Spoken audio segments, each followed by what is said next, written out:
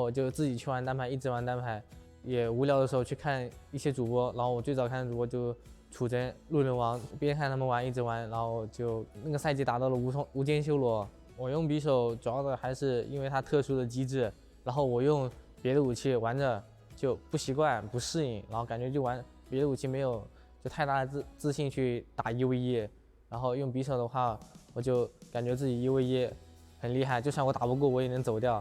然后就一直玩匕首。如果冠军能获得一把定制武器的话，我肯定是首选匕首的话，我可能会选匕首那个循环皮肤那种款的，就感觉是我运气比较好吧。当时某一天无聊，打开微信那个3排的那个官训群，然后看到他们有人在招单排的 ，OK， 我就抱着试一试的心态，然后加他，然后跟他讲我打过什么那会儿锦鲤杯什么分站赛我都打了的，然后他就选中了我嘛。具体也没试训有多难，就看我打了几把，然后就让我过了。我试训通过的时候，那会儿我们还是在线上，然后在外位里聊天就聊得非常熟了。然后我们第一次见面是在长沙，就是社牛嘛，跟他们聊天也没有那种不敢说话什么的。见面的时候，我记得他们对我说的最多的话就是我吃饭的时候往那一坐，我不说话了，真以为我是个女的。当时我的发型就是那会儿在家里就单纯是懒得剪，就是一直留着，就1年没剪吧，那会儿可能1年都没怎么出过门。什么学发明，我是坚定的唯物主义战士，就不会有学发明这种想法。大多数选手就看到我头发剪了之后，然后对我说这句话就是比以前帅，就这么说，比以前帅。镜头这方面我就已经是完全习惯了，然后弹幕的话，我可能都已经能大概猜到大多数弹幕在刷什么的，我可能都能猜到。我有些时候，我直播有些时候确实不太文明，因为有些时候打得很生气，然后但是呢，就是不说出来就感觉心里憋着一股火，那样打的确实不好，也不太文明，就不提倡大家这样做。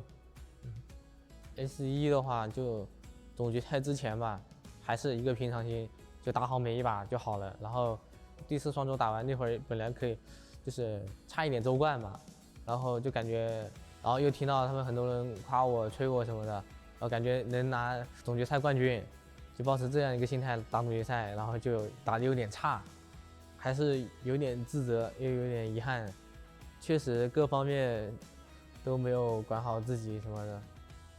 就是那总决赛没打好，就90%都是自己的原因吧。我打职业那会儿，我都不知道什么队、什么人气什么有多高什么的，我什么都不知道。但是就是老戴跟我讲，就我们 GBO 粉丝挺多的，但我也没放在心上，是我自己的比赛嘛，肯定自己要打好的。就别人怎么说，别人怎么看都是无所谓的。具体时间我忘了，但是我记得是哪天看比赛的时候，就是 GBO 的很多粉丝呼吁我要守住 GBO 最后的荣光什么的，然后我看他们那段时间3排就成绩也挺差的嘛，然后我就感觉我不能被他们影响，然后我感觉有点想把他们带动起来啊什么的，然后呢我就自告奋勇，然后上去，我是肯定想打好的，就是也想大家一起进周决，然后什么的，就打得越来越好，但是结果好像有点不尽人意嘛，然后打得不太好，然后还是后面就自己退出了。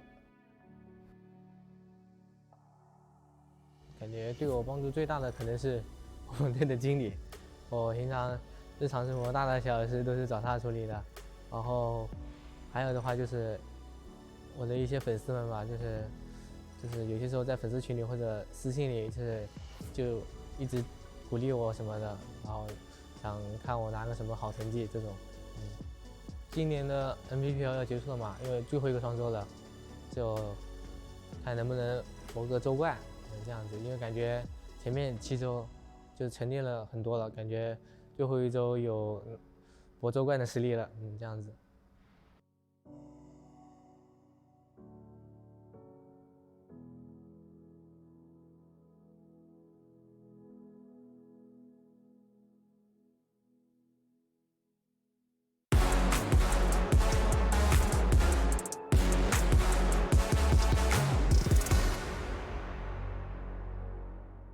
one shield pot off, but Tryhard can't stay committed to this fight now. He's only got one shield powder after this, and then he has nothing. His tank is completely empty. Complete entire reset from the F2 ultimate there, but the meter dump coming out from APF. There's nothing 39 can really do here. One more hit. Pushing and keep that pressure on is going to catch him on this other side here. Is going to be able to push in. Hi, my name is Jared, better known as Tryhard. My name is Sean. My in-game name is VL Hypernova. I'm APF. When I first play Naraka, I don't really have a clear objective to accomplish. But as far as I played more, and I aim at to be the top player, not only on the leaderboard, but also world competitive competition. You know, words can't really describe how I feel, to be honest, but I'm just excited that I could finally prove what it takes to, you know, be a professional player. I want to be in this tournament because it allows me to play against the best players, all of the regions. Kind of, you know, make a name for myself. Get better at the movement, get better at the combat itself, and be known as a player that's, you know, be known for my own skill in the game. And really try to go for just a quick little hit of damage, and then just ends up, you know, just moving out of the... I'd like to say that my advantages is that I like to be more aggressive than other players, but with being aggressive also comes a double-edged sword, because, you know, if you're too aggressive, it can bite you back pretty badly. So I'll say that I'll prepare by practicing and refining my solo play a lot more, and also practicing with some other friends that also qualified. I got patience and I got confidence. I think that's the advantage for me. My personal objective is to be one of the best players and to also do well in the World Championship this year. I want to say to myself, don't get tilted, and just be confident and be patient. You can do it. Be the top one. Play is really smart here in these extra residuals. Meanwhile, the absolute destruction coming in from that insane... See you at NBWC. What's going on, everybody? My name is Creatives, and I usually cast all of the NA scrims and some of the tournaments, but today we're gonna do a quick breakdown of all of the teams that are heading to World. Starting off with Tryhard, he's doing it back to back. He is also your 2022 Season 1 Solos winner. He did it again for Season 2. Just with that alone, you should see how much of a consistent player Tryhard is, and his mentality during tournament is absurd. I have not seen somebody more composed, and for the age Tryhard is, it's just incredible how of an amazing player he is. Moving on over to Light Hypernova. He is an aggressive fighter, but he is smart with his engagements. He knows when to and when not to take on fights. During Morris Cup Season 2, he had a very consistent tournament to secure his second place finish, and I'm super excited to see how he's going to do at Worlds. Starting off with APF, he has one of the best neutrals in the game. He is definitely a strong opponent in solos, as well as very consistent. He's a really strong player off drop, and he does a really good job picking up kills mid to late game. APF plays super smart, and you will see him in the majority of the end circles like we saw in Morris, which is major for a tournament like Worlds. He is definitely a demon in the server, and he has a really high chance of taking Worlds. Good luck to all the teams and solo players competing at Worlds.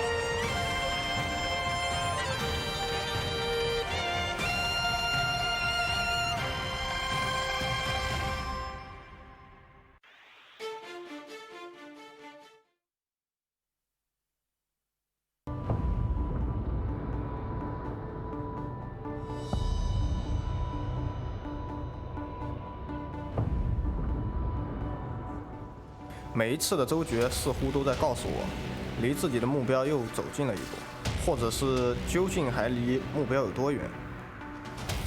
都说历史的巨轮从不等人，想要赢的话，就要学会抓住比赛上的所有机会。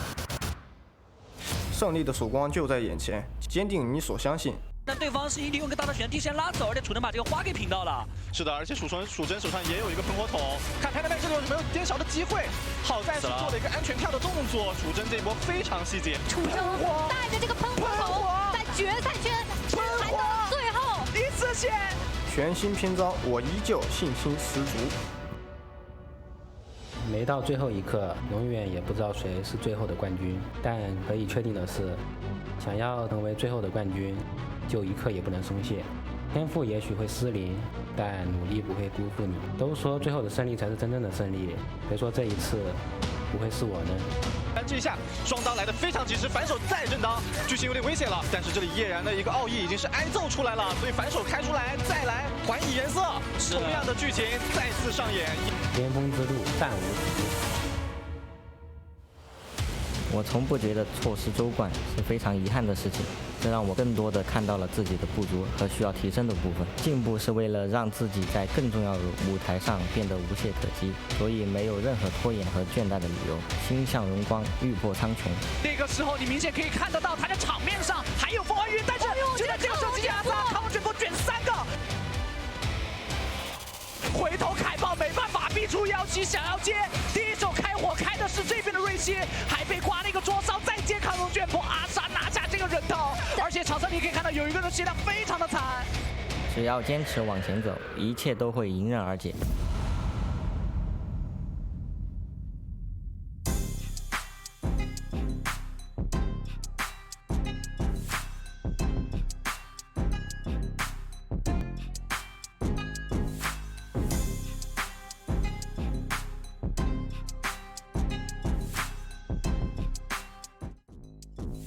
Yes, sir. Ladies and gentlemen, welcome back to Naraka Blade Point Pro League. As we're about to get ready to lock in 6 solo games for today. Welcome back, ladies and gentlemen. I hope everybody's having a fantastic evening, night, morning, wherever you are in the world, checking out the Pro League scene. I am your host, Ncaster Davier, and I'm accompanied by my main man, Foxdrop.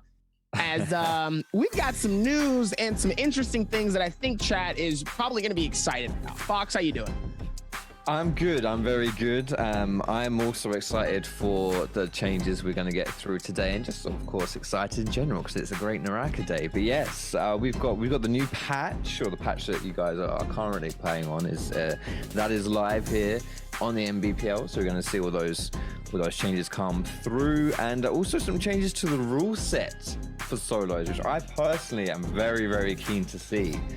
Essentially, we're going to see a lot more heroes now because you're not allowed to. You have to play five different heroes in a day. You can't play one more than twice. So, you can double stack on one guy, but aside from that, you're going to be rolling out unique champs over and over and over and over and over again. So it's not just going to be the Zippings and the Justinas and the like. We're actually going to see a huge diversification, and I am all here for that.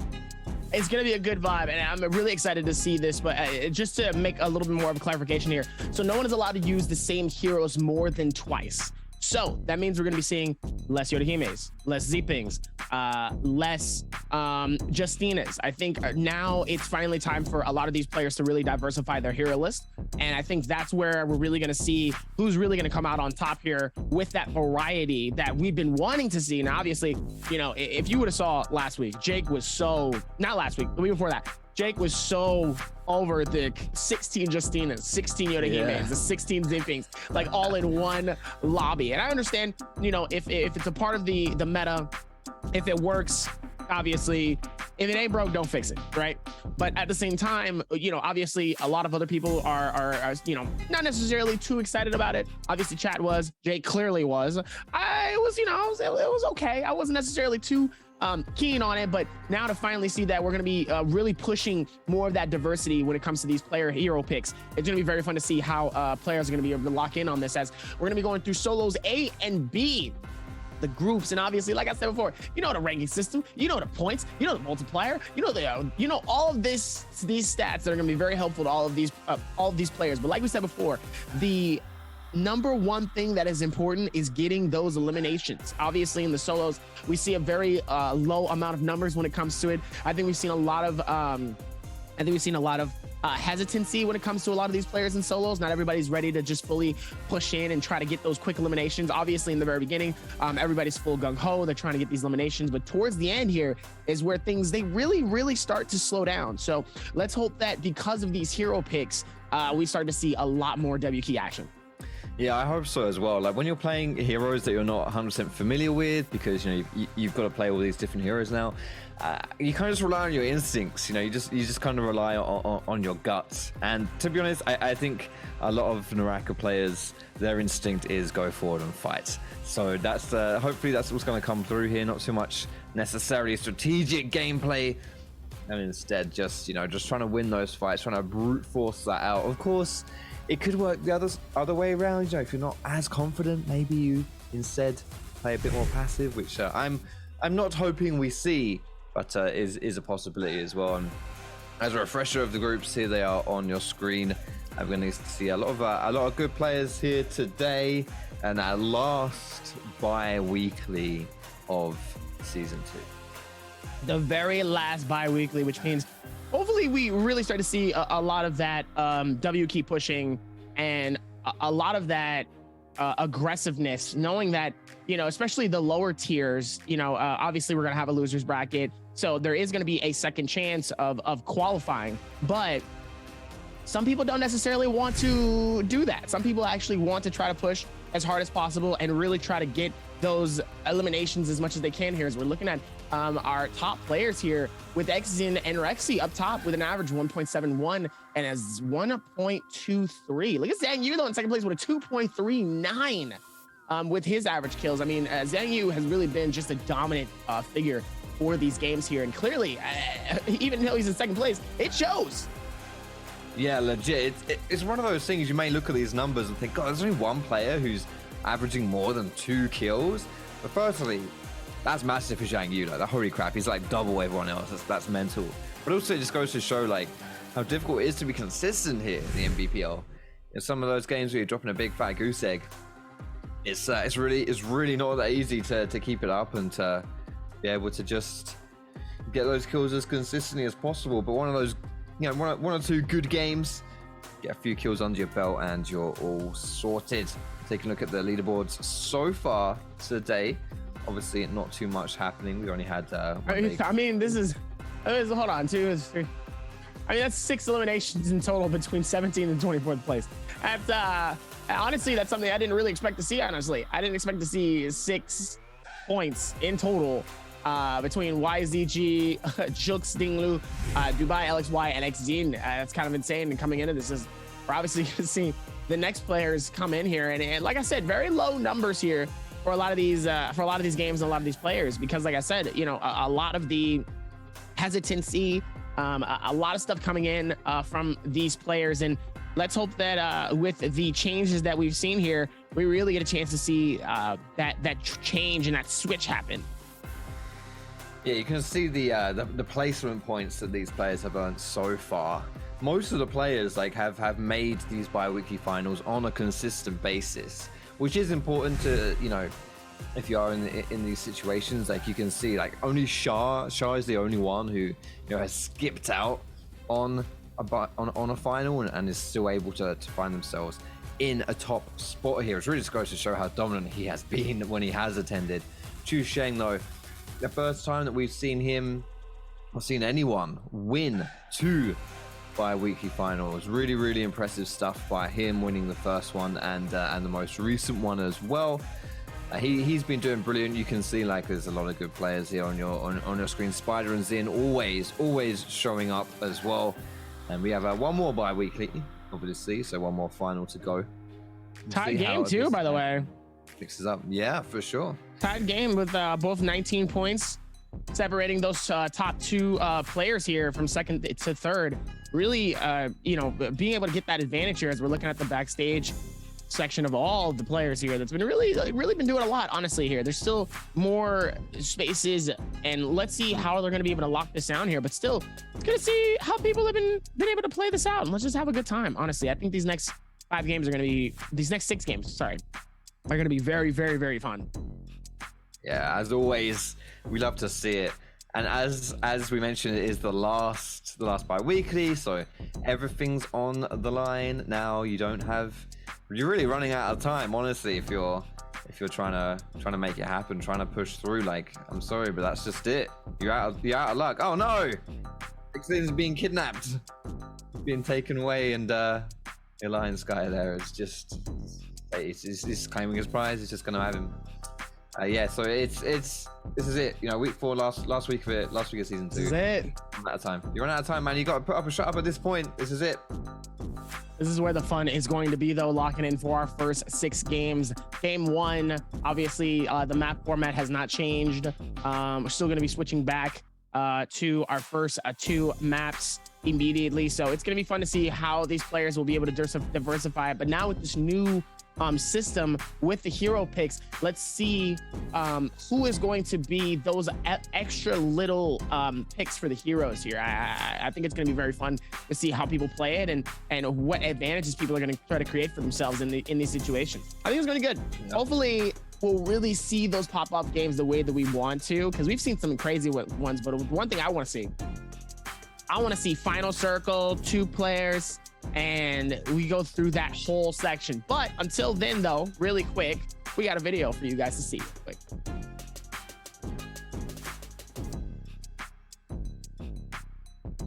No, wait, I thought somebody was telling me about the video. We don't have a video. Even with that, though, I actually thought there was another video coming in. That's not bad. So let's see how these games go. And I think like I said before, I hope that these hero picks change.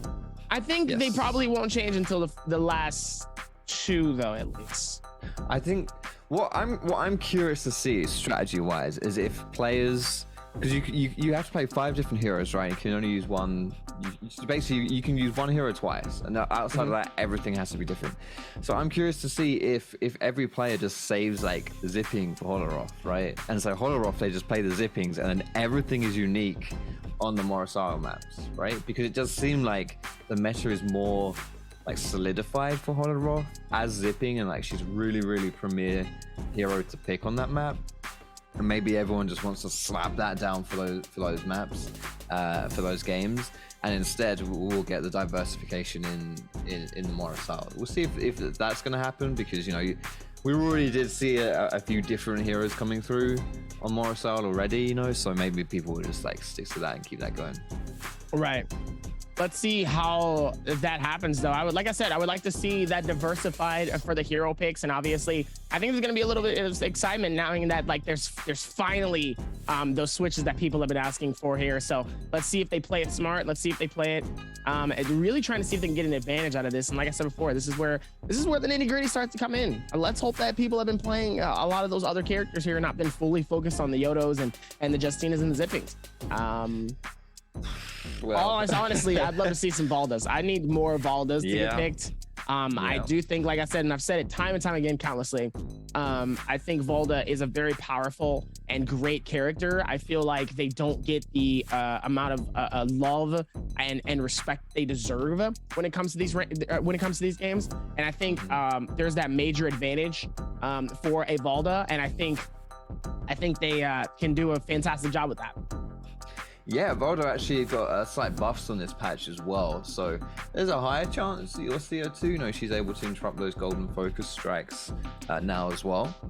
But I mean, honestly, you're being forced to play these other champions, and I honestly think when you're looking at almost like the tier list of solo heroes that you can pick, Valda's got to be up there, right? She's got to be in the top 5. There are lots of good heroes to pick, but not necessarily specifically for solos. But I wouldn't be surprised if we see a cheeky little Valda coming through here and there. A cheeky little.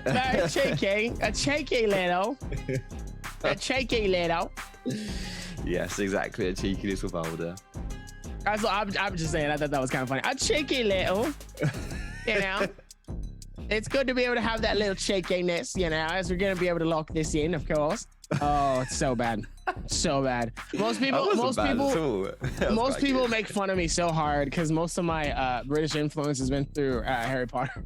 So it's yeah. I mean, that's a documentary on British culture. Yeah. So pretty accurate, documentary. I'm crying. That's how it is, man. That's how our schools are and everything. I mean, listen, it happens sometimes. It honestly really does. Even with all of that, space, though, it's still good to be able to make that happen. I think it's pretty good, though. You know, I think this is gonna be fun. These next couple of games are gonna be good. I just hope, like I said, I want to see that 1v1 in that final circle. I just want to get one. Listen, and last time when I was casting, I got so much love. There was monk on monk fighting. There was so many like clutches towards the end. Game 4 was insane. Game 4 was so crazy and so hot. I poured water on myself and just I had to cool off. It was that crazy in our trio. So I really hope that solos really brings that amount of energy, especially since, like I said before, this is our final one. This is our final bi-weekly for the solos here. And then immediately we start going to the losers brackets, trying to see who's going to be able to clutch that up. And then immediately we go towards finals. So that's going to be a good time. I'm excited. Yeah, it's going to be cool. Not much left here, which makes me a little bit sad, but also it makes me a little bit happy too, because the intensity always gets turned up a notch. And absolutely. That's exciting to watch. We like to see that. We like to see intensity, and as if Naraka couldn't get even more intense as a game. We're here now, and it looks like we're gonna get into game 1. Woohoo! Let's go. Game 1 will be on Morris Isle. As a reminder as well, we're swapping over to Holoroth for game number 2, and then 3 and 4 back on Morris Isle. Number 5 on Holoroth, closing the game out. Sixth game on the Morris Isle. So yes, and with those new rules, it's all going to be interesting. If you've just tuned in and you didn't come in right at the start and listen to us nattering on, firstly, how dare you? Secondly, we're going to be seeing a lot of different heroes today. How dare you? There's new rules, right? 5 unique heroes in 6 games. That's what you have to do now. So lots of different picks should be coming through. We'll see how that influences things right from the get-go in game 1. Because often, I don't know about you, Dabby, but what I notice in game 1s is people tend to just, if you're going to get interesting picks, it's at the beginning of the day, right? At the beginning of the game. Most people usually go for some of the ones that maybe they're not necessarily used to, only because, you know, those ending games, you really want to have that confidence to come into those games, as Yang is going to get that nice fist pound from the cameraman. Love to see it. I love that he's feeling more comfortable to give him the pounds. I love that. Even with the amount of rotation that they have here, I think sometimes people do the safety picks from the very beginning, and then some people use those safety picks towards the very end. I think it depends on the diversity of these hero picks and how well they can do it. I most of the time, though, I think in these first 2 we might see like different picks, knowing that we'll see more of the Zapings, we'll see more of the Justinas, and we'll see more of the Yodahimes towards the end of the game. So it really depends on how a lot of these players are going to be playing it, though. But I do know from my man Panda Man, we will be seeing some Tarkaji, and we'll be seeing some fireballs coming in for these games here. So I know there's gonna be some Tarkas locked in, and that's also something that I know for a fact I'm gonna be excited for in these solos. Absolutely, yeah. That's another hero we didn't mention, but for sure you would expect to see him showing up every here and there. Tarka is already being played a little bit in solos, but normally just by people who want to play him or who specifically enjoy him, or maybe as a counter to Justina. Obviously, Panda Man being one of the big proponents of that Tarkaji. But again, with those new rules, with you having to pick more of a diverse hero pool, would not be surprised to see that Tarkaji come through as players default onto it. And here we are coming into game number 1. Let's see how things shape up here with these picks right from the get-go. A lot of banging players there on your screen. Keep an eye on there, like Reki, Yeran, Huangfly, always doing beautiful things. Some of these guys obviously pretty high placed as well in the overall standings. Also, the one thing too that's really interesting, you don't want to be the first. Oh, wait a minute. Okay. Off the rip, we're immediately seeing Tarkas, 2 Tarkas from Jux and OneFly. OneFly, somebody who is known to lock in. He's been known to lock it in, but to be able to see it off of the rip, though, we're even what? Whoa! We're seeing a lot more wow. All right, this is gonna be a fun first round. This is gonna be a very fun first round, ladies and gentlemen. There's your Valda, mate. There she is. Ladies and gentlemen, let's go.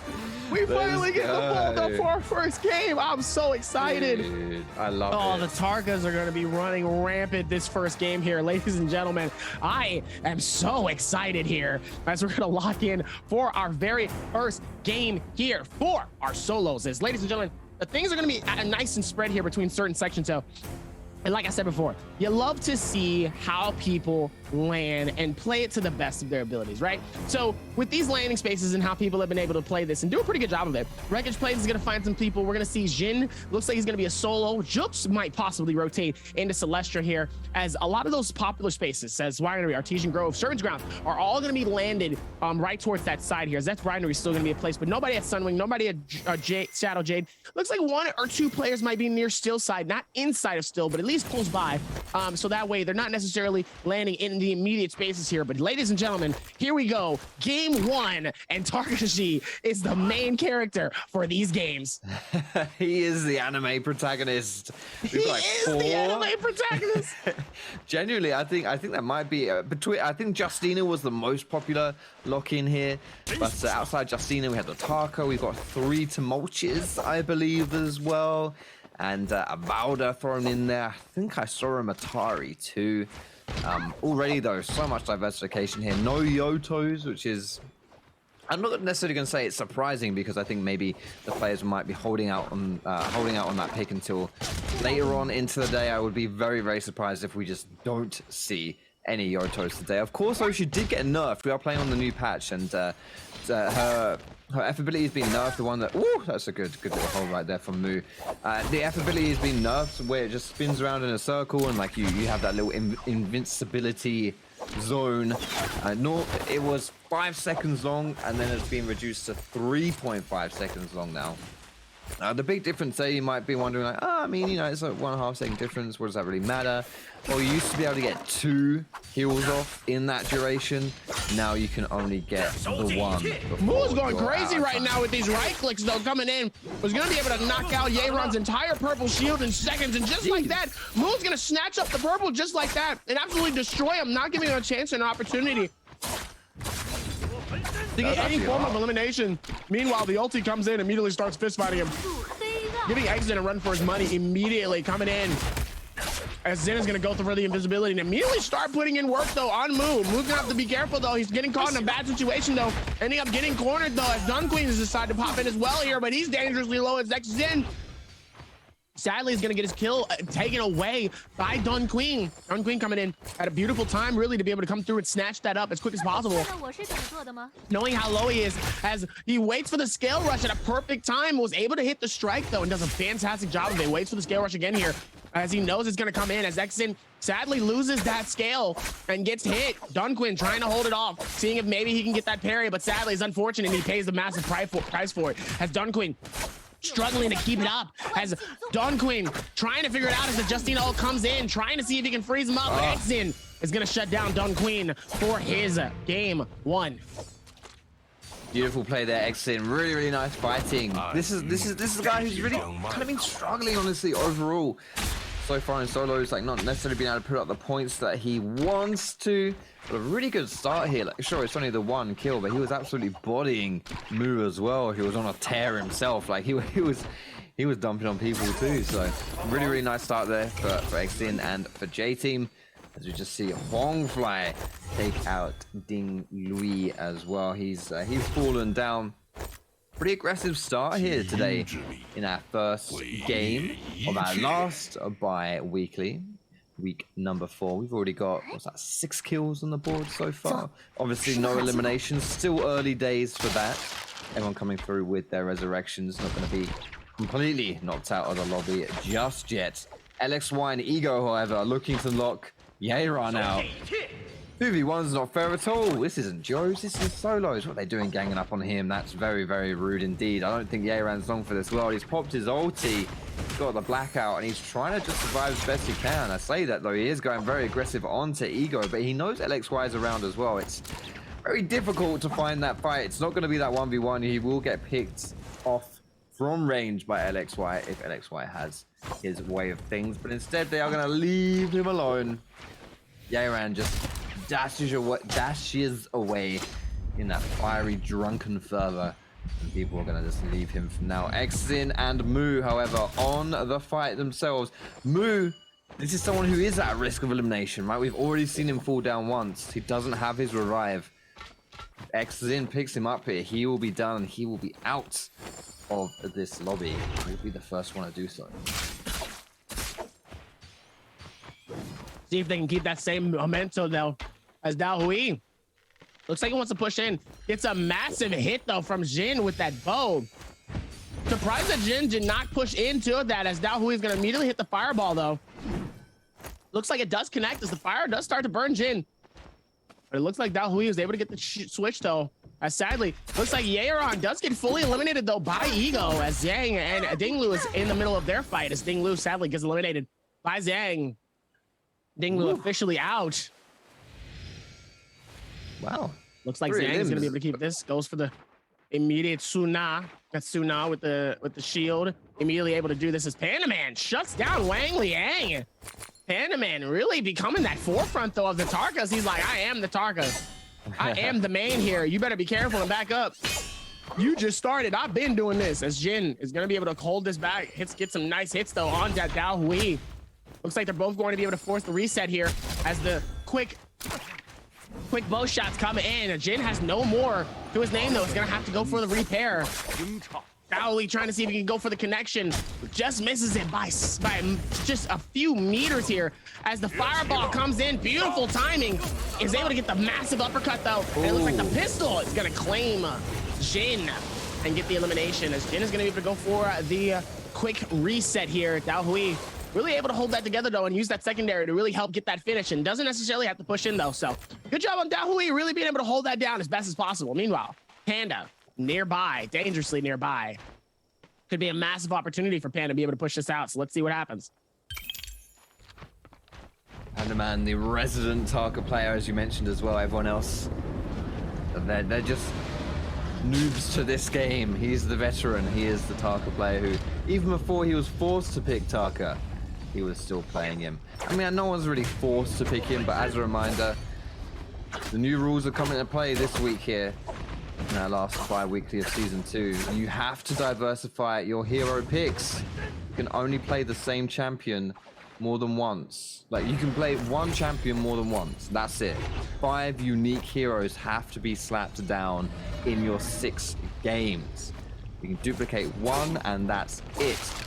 So we're seeing a lot of different heroes being picked. In game number 1, we have a lot of Tarkas. We have some Tumultuous here as well. So that diversification really showing through already here in game number 1.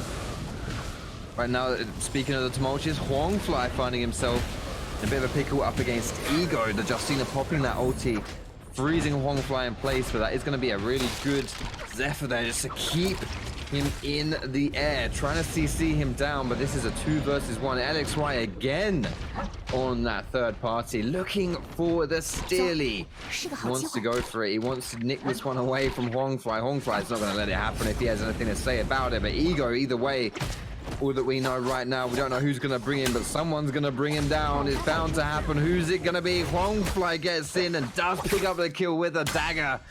And now it's LXY versus Huangfly in that 1v1. Both poachers trying to bring each other down. LXY going for the chase. Huangfly just trying to dip out of here. To be honest though, LXY has to be a little bit careful. Huangfly can certainly turn this one around if he fancies it, but he is going to get chunked down, lose his armor.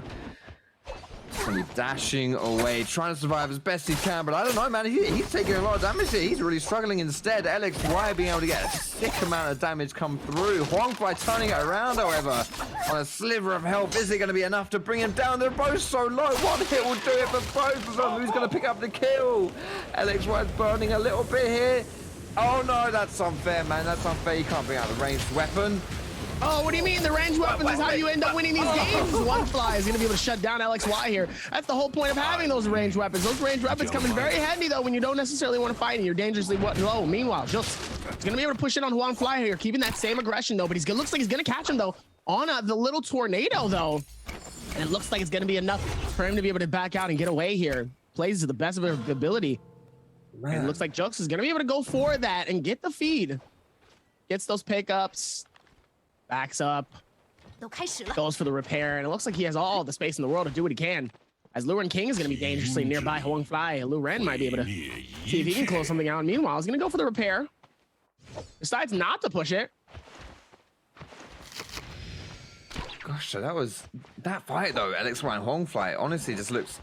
LXY was the aggressor, he was chasing Huang Fly down, thought he had him. But no, it just turns it around. That was beautifully played by Huang Fly. It's little things like that which make a big difference. He's now sitting on 3 kills. Still has his revive available, so if he did lose that fight, it wouldn't have been the end of the world. But it just goes to show, man, like, it's, you know, this guy's just so good in these fights, in these 1v1s. Like, he's so talented at this stuff. Always someone to keep your eyes on, always someone you got to be afraid of. Of course, these players in the lobby itself don't have the nameplates on. They can't necessarily tell who's who. So they can't run for the hills when they see the name Huang Fly pop up. But either way, have to respect it. Oh, that's a good burn though through the Justina stasis. Good counter. As you Beautiful do. Counter though. Fire will always win against some ice. As Wang Liang is going to decide to hold this off here. As DAY1 really able to do what he can though. Is immediately gonna pop that Justina. Wang Liang is gonna try to see if he can go through with that separation. Tries to get away as fast as possible. Meanwhile, DAY1 is real close. DAY1 will be able to pop that. Ooh, oh, full freezes DAY1. That was pretty sexy. And very, very cheeky for him to try and get away from this one. I think he's done it as well. It's a little cheeky. Little cheeky. That's the word of the day, I guess. He's just able to freeze him up and dash on out of there. I think DAY1's actually kind of given up the chase. Not fully, but doesn't necessarily know where Wang Liang has gone. And now he's hiding in that bush. Yeah, DAY1 doesn't know just yet. Wang Liang gonna go for that reset. He's slashing around the bushes. He believes Wang Liang is nearby. I think he's just spotting him out now. But to be honest, Wang Liang, he got that reset, man. Wang Liang might be feeling this instead. We've already seen one chase get turned around. Go in the favor of the chasee as opposed to the chaser. Maybe DAY1's got to be a little bit careful. That could happen again as Panda Man with his nunchucks finding X-Jin. It's going to give a few love taps there. Nothing too much sticking. There's a lot of people contesting this ballista tower though. 6 players in the area. Got to be very respectful. Everyone loves the high ground, of course, and that ballista very, very powerful. You hit people with that, you chunk them big time. If you hit them in the head, my goodness, say goodnight. That hurts. Massive. Absolutely massive. As to be honest, it probably should if you took a ballista arrow into the face. I'm not speaking from experience, but I would imagine that is exceptionally painful and damaging. So what is Naraka if not a very realistic game based off of real life and its physics. Ego here just dashing his way through the little village, trying to find little scraps of loot where he can, maybe get an upgrade. A few players knocking about, however, Huang Fly is firing off his musket. And do little bits of damage here and there against Wang Liang, who's dancing on top of the roof. Not too much happening here, however. Just instead gonna go for a little bit of poke. I mean, it doesn't work. Instead, dash around. See if you can find any more bad guys here that want to contest him. Fight. It's a circle now. We've got 10 minutes approaching left of game number 1. We're running out of space and we have 5 players eliminated. Out of our original 16, that means only 11 players left. Quite some early eliminations so far today in our first game. And W, you wanted some W key action. I think we've been treated to a decent amount of W key today. Absolutely, especially seeing a team like this with Wang Liang and Panaman nearby here, really keeping this going there as the first two players do have 3 eliminations here. So a decent start to these games here. It looks like third, fourth, and fifth also have second 2 kills as well here. See if they can keep that same momentum as we see Luren King also on the rotation side as well. Jin, Ego, and Rex here nearby. Could possibly see another fight happening between that space. Jux, Swang Liang, and Luren King is nearby, so there could be an interesting fight happening there as well here. See if they can keep this same momentum as they're going to be able to push in here.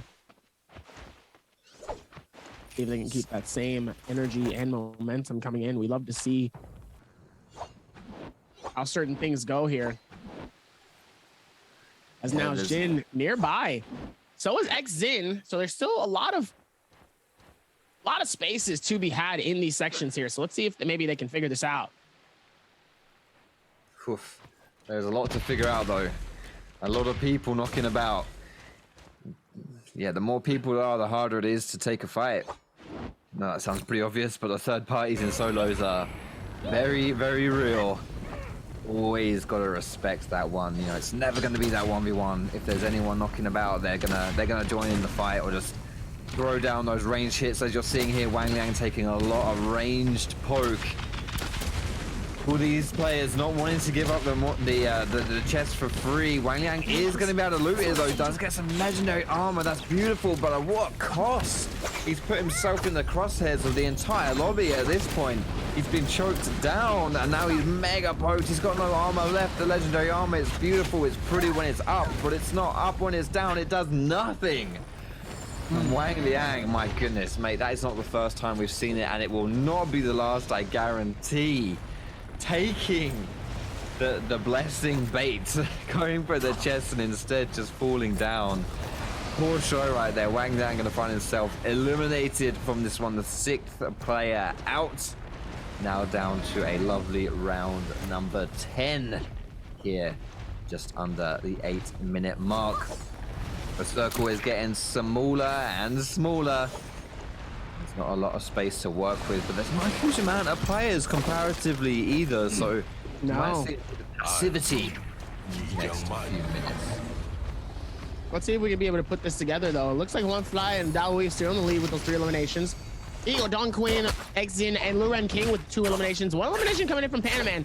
Very surprising coming in knowing that he was able to do some magic here, but it looks like DAY1-SOLO is sadly going to juggle this man. Immediately goes for the massive fireball and then ends up shutting down Panaman in that space. Wait, was that a replay? I don't know, because there was like a tweet that popped up at the bottom. Maybe that was something to do. I don't know, man. I don't know. But Panaman's still in it apparently, so I think that was a replay. There must have been, else he would be. Might have been a quick replay as Xin looks like he's going to get pushed in though by Jux. Jux immediately getting hit by a bow from Ego. Ego trying to see maybe they can hold it. Meanwhile, Jux is gonna be able to go for the heal. Full heals. Question is, can he be able to get the full shield? Yes, he does. As Jux back in the game though for our first game here, really trying to hold off as best as possible. Jux with the Flamebringer here. See if they can go forward to the rotation. Looks like the chest already has been claimed. Pandaman was the benefactor. He has the legendary armor from the chest, but he didn't pick it up himself. He just killed the guy that did pick it up. Again, Wang Liang was a bit too greedy there. That's great though. Like you don't have to loot the chest yourself. You just wait for someone else to do it, and then you just pick the loot off their body. Some real Patches vibes from the Soul series. If any of you people know Patches, that's Pandaman in this game. But coming out of the benefactor there, beautiful golden legendary armor. Very happy about that one. Just approaching 5.5 minutes left. We're running out of time and the players are running out of space as well. You can see, look at the top right, look at the mini-map. Look at the throng of player names just all knocking about in this one area. They're already pretty close, but they're going to get even closer. Obviously, as the game continues to press forward and the map as well. And Don Quing's going to get parried by Pandaman with an absolute violation of Don Quing. Beautiful stuff there. He is a 7th player eliminated here. We're now down to lucky number 9. I don't know where that's lucky, but I'm sure somewhere in the world it's lucky. Certainly not lucky there for Dong Qing. Absolutely obliterated. Pandaman was really on the ball in that one. Amazing stuff right there. So much pain coming through. Wongfly now contesting the roof of this little hut. Luren King being his opposition in this one. Wongfly able to armor up. Just hanging off the side of that wall. Easy as you like. No stress, no worries there. 4.5 minutes left. Keep your eyes on that timer. It keeps on ticking down, and these players are going to be getting closer and closer. At this point, though, it's just the range poke. It's the cannon phase of. It is the cannon phase. It is the cannon phase here. So let's see if maybe those cannons actually do some work. Dahui is up top, though. Looks like they're still not going to be really ready to fully engage on these next couple of fights here. So this is where that downtime really starts to happen, though, even though Circle 5 is closing.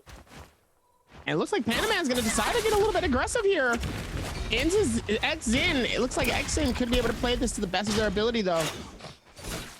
You're gonna have to be careful as X-In immediately ends up getting snagged, though, as Panaman gets absolutely obliterated, though. Full shield basically gone. Dahui gonna be able to hold this and try to see if maybe he can get them off of this cliff, and it looks like he does, as Panaman's trying to fight this off as best as possible, not trying to get caught in a bad situations, and it is gonna be end up going for that shield. X-In is gonna be able to push up top here, might actually catch Panaman, and he decides to move. He is able to go for his heal. Panaman still struggling to try to get a full max shield and heals, as Jux is gonna be able to claim Dahui with the Flamebringer. He was one of our kill leaders as well. One of the only players with 3 kills going down here. We've got some tips for the new patch here on Tumult. Change the airborne effect of Tumult's Zephyr Whisper and all his talents to the control effect. It means you can ban the skills that can be cast from under attack, but can be broken by attacks with stagger effects. A little bit of changes there. Explains a tad why you're seeing more of him, alongside obviously the fact that you do have to diversify your hero pool. And also they adjusted the ultimate, the Zephyr Prison, and on all his talents, some of his Zephyr Prisons escapes enemies in it to be imposed with the slowed effect. It's really hard to fight this guy now when he slaps down that ulti. Really frustrating and quite difficult to navigate around the sandstorm there. For Tumult. No, the Valda Swee's gone down. Oh, I'm sorry to say it, Dabby, but your honey is gone. She's dropped. She's out of it. No, Reki's been eliminated. It's unfortunate coming in, though, as Jux gonna try to see what they can do. Meanwhile, that cannon coming in from Jin, gonna try to see maybe he can claim some shields and some heals somewhere in this space here, as Shin's gonna try to hit something up top here, trying as hard as he can to see if maybe he can hit something direct. Shin's gonna be able to go for the repair and immediately starts going back. It looks like it immediately hits one, though, as Panda looks like he's gonna try to hit something, though, with those dual blades. Dual blades really trying to make some magic happen here. Luren getting absolutely pelted by so much and immediately gets absolutely snapped on and finished, though, by a swarm from X-In. Like Panaman is gonna be able to try to see if he can go through the rotation. Hits them with the dual blades, though. That's quick run animation coming in, trying to see if he can claim some hits, though, and he ends up hitting Wang Fly here. Wang Fly with massive amounts of damage, though, ends up getting sprayed, though, by Jux and that Flamebringer.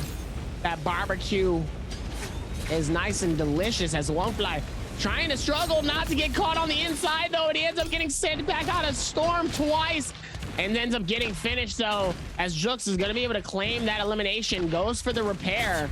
And ladies and gentlemen, we're down to our top 4. Only 4 players left, and the circle is not giving them a lot of room to play with. Pandaman, who's been very aggressive this game, very dominant, to be honest, is now finding himself the victim of all the bullying, and he is going to get burned by Jux. That is his 4th kill of the game. It's just Jux, Jin, and X-In. X-In's chilling out on the top. He doesn't want anything to do with this fight. He doesn't have to, at least not yet. He can wait for the rest of the players to knock him down before he goes in, and Jin picks up a kill, picks up his 2nd. He will be your last man standing, and Jin, those were his first 2 kills of the entire map. not going to be enough, obviously, for the MVP. It was Jux with some good play towards the end in that final circle, able to pick up some of those kills. Beautiful stuff for him. Alliance, Jux picking up map number 1.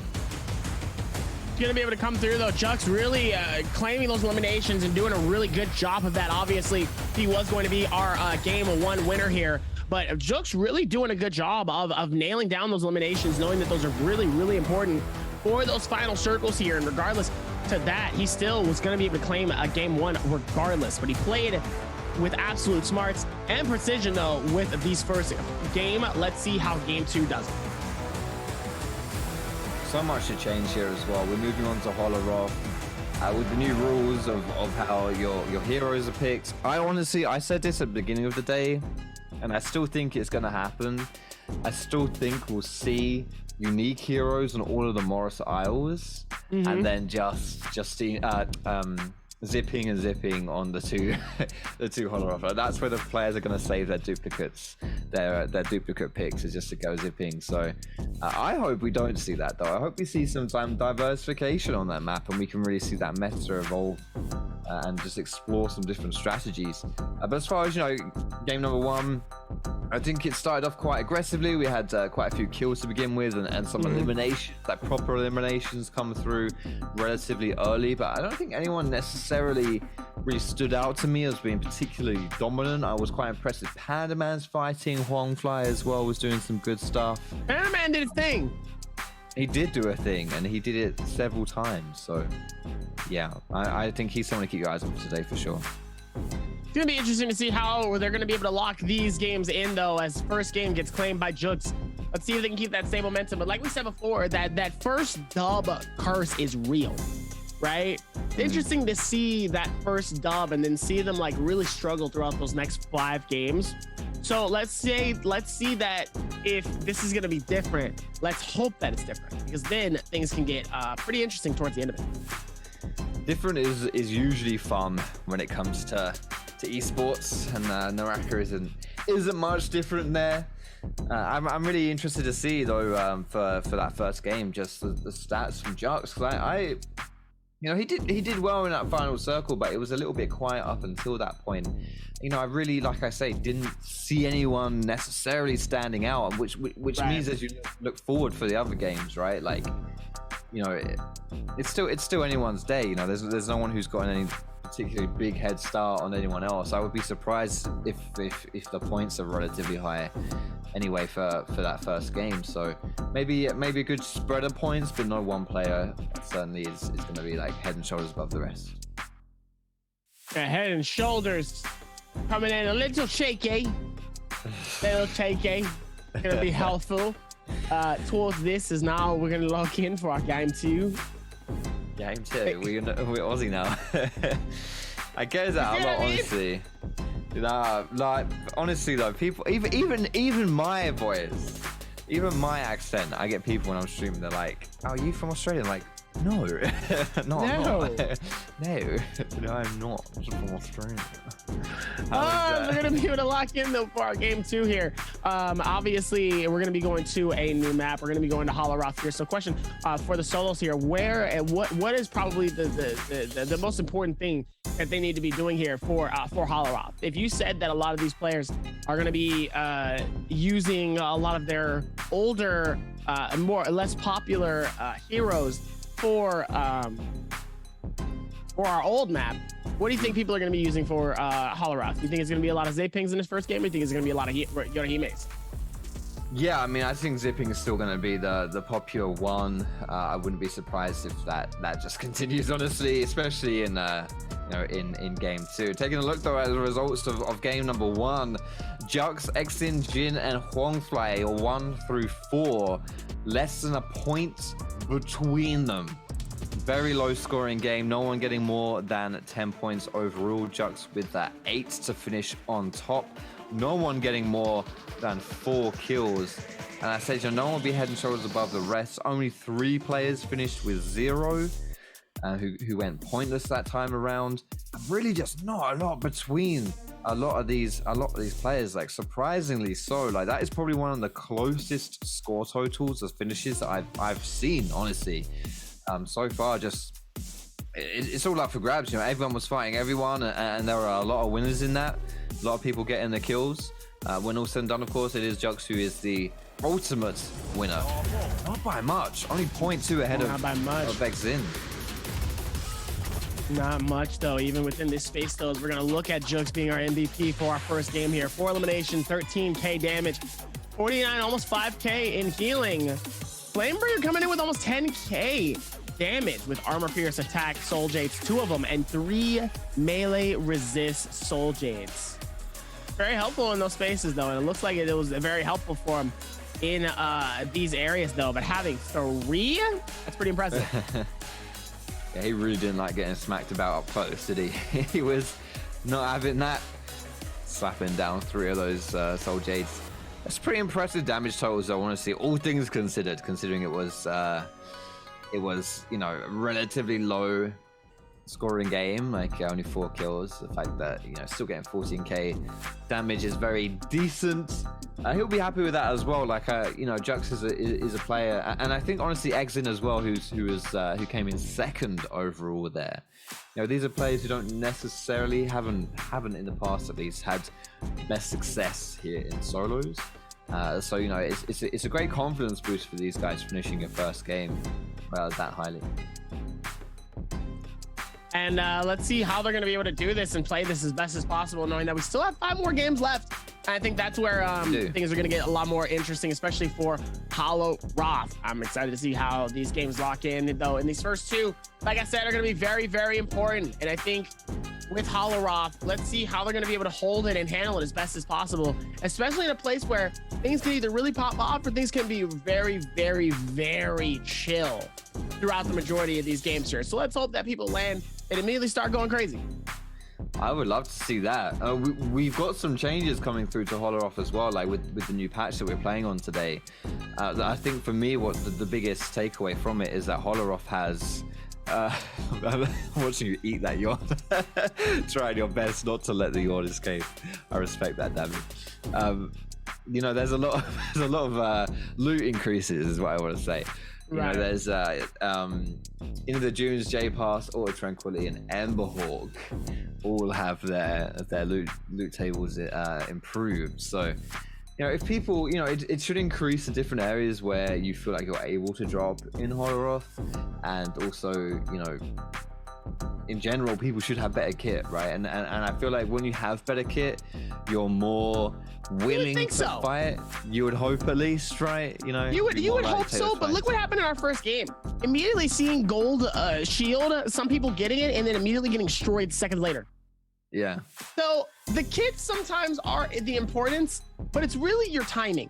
I think the timing is probably a lot more important in these situations, because sometimes, like I said, you're getting caught up by, especially a lot of the ranged weapons, right? So the bows, the cannons. Yep. Cannons are being just an absolute MVP of the most picked, or probably most of these players here. So even in that situation where you end up getting a better stack of equipment for yourself, you know, if you're getting caught in these bad situations, stuff like that doesn't necessarily matter. Yeah, obviously, like, it's, you know, you and I could drop into these games with starting with golden weapons and golden armor, and we'd still be the first players knocked out. Like, you know, kit doesn't it doesn't mean everything. A lot that of you are not wrong.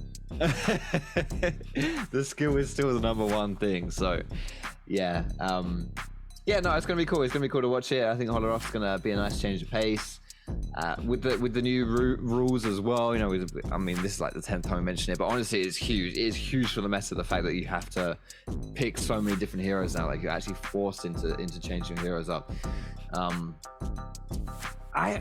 not convinced it's going to change Hollow Roth away from zipping central. I'm really not convinced, but I would, you know, I'm holding out hope that it might. You know, I'm still hopeful to the possibility that we might see some different heroes on there, and as such, we'll see some perhaps more engaging action from that map, hopefully. Yeah, I mean, it's still gonna be fun to see how these next few games go, though. Like I said, Hollow Roth is gonna be very interesting to see how people are gonna be able to lock this in. And I think that's going to be probably the most important thing here is what these picks are. I think the picks are what's going to be pretty good. And let's hope how that goes though. Like I said, I want to see more Valdas. We got a chance to see one. Let's hope that we see more. And by that time though, we're going to take a quick break and we'll be right back. And when we get back, game 2, solos, Holorock. It's going to get interesting.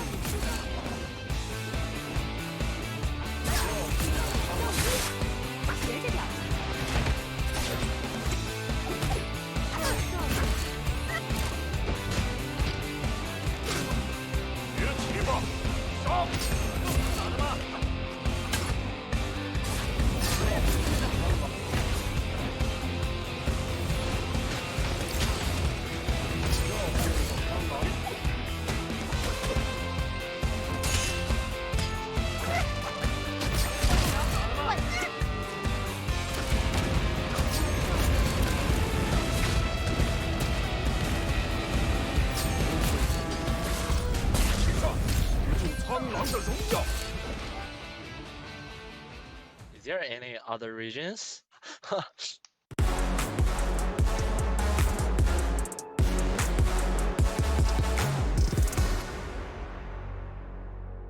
We're going to see Temmie use the F to go airborne to recover from that Team 8, trying to lock down the remainders of Team 15, but Team 8 unfortunately going to lose another member. Now it becomes a 1v2, and Team 15 able to clean up the kills here. Hi everyone, my name is Liu Hengrui and my in-game name is DCRKK. My in-game name is Kunzhangren. I'm from Max. So my name in game is Protect Lulu, and I'm from Team Max. One of my teammates is Protect Lulu. He is top 1 player in last year NA solo competition, and Kun is rank 1 in solo first season. We get together and play as a team because each of us is really strong, and we could fight together and get good position in competition. The most important reason is communication. Because when everyone opens their mouths and talks frequently, the game will become much easier. Our information sharing is much more efficient when we are speaking. Compared to other regions, they change their teammates a lot. But me and my teammates are together since the game release. We know each other well and we have a good skills and communication. That's our advantage. We are very familiar with each other. Nbpl will be a great chance for me and my teammates to get famous or money and know a lot of friends. It's a great opportunity for us. We will always be winning the championship. I won't let you guys down. No matter what happened before, we are on the same boat today. We fight for a name. Corner, but it doesn't look like they're able to secure the kill, though they might very soon. The armor swap comes out. He's holding on for dear life, but it's not going to be enough. I'll show all of you that which team is the best in the world. See you at World Championship this year. What's going on, everybody? My name is Creatives, and I usually cast all of the NA scrims and some of the tournaments. Let's introduce Team WDDH. That consists of Kun, DCRK, and Lulu. So starting off with WDDH, this is your 2022 Season 1 winners. They were playing with a different third, but now they brought back Lulu back into the mix. We all know this is the original trio that had formed. Kun, just a strong Yushan all around for his team. DCRK with his Monk. We know how strong his Monk is. We know when these players are on the roll, it's very hard to knock them out that tempo. Lulu being your 2021 MBWC Solos champion. He knows what it takes to be a top player. And DCRK competing in last year's Worlds is definitely something big to have going into this Worlds. So this team is definitely a team you got to keep an eye on. It has a very strong chance of winning World.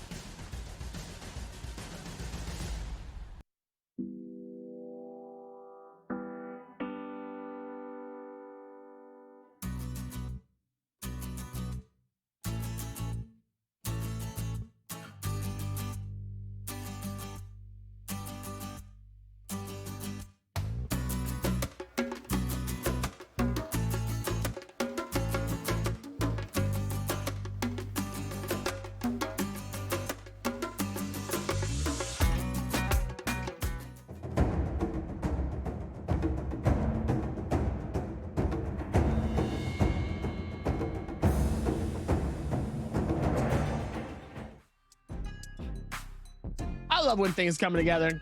There's these last couple of trailers and the last things that the production for Naraka Blade Point has been absolutely amazing to watch. I feel like every week that we get through and we get closer and closer to these bi-weeklies, the production quality and the excitement for Naraka Blade Point is something that I can never not get used to.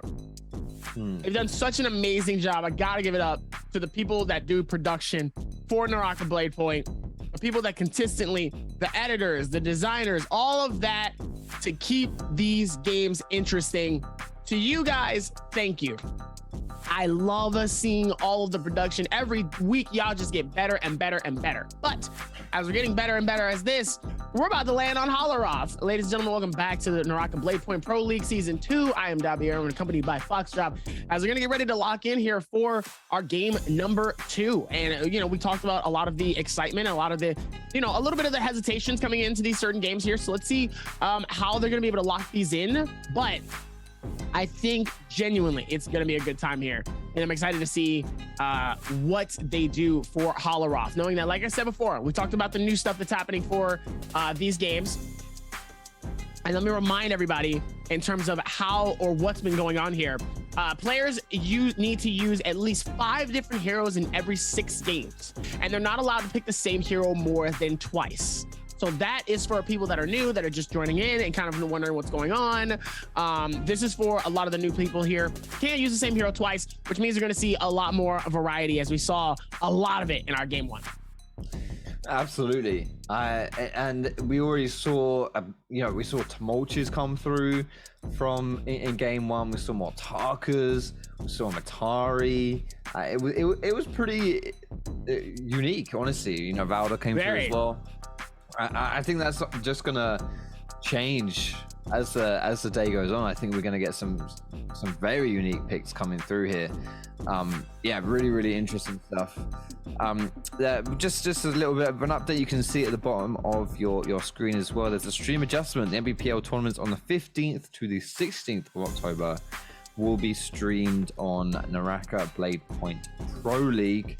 Go take a look at it on Twitch, and then just go check it out at those times below as well. So that's the 15th to 16th of October, which is the weekend, Saturday and Sunday, coming up in a few days' time. So make sure it's gonna be very fun. There's still a lot of stuff happening though, but I'm telling you, this is where things are going to get good, ladies and gentlemen. And like I said before, you know, we talk about all of this stuff, excuse me, when it comes to a lot of these games and how people have been playing it, how people have been able to do stuff.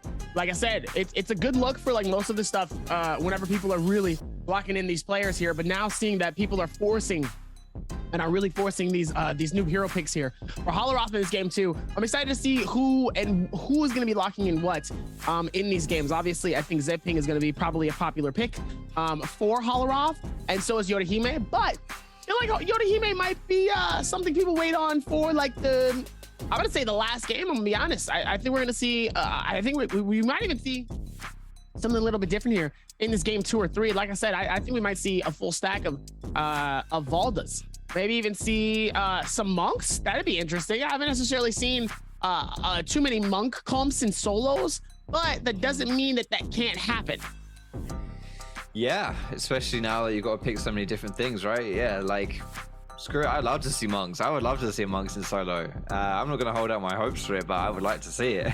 I think you know, with just how prevalent zipping always has been in solos, on Holoroth specifically, and the fact that she's not necessarily that important on the Morris Isle, I don't see why you don't pick her for the Holoroth games. Like, you know, it's not like you're gimping yourself. So from what we talked about in terms of what I remember, Rune, the reason why Rune didn't think it was necessarily the best pick is because there's a lot of elevation. Which at one point I do understand the fact that the elevation is kind of like a beneficiary for like most of it, but still, at least to me personally, I think it's one of those things where, depending on the fight and how things are going, I don't necessarily think that would be too important, especially if you're in the middle of a fight and it's like right in front. You know what I'm saying? So it's one of those things where it's like, hey, if it's not necessarily worth it, then hey, run it. I think that Valda could be a massive pick. Okay, why not? Like, I mean, she's clearly viable for solos. Like, we've seen her. That's all I'm saying. Yeah. I think in these situations, it could be really, really good for a majority of things. And I think it's something that it's going to be interesting to see how we're going to be able to work that out. Yeah, absolutely. It certainly could be. Like, there's only a certain amount of heroes in the game, and you've got to pick 5 different ones today. So I would imagine most of these guys would slap in Valder at some point. Whether it be on Holoroth or Morris Isles, we will have to see, as game number 2 is rapidly approaching here. This will be on Holoroth as a reminder. So we will be seeing a different map here, and as such, slightly different hero picks as well. Don Quing on your screen right here had a bit of a quiet game number 1. Nothing too sexy happening for him. Unlike this man, Mr. Jux from Alliance, who was the MVP of game 1. Not the most dominant MVP performance that we've seen. It was very close, actually, between the top 4 players. But still the MVP nonetheless. They all count as long as they go over the goal line. It's in, it counts. And you can see here, you know, his average kills, average damage, etc. has risen. They would have had up some of those stats from a good game number 1, and quite a smart player as well. Not necessarily one of the players that runs around and just slaps everyone about and does an insane amount of pressure and damage, but someone that can still make it happen, that absolutely can skirmish, make it into those final fights. And then Reki here from Ventus. We've seen this man be very successful in solos, even in the bi-weekly finals, often able to pick up multiple MVPs. Very, very solid player here. You can see, man, over 10k average damage is certainly exceptional for solos. Remember, that's an average as well. Like, it's very, very high. Very, very good. It's one of our better players that we have here in solos, especially today with our current lineup. We are missing some of the other great players, like Chu Sheng's not in today. We don't have Spider or Xin. So that does mean he is one of our premier talents here today in our last bi-weeklies. Here we go. We're slapping it down for game number 2. Let's see what heroes everyone decides to pick. Please prove me wrong, and don't everyone pick Zipping. Please. Let's hope that maybe we're wrong here, as we're going to knock in and immediately see Takeda immediately coming through here, and Tarka as well here alongside of him. Meanwhile, we're going to see a little bit of some... Ooh. That first Yoso as well. Takeda again. Takeda's going to be another favorite here. Let's see how they... Oh. Yeah, well... Oh. Well... Yeah, well, there is unsurprisingly a lot of Zippings in this lobby. I think I count maybe 10 out of 16, probably more. Honestly, there was a few Takedas, there was a Tumultuan there. Whoa! Finally getting the new map animations coming in. I still need to be able to learn the names of these sections, though, as it looks like there's so many people that's going to be up top here. Towards the very back section, Yering, Ding, Lu, Xiang, Huan Fly is going to be a lot of players here. So we might see some immediate action happening so fast in these spaces, though. I wasn't even ready. They didn't even tell us we were going to show this. I'm a little pissed. I'm a little disappointed here. Y'all should have let me know so that way I can be ready for this. I didn't even know that y'all had the animations ready to go. But ladies and gentlemen, it doesn't matter, as game 2 is about to lock in for Holoroth. Beautiful stuff. We're excited to see it. The loot changes as well are live on this patch, so there's more places that you can drop to find that beautiful loop. As a reminder, Inner the Dunes, Jade Pass, Altar of Tranquility, and Emberhawk. All of these locations offer you better loot now than previously, so seeing that get changed up just a little bit. As we're watching Yeran here, who was, I believe, third or fourth, maybe even 5th overall in our last bi-weekly finals in solos, coming off a very impressive performance there. Here now in our bi-weekly 4, not the finals, just the standard bi-weeklies here. One of the only players who didn't score a single point in game number 1. Bit shocking, really, considering the pedigree of that player. I would not be surprised if we don't see him get a kill here either. Not because he's bad and Ding Lui is better or anything like that. It's because it's zipping versus zipping, and that tends to be a bit of a neutral matchup. All these healing coming through, the shields coming through, all the etc. But you know what? I'm just going to keep saying that. I'm going to keep saying that nothing's going to happen because the caster curse apparently is real. And that will be our first kill of the game. Yaran already 30 seconds into game number 2, having a better showing than his game number 1. You love to see it. Yaran coming through with that kill on Ding Lui. Easy as you like, as Exin now on Daohui, looking to get that elimination. The second one of the game. Exin almost finding it. He's within range here. Daohui is getting utterly beat down. He might just be falling here instead. Exin, of course, so a little bit low too. It could just get turned around if Daohui plays this one well. It's still not solidified. It goes for the armor swap. Only going to be gray though. Not what you wanted to see, but it's still something as the zipping heals and shields come through. The ulti is popped as well for Exin. Even more poke, even more damage coming through. Daohui though, not long for this world. No armor left, nothing going for him. The greatsword won't save him. It's the parry to finish him off. Even with all of that coming into this, Ego 2 eliminations, Exin with 1, Yaron with 1 elimination so far here. See if they can run this back. Meanwhile, Rexy is going to be able to go through and get that full shield, as Onefly is going to be able to push in here, see if they can keep that same momentum coming in. It looks like he will be able to find the grapple. It gets massive damage coming in with that dagger. Catches him with the last bit of the dagger downs though. And it looks like he's still going to try to find him though, and does his best he can though. Ghost comes in, hits a massive amount of hits though on this zipping, as Rexy is dangerously low here as he's trying to just dip, dash, and dodge. But it looks like the Ghost is going to help claim that elimination and get that finish and clutch it up as best as possible. Good stuff there. Another kill under the belt of game number 2. No full-on eliminations just yet. It's going to be a little bit while until that happens, until the resurrections fall off. Although of course, if someone does get knocked out twice, they will be donezo. That'll be that. That'll be them out of it. Not even halfway through the day. We played 1 game. This is our 2nd. So a lot of Naraka left still to play. If you don't have a good game here in number 2, then it's not the end of the world. As wow, Wang Liang just gets a sick snipe onto Yaran. He brings him low and stealing that kill away from LXY, which is somewhat ironic. We saw LXY playing Mega Poacher in the first game. He was constantly looking for those kill steals. And gets one stolen from him here early in game 2. That's karma for your baby. What goes around comes around. LXY getting that stolen right from under his nose as a good bow shot from Wang Liang is able to pick that up. And now Wang Liang has turned his sights onto LXY. It will be that 1v1.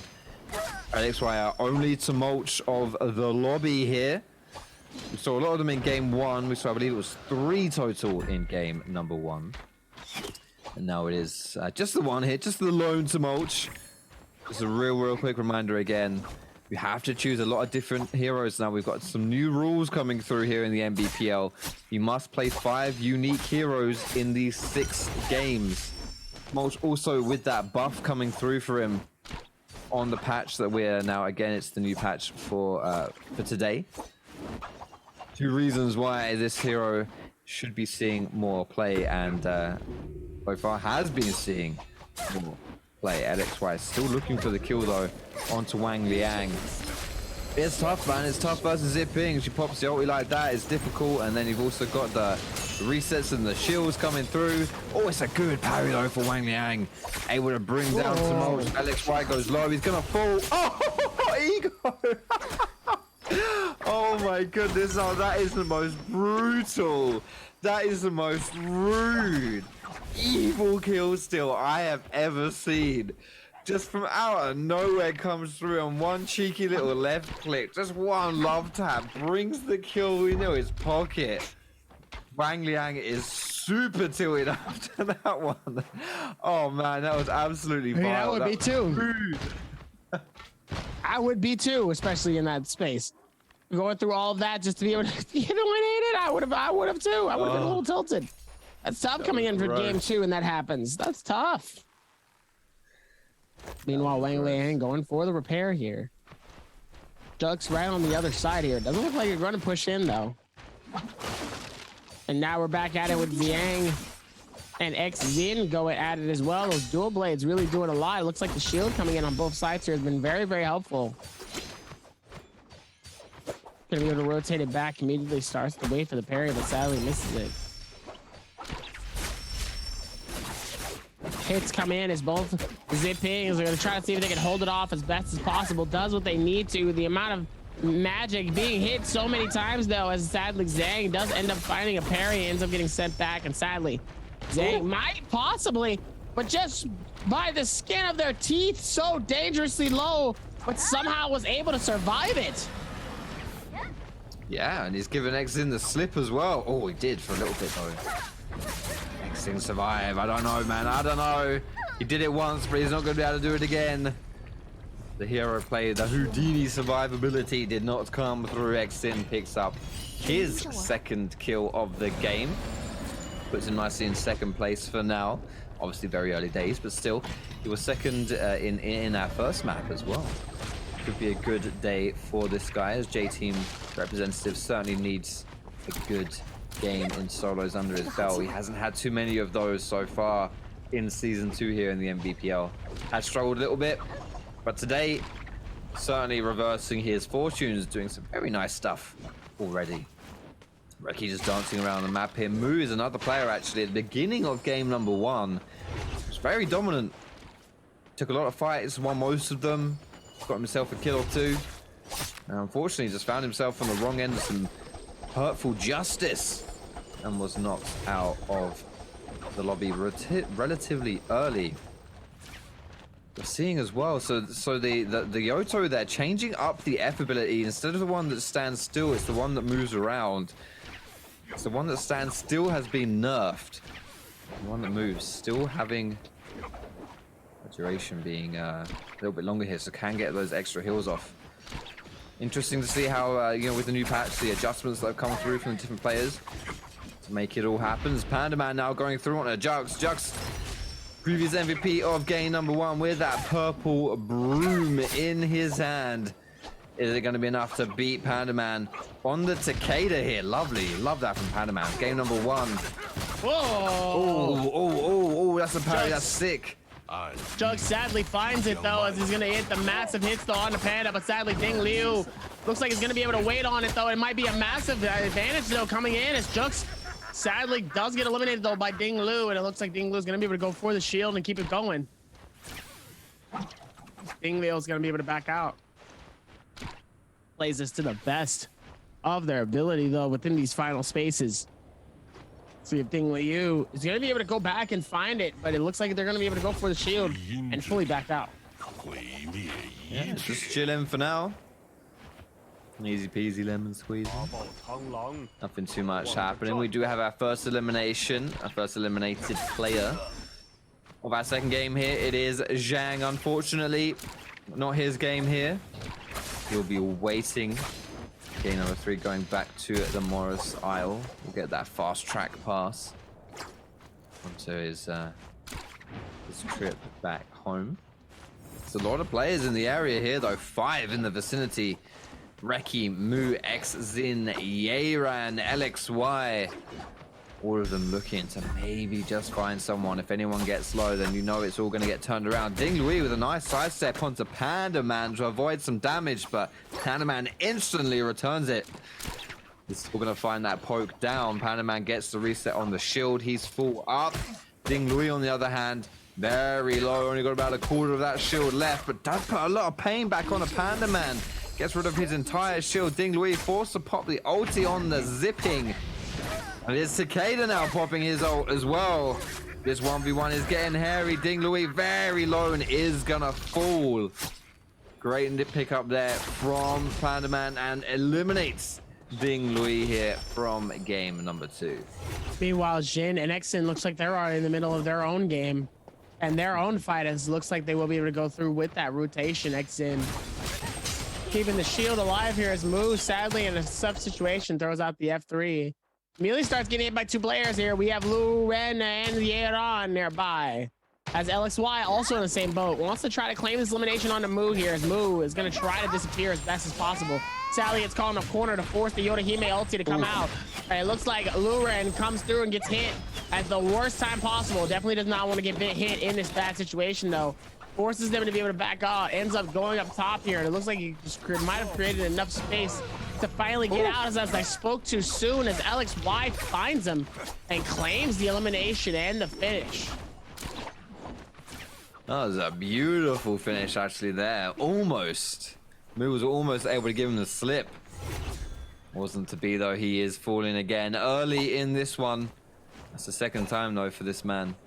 He's not been able to survive too long in these games, and instead he'll be our third player eliminated. DAY1-SOLO now the man on your screen.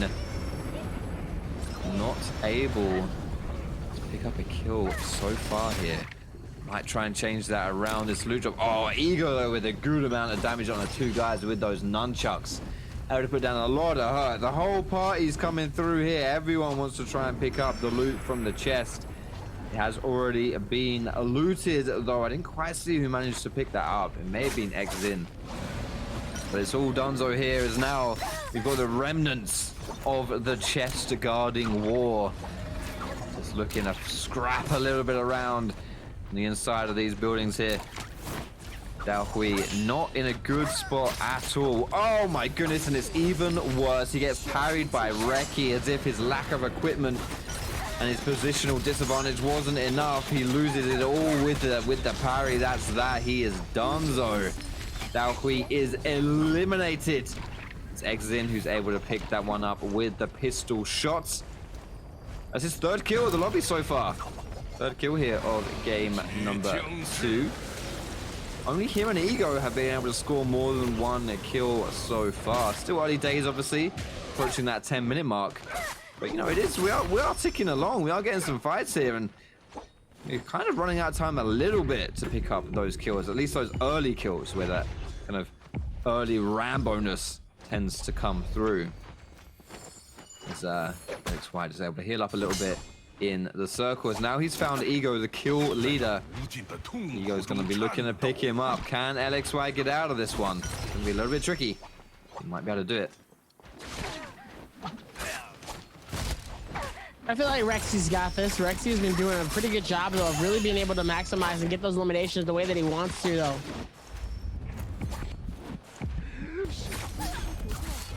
Meanwhile, he's dangerously low, and it doesn't matter. It looks like Wang Liang is going to claim the elimination off of Ye Ron, though. Both of them end up getting sent to the back right in front of this wall here, as Rexy is trying to pop his shield, though. Trying to see if maybe he can help with that one as well. Scale rush up towards the side of the building, as it looks like Rexy might be able to get away just long enough to go for a full shield. Rexy doing good there. Able to pick that up for him. Beautiful stuff for that man there. Just getting a little bit more for him. We have 5 players eliminated, one of which is Yeran, which is a little bit surprising. Yeran not having a good start in game number 1, did pick up that fat goose egg, and then here in game number 2 picked up the first kill of the entire map. It's not enough for him to keep it up.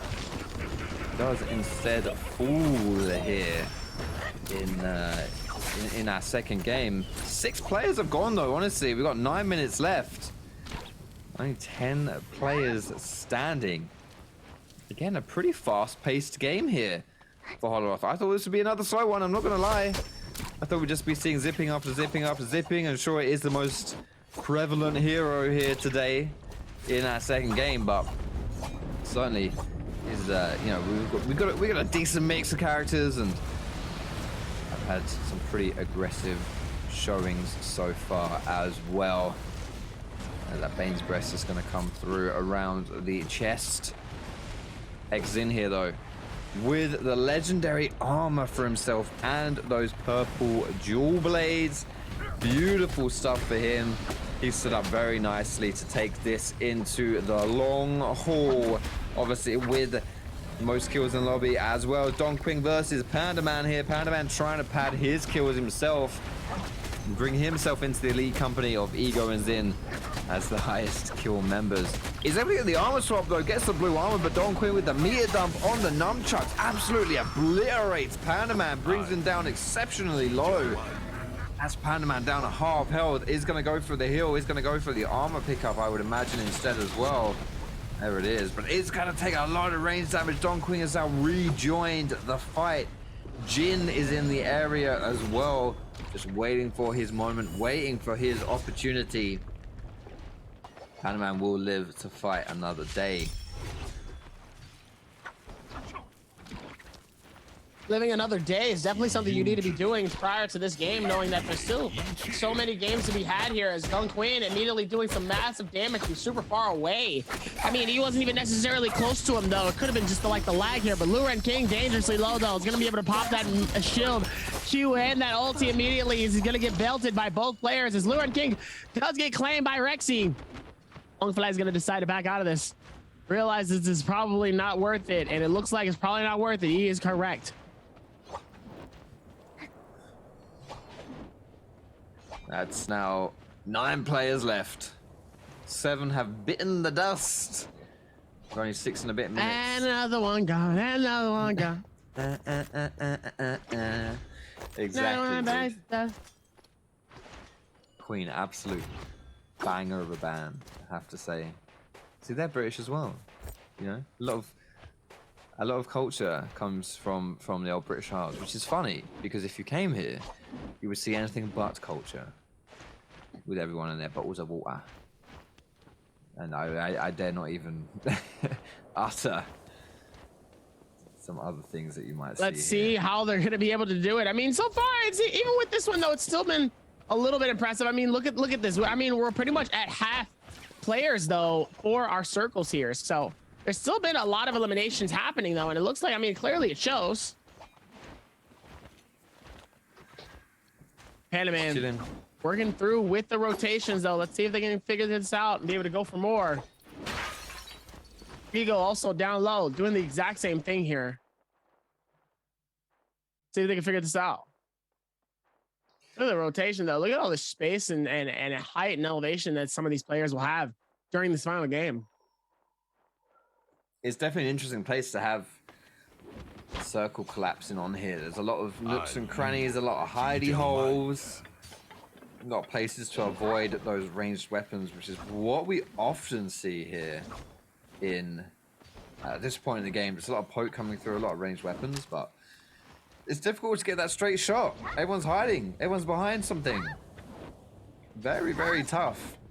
And that might mean that we just don't see a whole lot of anything right now until the circle forces players to really have to step on each other's toes and scrap over the little bit of territory that does remain here.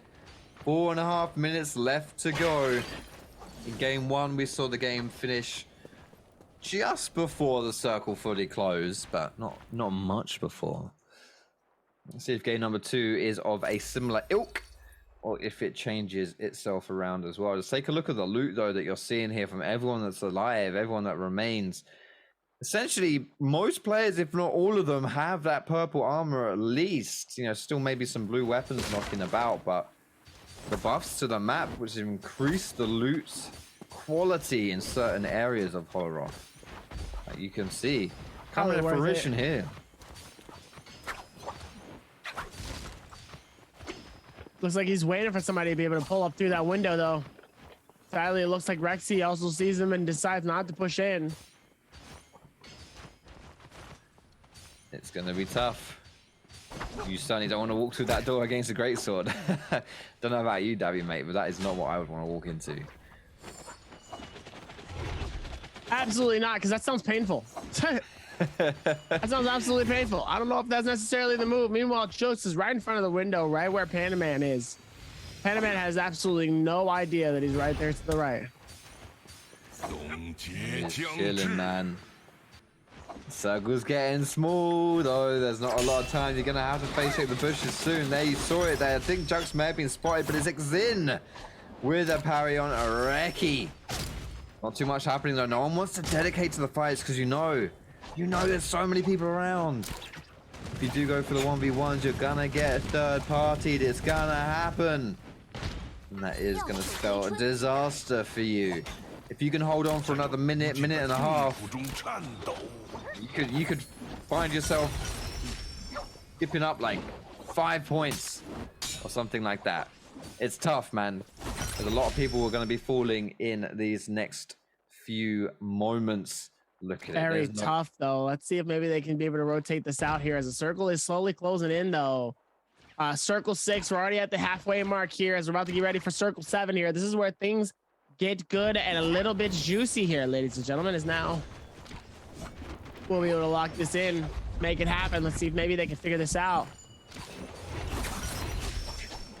Here we go, 2 minutes left. It's hard to avoid the fights at this point. Huangfly just dashing his way around.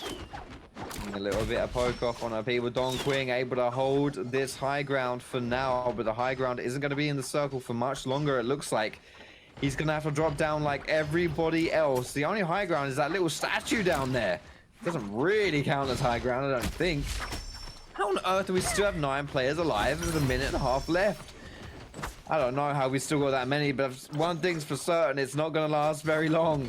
It's a little bit of rooftop, just about harboring some safety for these players, but will not be for much longer. The next time that circle closes in 20 seconds or so, it's all gonna come falling down, quite literally, as these players find themselves without the high ground. Wang Liang, though, finding himself in a huge pickle. This is the issue. Like, look how open this area is here for that final circle. Like, there's nowhere to hide. Look at him, he's getting destroyed. Panda Man is going to go through with the shutdown of Wang Liang, though. Is going to send him outside of the circle and let those ticks really take care of the rest here. Panda Man trying to get the shield reset, though, and it looks like he ends up getting hit, though, by a bow. Gata trying to see what they can do here. It's going to be difficult. The LXY now is getting himself the kill on a Panda Man, or is trying to, but it's going to be turned around, and Panda Man picks up that kill. It's now Huangfly trying to do the same. Panda Man gets the reset, he gets the charge off. Huangfly popping the ulti. It's Takeda versus Takeda right here.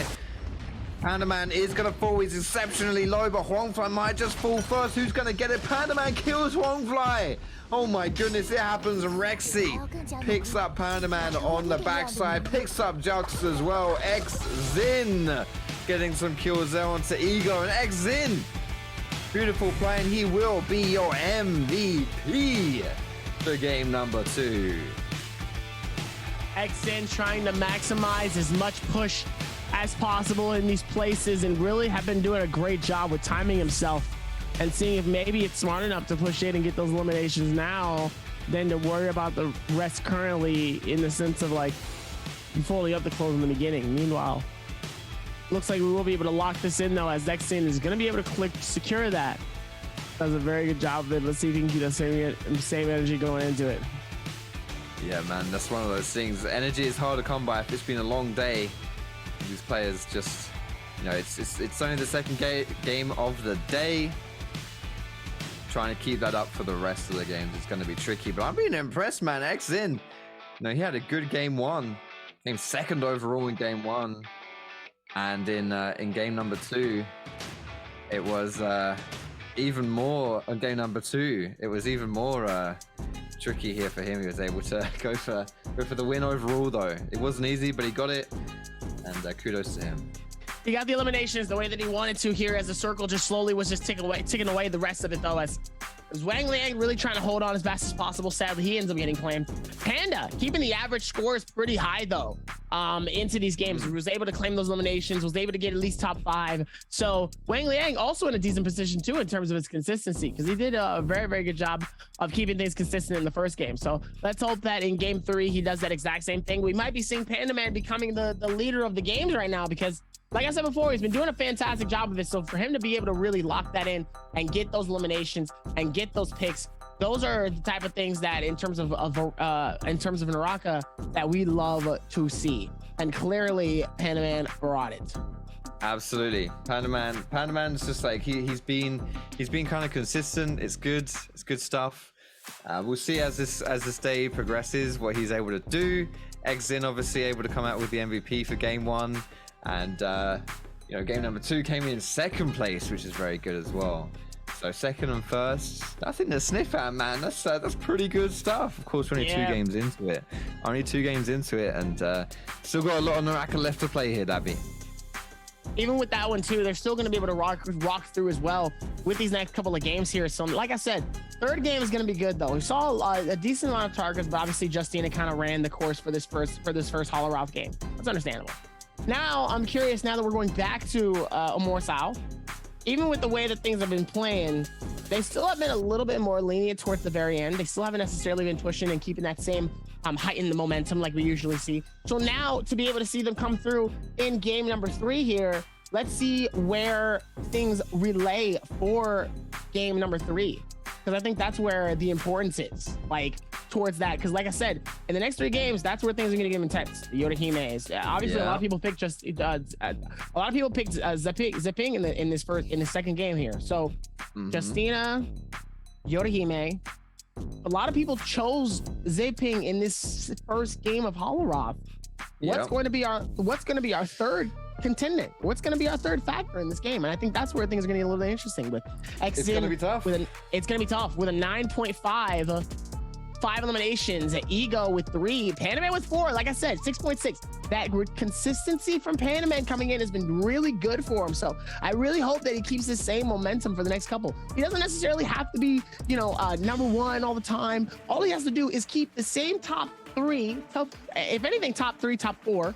And I think that's where we're really going to be able to see if Pana can really hold it for the consistency. Because I really do think Panaman has great timing, great attributes. He's been claiming eliminations. He's been getting the picks. So hopefully, let's see if he does it again. Absolutely, dude. Like, this is it. You don't always have to come out first every single time. Sometimes, you know, just the consistency in like the 3rd, 4th, 5th spots, if you can keep that up throughout the day, and then maybe have like 1 or 2 pop-off games, that's normally enough for a good result, honestly. But you know, I mean, obviously Panaman, you're doing great stuff, but Exin, you're the king of game number 2. Really nice stuff for him. 14k damage, 10k healing. Yes, Zipping, you love it. Juicy, delicious. 11k was 14k coming from melee weapons. That is that's pretty impressive, honestly. Oftentimes you do see those ranged weapons doing a bit more of the damage, but not this time around. 3 parries as well is sick, honestly. I often don't see that, because a lot of times, like, you know, there might be a few parries coming through in the game, but it's not the people doing the parrying that necessarily pick up the kills, because you just get your kills stolen from you, right? So but no, not for him. He was able to make it happen, and it was sick stuff here, and Zin, well deserved. It's unfortunate though. Like I said, we've seen many people really try to claim those eliminations here, and obviously we've seen some players end up getting snatched in terms of, like, you know, being dangerously low. They're trying to get away. Someone 3rd party comes in and they end up taking the kill away from the person that put the most work in for those eliminations. And obviously, like I said, those are just bad timings, especially for the person that put in all that work, only for someone else to be able to take the credit. Yeah, it's like you don't want to be a part of that. That's just unfortunate. That'll just tick you off. That would tick me off too. You put in all this work and then someone comes in and goes, "Thank you," and then just like zips away. And you're just like, yeah. That's exactly how it happened. You saw that we had one of the sickest ones though early, right? I think it was Ego. Was it Ego or? I can't remember exactly who it was. Someone got like the worst kill steal that I've ever seen here in Naraka. It was gross. It was vile. But they all count, man. They all count. You just gotta get the last hit and you're all sorted. Excellent stuff. They must have really pissed you off, Dabby. He's still angry at this. Look at him. Really, gosh, can you imagine stealing a kill from Dabby and he stares you out like this? Oh my goodness. I don't think I'd ever steal a kill from him ever again. Well, I mean, I might do because I want the points, but I'd be very afraid to do so. Very scared. Stay straight into your soul. Dabby, that's horrifying. Please, I take it back. You can have the kill. Please, just don't look at me like that. Give me my kill.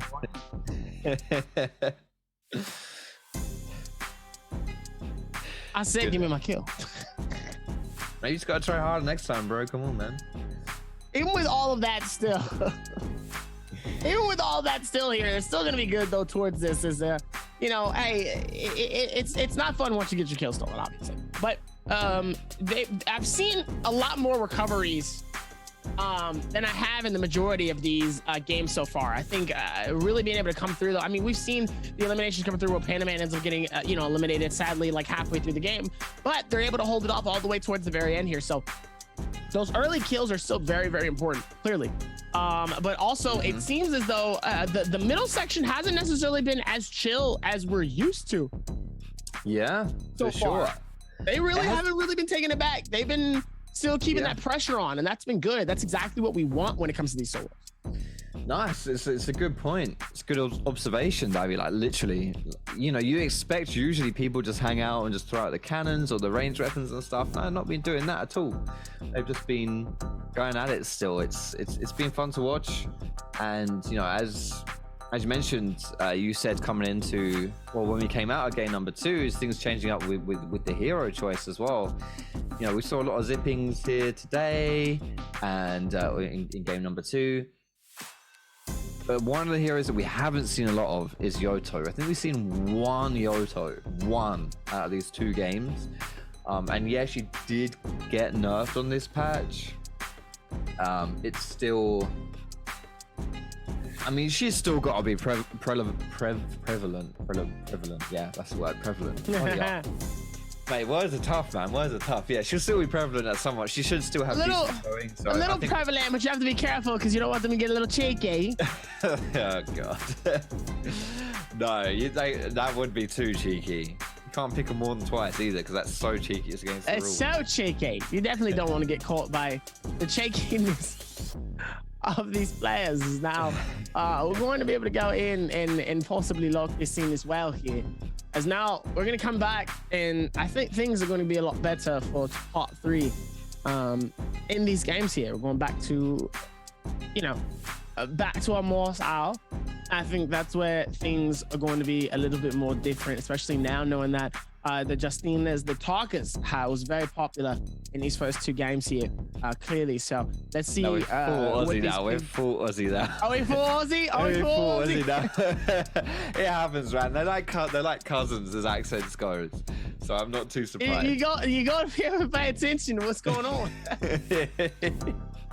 And clearly, as we're gonna pay attention, there's still more to be had here. But like I said, Morse Isle is gonna be very fun. But like I said, we'll be right back with more Morse Isle action for Naraka Blade Point Season 2. Game 3 starts when we get back.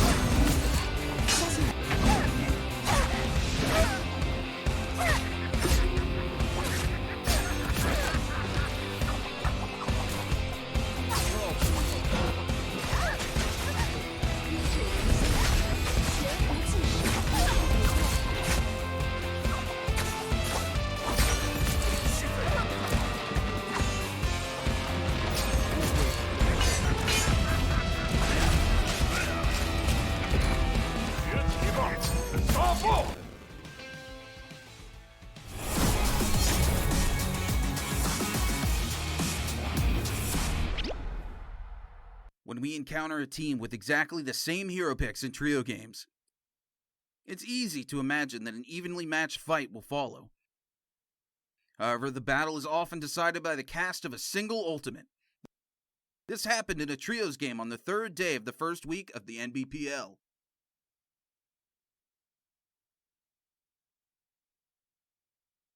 At that time on the battlefield, Team AOW and Team OUG were fighting close to each other, while both sides were using the hero picks Yueshan, Viper, and Wu Chen.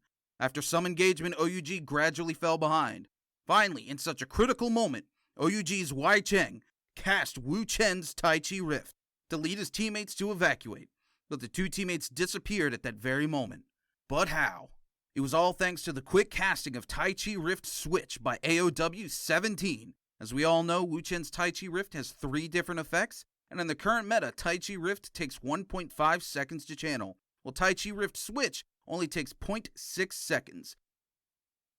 Because AOW17 used Tai Chi Rift Switch within 0.9 seconds after spotting his rival was casting Tai Chi Rift, he successfully interrupted OUG's retreat, and his teammates took down both of OUG's players within such a great move. Wu Chen's Tai Chi Rift Switch can forcibly change the opponent's position and interrupt many skills channeling. Even Yoda Hime, unstoppable in the solo game, had to avoid combat with Wu Chen on the field. Therefore, by mastering hero skills, you can deal with various situations confidently on Morris Isle.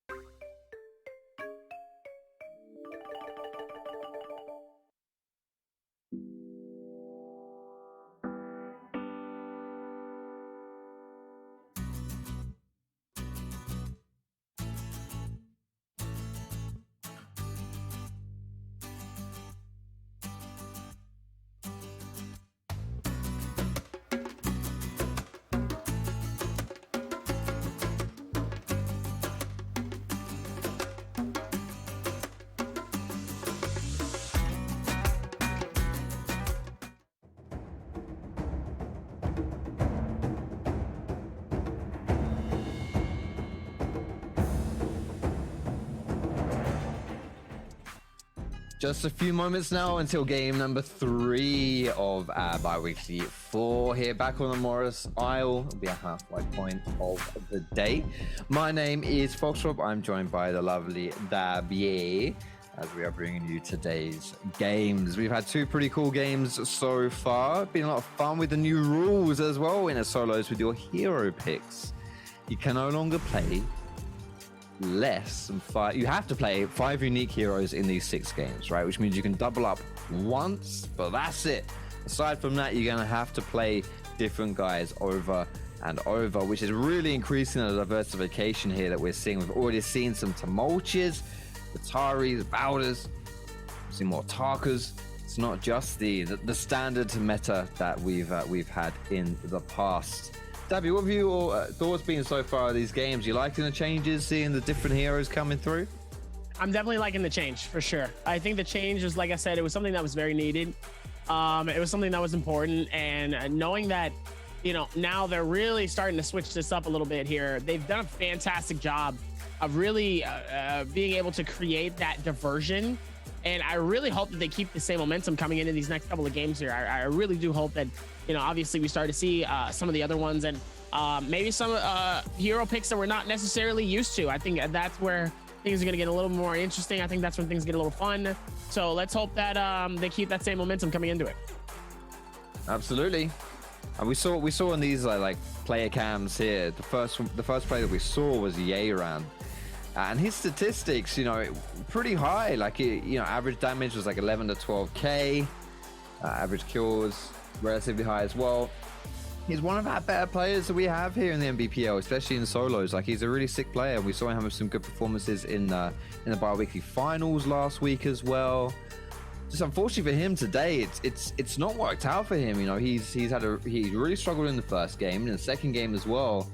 Only getting that 1 kill before being eliminated. It's really just not coming up Yeran today. He's going to want to turn that around. It is our last week as well in season 2 here of these bi-weekly. So this is it. This is, you know, you can't just write this off as a bad week and go next. Like, this is the week. You have to do it. You have no opportunities after this one. This is the week. This is a lot of that importance. And like I said, I'm very excited because I love when it's one of these close, tight-knit type of games, close-knit circles, and you really got to be able to put in that same amount of effort coming into these next few games here. So I'm hoping that we really get a chance to see, you know, and I've said this before, that little bit of desperation coming into these games here, because like we said, you know, these desperate games, the way that people have been playing them sometimes here, you really got to hope that they keep that same momentum coming into it, as we're going to see the 2 games lock in here. Like I said, this is where things get, you know, a lot more fun. So let's hope that we see that, as now this is going to be a good time for these games to lock in here, as we're going to see all the solos come through with a lock in here. And you love to see how they're going to be able to make it happen. I'm really curious now that, you know, as the games progress here, the players have to start swapping up their hero choices. Are we going to start seeing that already? Seeing the diversification here. Bloody hell. Oh, wow. Mulches, a Takeda. Oh my goodness. I think that's the first time I've not seen, you know, one of the big heroes being picked up there. Justina, one of the more familiar faces. We got a Taka, Yoto, another Taka. My goodness. I'm a bit surprised that people aren't rating Yoto higher. What the? What? Wow, look at the Tumultuous. Dude, Tumultuous is by far the most popular hero that we have here in this lobby. That's ridiculous. Taka's pretty popular as well. There's a Matari coming through. We have one Yoto, two Justinas. But aside from that, it's crazy. It's all changing. Obviously, as a reminder as well, not only are players having to change their picks up in accordance with the new rules, you have to pick 5 unique heroes in your 6 games, but also for Tumult specifically, and maybe for Yoto as well, it's a new patch. We've had some changes coming through. Tumult has got some buffs on this patch, specifically in his ulti now. You are mega slowed, which is quite irritating. They've changed the way the CC works during your Zephyrs as well, your F ability, and Yoto's... Sorry, Yoto's got nerfed as well, which may be why we're seeing less of her. Go on, Tabby, what are you going to say? Even with all of that as well here, it looks like the map is going to be decently spread out here. It looks like we're definitely going to see some people inside of Celestia here. It looks like also as well, Silside is probably going to see at least a player or two, as well as the spread comes out for people where people are going to be landing. And really doing their best work here. And as Panaman, obviously, Tarka. Looks like this is going to be a second pick, though, so sadly, he won't be able to use Tarka again, though, so looks like he will be forced to use some of the other ones. But ladies and gentlemen, like I said, I think these last 2 games are going to be really the big beneficial deciding factors here, so let's see how they're going to be able to lock this in here. But we're on game 3. We're already in the halfway mark, ladies and gentlemen. Things are going to get a lot more interesting, as now we're going to be able to rock this in. Let's see if we can figure this out, as now things get good. Absolutely. The halfway point of the day here. Game number 3 is Yeran. I feel like I need to stop talking about this guy. I mean, I constantly want to see more from him. I've been saying that. I've been highlighting how he's had a tough day today. And then game number 3 starts off exactly the same.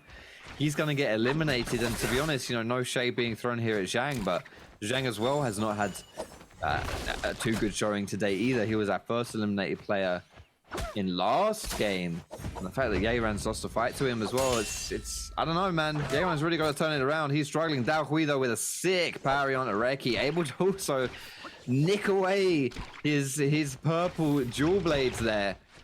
Thank you very much, he says, as he gets the parry and then takes all of his loot as well. Reki going for the freeze as that Justina Taka, though. Looking to bring down the pain. Reki is in a bit of a pickle and gets a huge amount of damage taken off of his health bar. That's going to suck. He ate the fireball as well. Dao Hui just needs to chase it and finish this off, but the armor swap for Reki, he finds the purple armor. He's going to love that one. Excellent for him, but still, I don't think it's going to be enough. The stasis just about in time, but that's the downside of playing versus Taka. You cannot sit in the stasis because he will burn you. And burn you he does. Dao Hui brings him down, and Reki's gonna fall for the second kill of this game. Even with that one, though, looks like Jin looks like he's still steady trying to find it. Pops that ulti. Sadly, it doesn't look like he's gonna be able to get something, though, as Ego's gonna be able to get some hits, though, coming in from the pistol, but it's not gonna be enough, though, as Jin is gonna decide to back out. And so is Ego, too, also gonna be able to play this off. And does what he can. As Dao Hui is also caught, sadly, in a sandstorm as one flies. Looks like he's going to try to see if he can claim the elimination, as Dao Hui is going to be able to back out of this. Get that back out and goes for the reset here. See if they can figure that out, though, towards the rest of it. Even with everything happening, though, the momentum coming in does the well, as Dao Hui going to be able to get close and find it. Now Dao Hui comes through, ends up getting pushed Sadly, the parry comes in, the mid-air parry. We don't usually see a lot of the mid-air parries as much as possible as One Fly gonna be able to go through with that shield, pops it all the way towards the top here as the Justine is gonna be able to come in. Looks like he's gonna be able to almost wait for the push, almost got freeze in there, but sadly not enough as it looks like DAY1-SOLO is gonna claim the first Bane's Breath here within this space. Rexy, One Fly nearby. Looks like Rexy and I'm still gonna be able to go through and try to claim this fight though. All the way around, it looks like they will be able to back out and play this to the best of their abilities here as the One Fly. Rexy nearby sadly ends up getting caught up. Starts getting burned though by Rexy. We've seen that. DAY1-SOLO's already beat Rexy once, right? He just knocked him out. And that is the parry, and he brings him down once more, and Rexy will be done. That's it. He's out of there. He is the first elimination of game 3. He is done though. Sent to the Shadow Realm. Unfortunately for him, he doesn't have to go anywhere to game number 4 because that's still going to be on the Morris Isle, so he's not going to have to take that solo trip across the pond to Holoroth.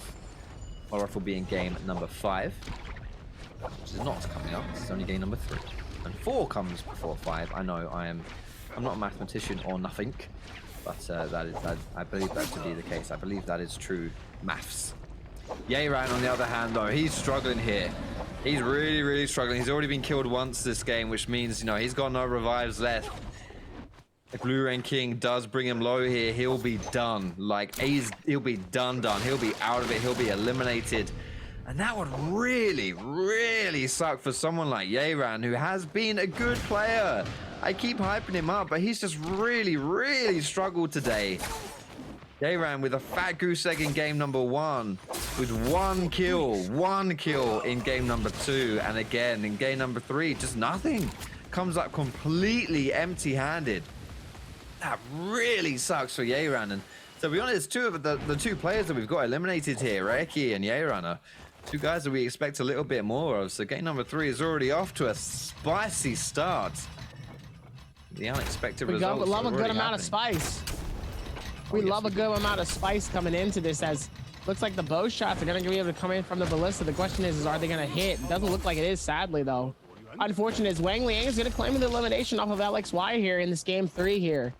Been playing it off as best as possible. Let's see if they can keep that same momentum pushing into it, but still more rotations and more momentums happening as DAY1-SOLO and Ego are going at it back and forth. Right click scales coming in, right click on the Katana, trying to see maybe they can connect, and sadly isn't able to. DAY1-SOLO looks like he's struggling a little bit to try to see if he can really get not only the elimination here, but is really having a hard time really trying to claim these eliminations as well here, and is really trying to connect a lot of these melee hits. As sadly DAY1-SOLO looks like he's going to be able to back out of this. Pops his ulti and immediately starts to run. Goes for the shield immediately, but doesn't want to go too far. Yeah, just going to be playing that a little safe here. Obviously, DAY1-SOLO has had a good start to the game today, but you do want to have a high finish so you can turn those kills into some points. As it stands, 2 kills is nice, but certainly nothing to write home about. Can't get eliminated this early on. Zhang, however, being our kill leader of game 3 is a little bit surprising. We did see him be the first player eliminated in game number 2, so a really good turnaround for him. Very well done there by Zhang on that Justina, one of our few Justinas here today, who Justina in general has been a very popular hero in solos, but today not so much. We did see her a lot in the first game, but obviously with those new rules coming through where you have to choose 5 unique heroes in these 6 games, means you can only play the same hero. There's only one opportunity for you to play the same hero twice. Everything else has to be unique. So, you know, we are getting a huge diversification in picks, and no more is that being showed than today in this game, specifically in game number 3, with all these tumult lock-ins. By far the most popular hero of this game here. Exiting on the Yoto, another hero that has fallen out of favor, partially due to those rules, but also she did get nerfed on this patch. You can see the spinning blade is the one that moves now, not the one that stands still. The one that stands still did get nerfed. As Moo now is going for the chase, the Yoto ulti gets popped by Exin. Our winner of game number 2. our best performing player here so far in the bi-weekly 4. It's forced to pop the ulti way too early than he would like. He does not want to be going into the so soon, especially when you're surrounded by 4 other guys who are just gonna bully you down and pick on you. He gets taken down and eliminated. He is done. The winner of game 2 goes out of game number 3 with nothing. Absolutely nothing. No kill, no anything. He falls, he is donezo, and he's going to be joining Ding Ling as well. Ding Lui, excuse me. As our 5th player eliminated. We've got 15 minutes left and 5 guys have already fallen down. Dabby, this has been an absolute bloodbath. So many players already just taking the L on this one. We don't usually see a lot of these momentums happening, at least from a point where they're really pushing in and really keeping that same momentum within these extra spaces here. So we love to see the amount of momentum that they are going to be able to do, though, with more stuff happening, as we're going to be able to lock this in. As Wangfly really doing what he can, though, is immediately going to hit that as the Tumult really coming through as the main MVP, though, for this game here. Let's see how they're going to be able to rock this in for the next ones, though. But it looks like Tumult's going to try to do something here. Wangfly right clicks. Looks like he's going to be able to connect on both of them. Almost looks like he started a jungle, but sadly, Wangfly ends up getting hit by that Q, and sadly, it gets eliminated and finished. Wang Liang sadly gets claimed. Zhang is going to be able to eliminate that and get that going. Meanwhile, Jux and King, dang, back at it again. They'll be able to do something here. Let's see if they can be able to rotate this out. They're both backing up and ready. Seeing the buffed Tumult Salty here, going to be slowing everyone inside it. Very difficult to navigate in those fights. And what a bow shot there. Oh no, well, he did get a good bow shot, but it is Don King who still picked up the kill onto Zhang. Zhang has to be careful though, as our kill leader of the map here, sitting on 4 kills. You certainly do not want to fall out this early. You have an opportunity to pick up some decent amount of points to really go crazy on that point total if you finish high. Finishing this early would really ruin all the hard work that you've done here to get those 4 kills. Swapping over to Hongfly versus Ego here, however. Good Tumult is going to get those Zephyrs around, able to block those projectiles. Not going to get third party just yet. Ego is going to take a huge amount of damage, and it is the broomstick that brings Ego down. Hongfly finding himself that kill. That is his 2nd kill of the map here.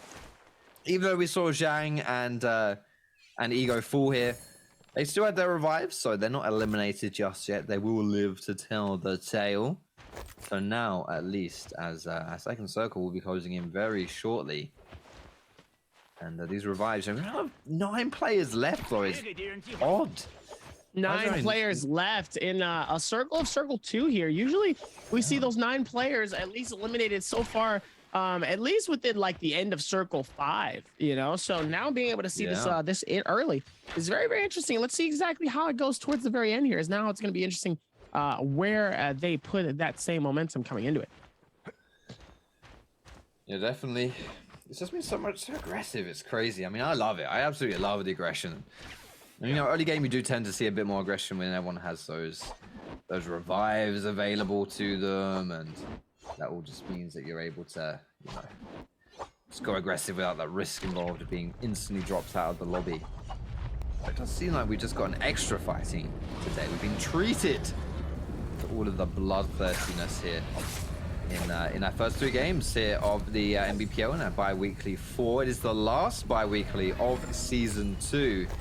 The players are running out of time to pick up those placement points. Obviously, if you finish well in the bi-weeklies, you get into bi-weekly finals, and it is then your position in the bi-weekly finals that will determine your placement points as we close the season out. That's Wangfly versus Ego round 2. I've seen this one before. Deja vu. It is Wangfly who's going to be knocking out Ego, and this time around it is a pure knockout. He's done. He is eliminated.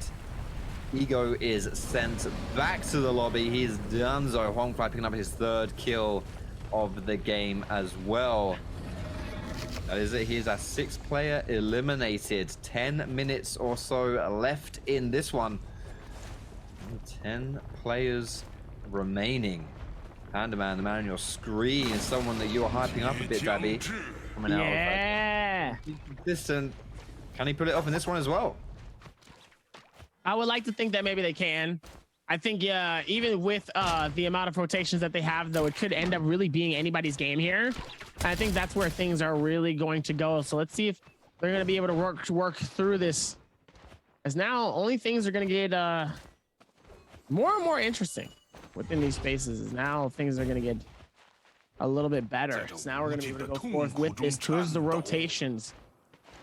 See if they can work towards this. Is now Wang Liang and Don Queen close by. Wang Liang going through the rotation. The tumult is prominent in this game so far. Very, very prominent. Yeah, for sure. I'm a bit surprised, but I guess the buffs must have been, you know, a perfect storm for him to rise up in priority in the meta. And we're seeing a lot of it. And that's good stuff for Tumult fans. Able to just get a bit more representation on the Nbpl. We can see, though, it is Zhang and Wang Liang at the bottom side of your screen. Or the bottom side of the map, excuse me. Kind of just both of them chilling in this area, but everyone else on the map right now is in the north side. All duking it out, as it looks like the circle is headed more or less in that direction. So we're going to get some rotations towards that side of the Morris Isle here. Swapping over to Moo now. Again, I think Moo will be a little bit disappointed with how things have gone today. The FPX representative had a good start in game 1, but did get eliminated early. And in game 2, didn't have a good showing of things at all. Really, really struggled there. Wants to turn his fortunes around here in this third game on that Tarka. Is able to get the legendary armor from the loot, but was it all a bait? We've seen this before. We've seen players take the loot and then get instantly dropped down. Certainly not worth it when that happens, but I think Moo's got away with it. Dao Hui, however, might not get away with this one. He is struggling. He's low on health. He's got no armor either, and he's surrounded by bad guys who want to bring him down. Is able to get a little bit of armor off and a bit of a heal as well, running around in that ulti, trying to buy himself some space and some time. Gets a lot of damage turned around onto Dong Qing, but still is taking a hell of a lot of pain from all these ranged weapons. No one wants to give him peace at all. They all want to give him problems. As now it's Dong Qing, however, who might find himself in the eyes of his opponents. He is now the weak member, but again, with that tumult, able to just stick those Zephyrs around you, makes you immune to those range damage. No projectiles can get through. Will give him a little bit of a window to go for a reset on the armor. And as such, he'll be safe. He'll just be walking around and chilling instead. Panda now. Yeah, boy, Dabby, taking a few shots here.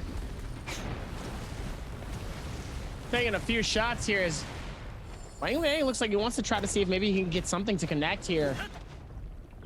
Unfortunate not being able to really get much, as it looks like Jin and Panda Man trying to hold this off as best as possible here. Tries to do what he can, though, within these sections, though. As now we'll be able to see how these rotations, how people are going to be able to play this, though, as it starts to go towards the end here. See if they can figure that out, though. Zhang also similar situation here, trying to see if they can work towards this, as now it's really the slow down portion of this map and the rotations coming in here. Let's see if maybe they can try to figure this out. Yeah, there's a lot to figure out. We still got 6 minutes left. It looks like the circle is going to be in a bit of an open area as we're approaching as the game will come to a close. There should be a lot of space to work with, so I would not be surprised if we see these ranged poke wars coming through as we reach circle 5 and 6, etc. We didn't see a lot of that in the previous game.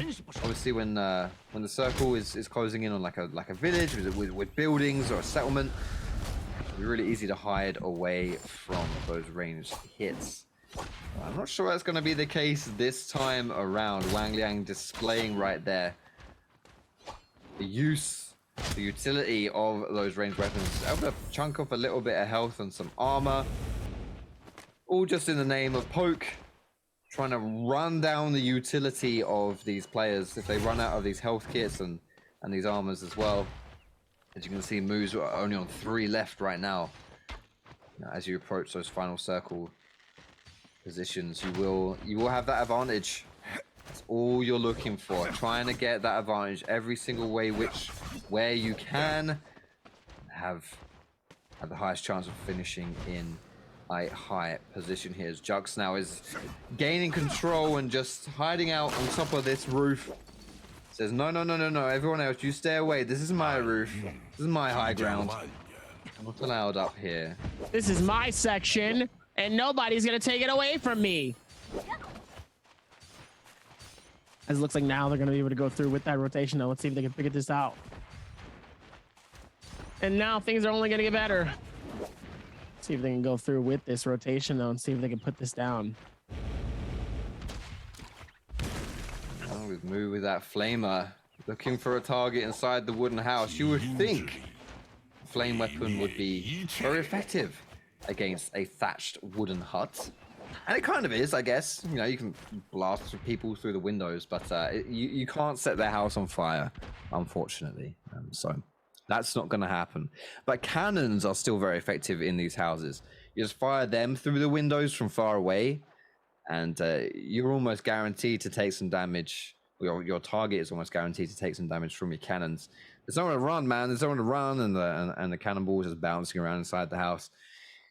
It can be pretty scary, which is a big reason why you're not seeing anyone actually inside the houses here. They are just opting to just skirt around and instead just just float around the bushes and around the grass and whatnot. Still the ranged poke coming through. There'll be a flamers here and there from Moo with that legendary flamer and legendary armor. He's very well kitted out. DAY1, on the other hand, only with this blue bow and has no weapon repair kits left, which means he's probably not going to try any of this range stuff anymore. Instead, just rely on his F ability with that fireball, throwing that through to get some poke instead. Weapon kits and utility are all very important at this stage of the game. Panda burning through his armor kits. Isn't going to be long until he's out of those. 3 minutes left, Dabby. 10 players alive. It started off all hyper with a lot of eliminations, but it's certainly slowed down. But I have to feel at this point, the action is going to kick up a notch. We're running out of space now, and there's just so many players all vying over the little space that we have left. Abby, it's all going to go crazy anytime now. As now, still going to be able to go forth though with everything happening though, as Moo sadly gets shredded by the flame bringer though. Zhang's at the very bottom. It looks like DAY1's also in the middle too. Meanwhile, Moo is just trying to go through with that recovery from the shields. They do a fantastic job of it. Let's see if they can figure this out towards the end of it, as now Jin is going to be able to do more with this one. Towards the other stack as DAY1 sadly ends up getting grappled, but it doesn't look like they're going to push in as the fireball comes out. Immediately starts to threaten to get a nice little bit of some flame damage coming in on each side here. So many people around this circle, as now things are going to get tighter and tighter. As Yang with 4 eliminations claim to their name at the very end here. Let's see if they can keep that same momentum towards the very end, as Jug ends up getting fireballed by DAY1. And Jin does the same. Jin is going to be able to pop that, immediately shred the shield of Jux. Jux dangerously low now. Half heals as now Zhang ends up getting claimed by Moo. Moo finally getting that payback. Jux gets eliminated by DAY1. DAY1 trying to hold it together here. Ends up claiming his 2nd elimination with these games. DAY1 able to do a fantastic job with it. As Panda Man is going to be able to possibly get shut down though by all the flame bringers though. Ends up popping his ult and deciding to go forward with the rotation. It looks like Panda Man has enough room there to get a heal off, and it looks like he's able to get both. The Panda Man gets so lucky. That really could have been Panda Man's game right there to get eliminated, but luckily he is still alive in this space and does a fantastic job of keeping it alive even in the midst of all of this stuff happening though.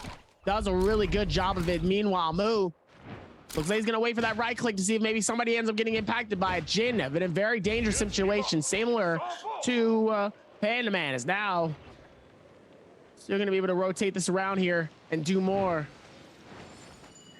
Luring King just popping that OT, getting the reset off. No projectiles getting through there.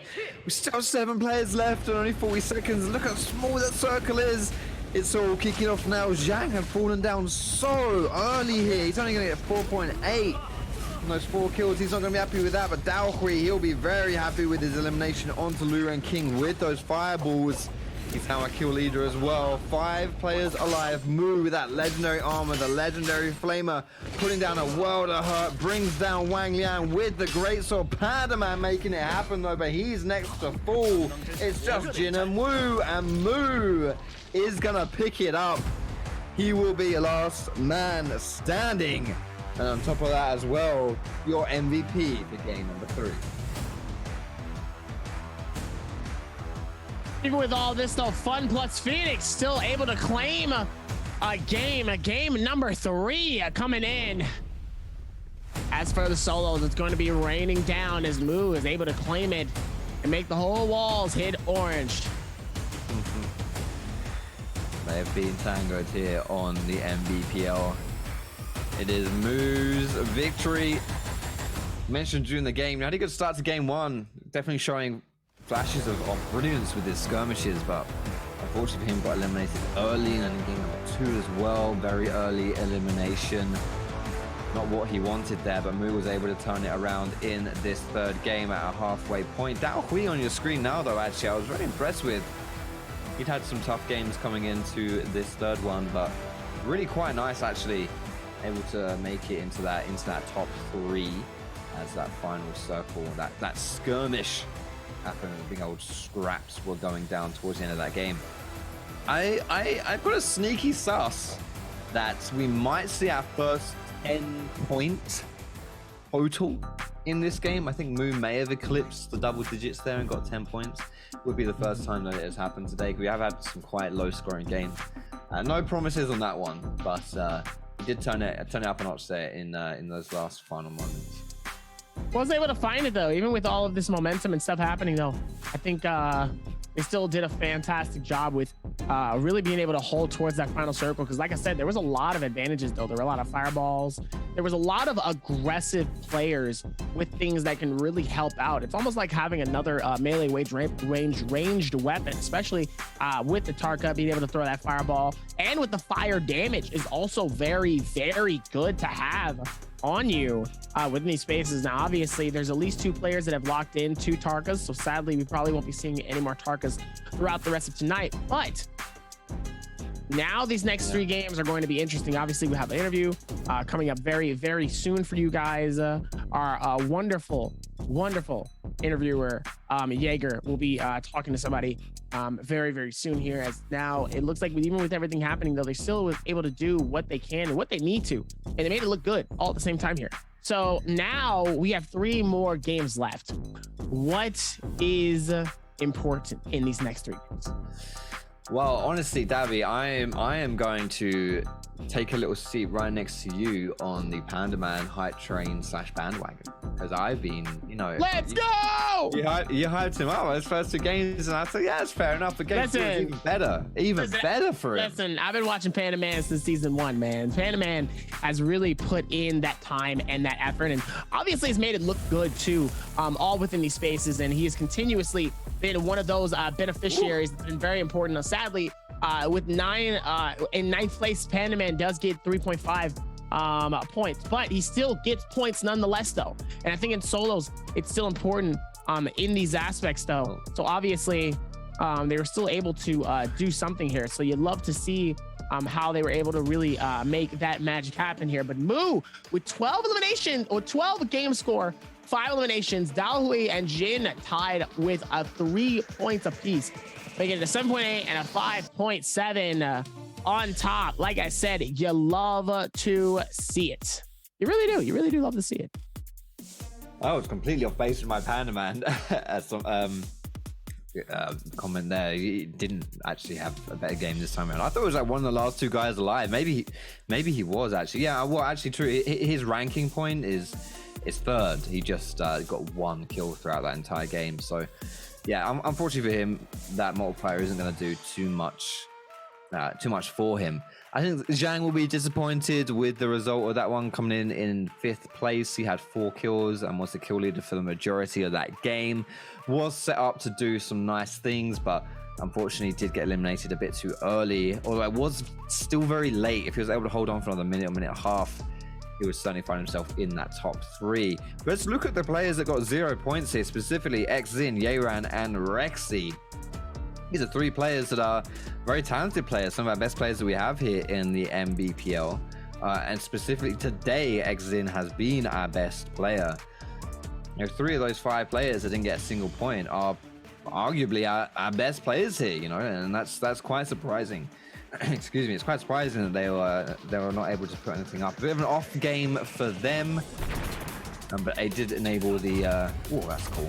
Did enable the other players to get a slice of the pie. Players such as Moo here.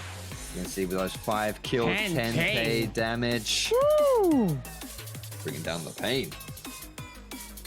10k damage coming in, but with an advanced heal, Phoenix Blast, dual blade sap, a health and a melee resist Soul Jade. Still able to do what he can though to really be able to knock this out and make it look good towards the end of these spaces. But still, that 10k damage is pretty dangerous. Like I said, we love to see it, how people are really able to work towards it and does a pretty good job of it. But now, man, excited to see how they're going to be able to work towards this in the future, as only things get better and more interesting within these spaces though.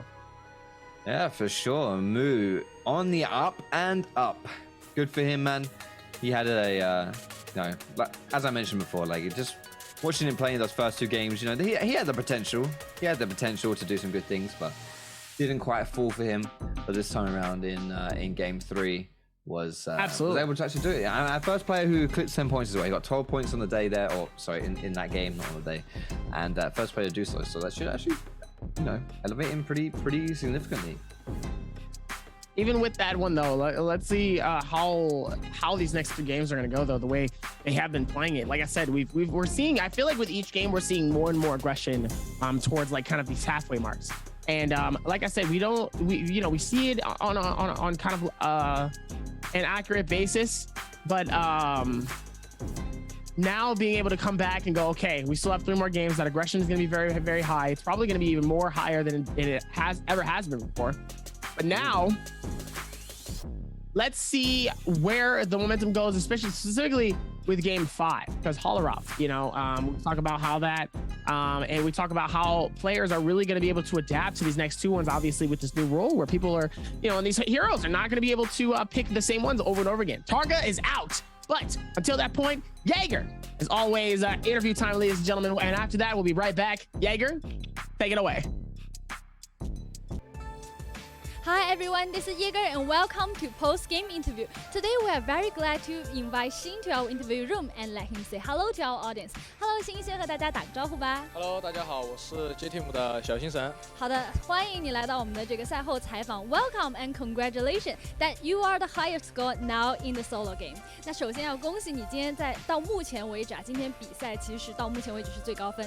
And we know this week there's a very big things happen in the solo game is that we changed the rule in picking our hero, and today I see a lot of Tarka in the game, and also in the game 3 we saw 3 Tarka in the final circle. They are like solo and really excellent. So how you comment on this hero? 那首先其实今天在我们的比赛当中有非常重要的一件事情，就是我们的规则改变了。因为规则的改变，我们看到了更多的英雄登场啊。那今天在第3把最后的时刻，我们看到3个火男的博弈也是十分的精彩。来，小星神来评价一下，你觉得这一波博弈他们打得怎么样？然后你怎么看待火男这个英雄呢？这波博弈就是像阿木，他是最晚开的 F，然后再加上梅花桩的圈又那么小，每一个人都会很慌，再加上正好是3个火男的博弈，他们一开始那2个火男直接把 F 用了，但是阿木他把 F 留着了，但是剩下2个火男就很慌，在里面就乱打，然后全部打到他的燎原镜上，他一拳直接崩飞。好的 ，So in my opinion, I think Mu is the smartest player in the final circle because he used the skill. He is the latest one to use his skill, and because like other two players, they use earlier than him, so they are like really in a mess and already waste their skill and their ultimate, so they don't have other skill and way to save their lives, and they do a lot of damage on the ultimate of the Mu. So that's why Mu didn't have too much avoid from other opponents' damage, and also he got the highest score and the most damage in the final circle. Okay, so also because today we saw a lot of Tamuj today in our game, and it's like it's real to see it before in our game, and we also know like from the game today we see it's a little bit like counter our hero like Justina and Yodo. So I would like to know why, and you think how to use the Tamuj can get the most advantage. 那今天我们也看到，其实因为规则的改变，也有更多的特穆尔登场了。在看到特穆尔登场之后，很多选手其实有评价说他好像。就是某种程度上啊，他有一些 counter 我们的这个顾清寒和妖刀这两个英雄，但这两个英雄在之前其实单排当中都属于 T1 分段的英雄，这一点你自己怎么看呢？因为他确实很 counter， 没有办法。首先你比如说像顾清寒的奥义在萨南的风里面是没有办法的，因为顾清寒一个是需要急停的英雄，对，所以。但是在风之牢笼里面，他会把你的精力扣光。他不让你动，他让你在里面挂机。然后你如果在里面一个不小心被风吹到，你就会被他那个风一直吹。像妖刀姬的话，那就是更被 counter 了。因为像妖刀姬强势的点一直都是，首先就是在于他那个盘子很无敌。对。再加上我们单排选手的丢的那种无敌盘，即使是时间削弱了之后，但他依旧可以打3个药。对。但是由于风男变多了，你在里面打药，风男直接就把你从里面吹起来，没有办法的。所以就感觉很 counter。对。Okay, so because I think Tamuj, his skill is really counter Justina and Yodo. Like for the Justina, Justina used his ultimate into Tamuj in his ultimate, so it's like waste ultimate because he like to stop in the by his ultimate. But when Tamuj used his ultimate and also with skill, so it's like Justina can't have the skill to do some damage and like just stop there and standing in Tamuj ultimate and standing there, and Tamuj can do a lot of damage at the time. And meanwhile, like Yodo, for our player, Yodo's skill is very strong. Although it has like reduced his damage in the skill, but also we can like healing ourselves like 3 or 4 times in the skill. But if we have the Tamuj and fighting with Yodo, and Tamuj can use his skill and Yodo just like chase out of his skill, so it's like just waste his skill and don't have more damage to do. 好的，谢谢，再次感谢小星神，谢谢你今天给我们带来这个分析，也感谢你来到我们今天的采访。Okay, thank you, 小星神 for today's interview, and we will take a break and be right back later.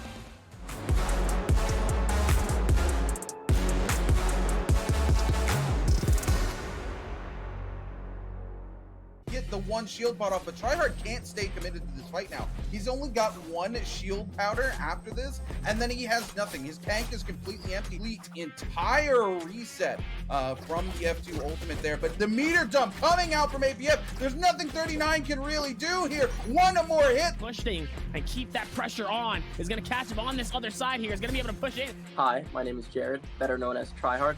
My name is Sean. My in-game name is VL Hypernova. I'm APF. When I first play Naraka, I don't really have like clear objective to accomplish. But as far as I played more, and I aim at to be the top player, not only on the leaderboard, but also like world competitive competition. You know, words can't really describe how I feel, to be honest, but I'm just excited that I could finally prove what it takes to, you know, be a professional player. I want to be in this tournament because it allows me to play against the best players, all of the regions. Kind of, you know, make a name for myself. Get better at the movement, get better at the combat itself, and be known as a player that's, you know, be known for my own skill in the game. And really try to go for like just a quick little hit of damage, and then just ends up, you know, just moving out of the.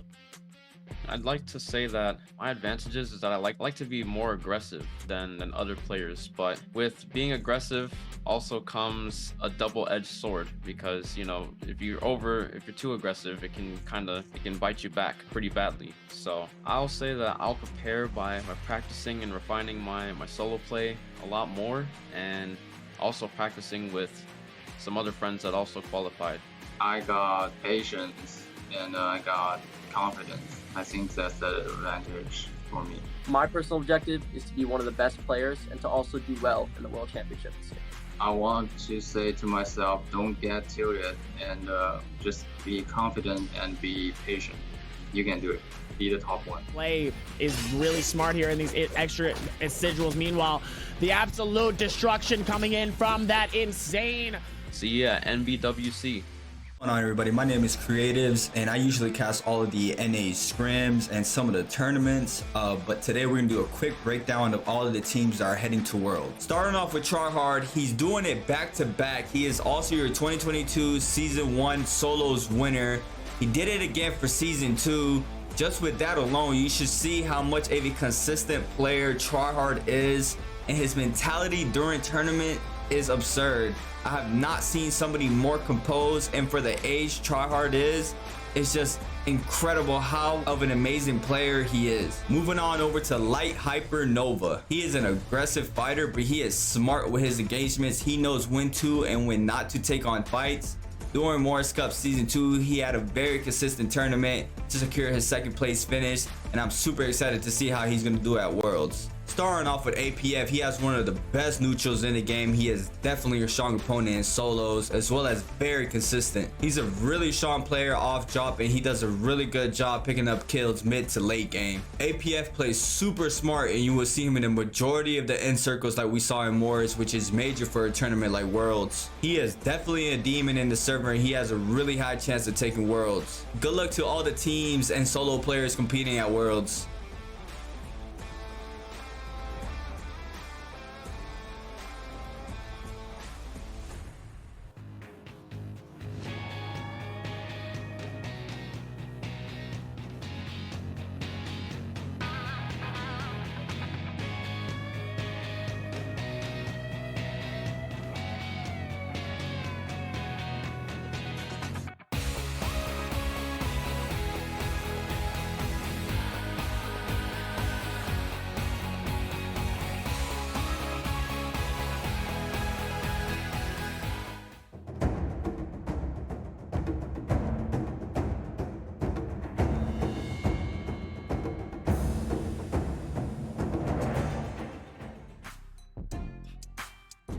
Ladies and gentlemen, welcome back to Naraka Pro League. My name is Nbpl. I'm accompanied by Fox Drop as we're gonna lock in here. We made it through our halfway mark. We did. Now we have 3 more left. As we look at our list of our gamers here who have been putting in work and time and effort today so far. Yeah, you see our leader X-Zin having a really good first 2 games. The fact that, I mean, just look at number 1 and number 2 players here. Both of them have dropped goose eggs so far. It really just goes to show how inconsistent it's been today. Like, it's been completely wild. Like, you know, Jux and Moo, both of these guys have been MVPs at some point. You know, and they're only 6th and 8th, and they've had some struggles as well. It's been all over the shop. Panaman being in 3rd overall, you know, I think he has been one of our more consistent players. Hasn't quite yet popped off particularly hard so far, but that's fine. There's plenty of time to be able to do all that, and I'm sure we'll be seeing more of him as the day progresses. And it's all about the consistency. As we mentioned, we say it's literally like all the time, consistency is really important, blah, blah, blah, blah. But Panda really is the epitome of consistency, and he's been bringing it down, man. He's been bringing it down, and there's a good reason as to why you're so high on this guy today, for sure. Even with it, I mean, like I said, Panda Man, the last game that he had was a 3.2. He still had eliminations. So that means that he still was able to pick up some kills. He was able to pick up some eliminations, and he was able to pick up a couple of things here to really keep the momentum happening. So as long as he still steady does the same thing, I think it's going to be interesting to see where he places at the very end. And I think that's where things are going to get a little bit more interesting. For sure. Like I said, he really needs like one good pop-off game, and then he's easily, like, he's already 3rd place, mind you, right? He's already in 3rd place. He could easily be looking at 1st overall today if you know, just that one game. Just that one game is all he needs, and he's got it. Easily. Even with all of that momentum coming into it, still is a good look. So let's see if maybe they keep the same momentum pushing in for these next few games here. As now things, at least for me, at least it feels like it's going to be interesting, and I think that's where things are. It's going to be fun towards these final ending circles here, as we're gonna log in here for our game number 4 here on Hollow. For sure. And this is it. Not Hollow, I'm sorry, on Morris. It's Morris, yeah. You know, you mentioned how Targa's kind of out of it now. You know, technically, I'm sure there's still some players who can pick it, but you're right in the sense that, you know, it's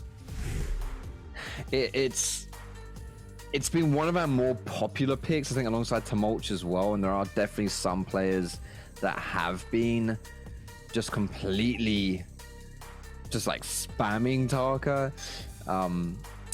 And I think as the day progresses, we're certainly going to see more of that variety come through, because you know, you just don't have the luxury of being able to play those same heroes over and over. We've seen a little bit of Takeda, Matari as well, some Boulder. I think these are the heroes that should be seeing a little more of here in game number 4. And it's just, yeah, it's one of those things where now this is where that rule really comes into play, where you're not allowed to pick like similar things over and over. And I'm quite curious to see. I do think, you know, the likes of the Valda and the Takeda especially should be rising higher in prior. Even someone like Yoto, actually, we've not seen a lot of today at all, even since the nerfs as well. Like, it's been a little tricky to see those slap down. I think we'll be seeing them a little bit more as the game goes on. As more and more time goes on here with these rotations here, let's see if they can figure out what's next here, as they now are going to be seen doing like other things here. And I think things are going to be interesting towards the end of it. Let's see if they can go forth. The width is everybody's still just being patient and just waiting it out. As now, here we go. Here we go, ladies and gentlemen. This is where things get good. I want to see it. What champions, what heroes are going to be slapped down in the game number 4? We're passing the halfway point here of our day. Day number 1 of our BIWEEKLY4. Excuse me, I'm completely losing my marbles here. All right, let's see what we got. Yoto, there it is. Yoto's finally showing her face again here. This is going to be the penultimate Morris Isle game. There's this one, game number 4, and then the last game, game number 6. And because we have seen a lot less of the Yotos today, I'm not too surprised that we are going to be seeing her now this time around. This is essentially going to be like the old meta. It's almost a full Yoto lobby. I saw a Justina weaved in there. Yeah, apart from that, everyone now is slapping that Yoto down. No mega surprises so far. Now we are getting a vast heavy favorite here in game number 4 in that Yoto Hime. Seeing her across the board here. Very popular choice as we now do drop into game number 4. To game number 4 here is now we're going to be able to see where these other rotations come into play here. Is now looks like Panda Man is going to be by himself and Sun Wings rest. Looks like Jin also in a very similar situation at Stillside Temple. It looks like Jux and Yeran also going to be towards the front here, but it looks like it's going to be a massive fight between Zest Winery, Pool of Cleansing, and Celestra. Even Wayne Shrine is going to see a fair share of some players here. Everybody's going to be very close, tight-knit here. So this game 4 is going to be very fun. Every game is fun when it's Naraka, Dabi. Yeah, talking about, but especially, I think the game 4 especially is going to be very interesting. You can see the adaptation of the players here. As a reminder, we are playing on the current live patch here in the Nbpl, which means that Yoto has been nerfed. Her F ability, where she's standing still, the Vortex. Now, instead of lasting 5 seconds, lasts 3.5. That's significant because it means you can only get 1 reset off instead of 2. Previously. So players are now going for the one that moves around slightly. It doesn't really seem, to be perfectly honest, to be a huge change in things because you can just dash forward as you're healing a little bit there, which is what players do anyway. First kill of the day of the game here in game number 4 is going to go down to LXY. It is Zhang falling. He was the first eliminated player in the second game of the day. But in the third game, had a really good start. He was our kill leader for a majority of it. Just unfortunately for him, was not able to bring that forward to a higher finish. He will be falling down early here as Huangfly now onto Xjin. Xjin, our #1 rated player through 3 games. He will be falling as well. Huangfly picking up that kill as Ding Lui and LXY also with kills of their own. As Ego now is chasing down Dao Hui. Dao Hui really low on health, struggling here, trying to survive, trying to get a little bit of a reset. Ego throwing out the F ability just to interrupt the heal or try to. Isn't able to do it. Dao Hui with the armor swap on now. Ego, that was an incredibly aggressive play and maybe not a smart one on its 20% health there. Dao Hui turns it around and Ego is checked and put into the Shadow Realm alongside Yeran and Rexy. Holy moly, we got some aggression coming through here already. Love to see it as it looks like the top 7 already have 1 elimination under their belt here. Exactly what was needed though as the F3s come out from both Ding Lu and Zhang. As it looks like now the grapple's going to come and try to see if maybe they can connect it, and Ding Lu is going to be able to push in. Zhang's going to be able to decide to back out and go for the rotation. Up top on the roof, Ding Lu finds Zhang. It looks like Zhang is going to be trying to keep that same aggression towards it. And now the Yoda Hime ult comes out. The double Yoda Hime, ladies and gentlemen, we're going airborne. We haven't seen this one in a minute as Zhang is going to be able to push up top here, trying to see if maybe he can catch him. It looks like he might have missed the last opportunity, though, to get that hit, but he absolutely does major damage onto Ding Lu, though. Sadly, Zhang is going to be able to rock this out and keep the same momentum, and Ding Lu does get claimed by Zhang. Zhang able to get the elimination, and Zhang is on the board now with 1 elimination. We've got half the lobby sitting on kills here. 8 kills and 8 different killers. Pretty strange. I haven't seen that one in a long time. 9 kills now and 9 different killers. Really spreading the love around here. Wang Yang picking up the most recent one there. Means a lot of players now are not going to be on their revives since we've got no one's actually like eliminated yet. But since we've got 9 kills, it means over half the lobby are playing without their revives. Right at the beginning of the game, that is a good charge and a good parry, luring King onto Wang Liang. Wang Liang now running for the hills, has no armor and only a gray weapon. Really struggling here. Luring King putting the pain, forces the ulti out of Wang Liang. Luren King is going to respond in kind with his own Yoto. Ultimate chases him into the skies. As you said, Dabby, we're going airborne, baby. Wang Liang now dropping down. He's going to get that reset here. Luren King opting not to cancel Wang Liang's F with his own F there. And instead, Wang Liang is going to get the heal come through. This is the nerfed F ability there that Luren King just threw out. But a third challenger has approached now. Huangfly throwing through those arrows from far away, raining down hell. Luren King, who was chasing down Wang Liang, who was the aggressor initially, is now going to fall victim to Huangfly. Good parry, though, from Luren King. Buys himself some time, gets a cheeky bit of damage off on the Huangfly as well. Luren King is not long for this world. Wang Liang trying to get that hit off with the ranged weapon, trying to finish it off. Huangfly really wants to secure this one, popping his ulti to do so. Who's this kill going to go to? It will be Huangfly in the end.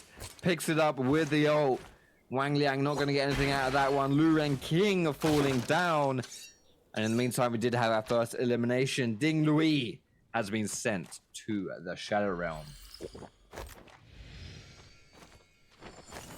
Even with all of this still within this rotation, Wang Liang still able to do what he can, though, even with all of this happening, and even fourth going it within the rotations here. Let's see if they can keep that same momentum coming into what is now. Gonna be able to keep going. Wang Liang still trying to figure this out here. Wang Liang last season was one of the top players, especially within the solo scene, and now Wang Liang's been playing into a completely different game here, so this has been interesting for him. Meanwhile, Ego looks like he's gonna be trying to fight this out with somebody here. It looks like he decides to back out. Plays it safe.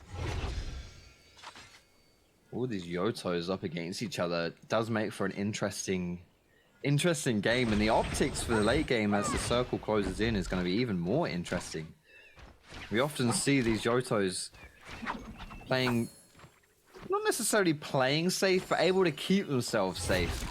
You know, with the resets coming through, or the ability to reset, the reset facilitator, I should say, from the F ability, your ultimate being able to use it passively to escape, as well as aggressively, obviously.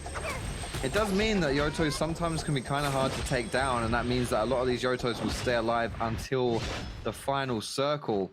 Sometimes we've seen like 5 or 6 Yotos just popping their ult all at the same time when you have 10 seconds left and there's no space to go at all. You have absolutely no idea what's going on. Which Yoto's which, who's popped the roll first, who's killing who. It's absolute carnage. It's impossible to keep up, and to speak of carnage, Zhang here, bringing down the pain onto our previous winner in Mu from FPX. Mu now exceptionally low, is going to run away on that Justina. Some pistol shots coming through from Zhang, trying to pick it up. Mu is very, very low. One hit will do it. One hit will bring him down. He goes into the stasis, buys himself a bit of time, gets a tiny bit of armor, able to get a small amount of healing as well. Will Mu turn this around though? I think he might just do it. Zhang now could be in trouble with a parry. Sick play there from Zhang, and Mu falls down. He is eliminated. The previous winner goes out without a single point to their name. Looks like now, even with this one, Zhang looks like he's going to be able to go through his repairs here, go through his sorting, and figure out which ones he's going to keep and which ones he's going to get left right there. So he's going to be able to go forth towards with the grapple here. Let's see if they can keep it happening, though. Doing a good job keeping the same momentum, though, as now we're going to be able to rotate this in and see what LXY is doing. Whole lot happening here. Is now it's only going to get easier and better. Of course. Seeing these Yoto 1v1s is always quite interesting to watch. Way more interesting than some other mirror matches, at least. Looking at you, Zipping. Justina. slow people. Always makes the action a little less fast-paced. And a little less frequent as well. Jux now into LXY. Great parry onto him. Is going to bring him low. That's all of his armor gone. And a great knock-up as well from Jux, forcing the ulti from LXY. LXY now just going to try and survive as best as can as Wang Liang comes through for the third party. Not gonna happen though. LXY will get that reset. Wang Liang is chasing him down. He doesn't get the reset. He doesn't get it in time. Wang Liang with a perfectly timed chase will bring him very, very low. Who's gonna pick up the kill? You think it'll be Wang Liang at this point, and it is. He's gonna pick up his second kill of the game. Jux, unfortunately for him, gets that stolen right from underneath his feet. And not only that, but he's now in trouble too. Wang Liang might be able to bring him down as well. Jugs almost out of armor, forced to pop the ulti, half health as well. It's going to be very difficult for him to survive this one. Wang Liang, very patient, very, very patient indeed. Follows through with his own ulti, and my goodness, just obliterates Jugs. That was heavenly. That was exceptionally played by Wang Liang. Perfectly aimed on his ulti and just completely destroys him. He is out of there. Jux is donezo. Wang Liang is on a tear in this one. Our kill leader at 3 kills as well. Trying now to get a bit cheeky maybe. Don Quing versus LXY will leave someone vulnerable. Will he go for the third party? You think he will most likely do so. It is Naraka. It is solos after all. And there it is. Doesn't necessarily have to do all the work, but will get the kill. Wang Liang brings down LXY for his 4th of the game. LXY now eliminated 5 players out of it. 13 minutes left to go. 13 minutes left to go, though. Still able to maximize what they've been doing so far here, and especially with claiming these eliminations, they've done a really good job of it so far. With it is now 4 eliminations. Wang Liang really holding this up here.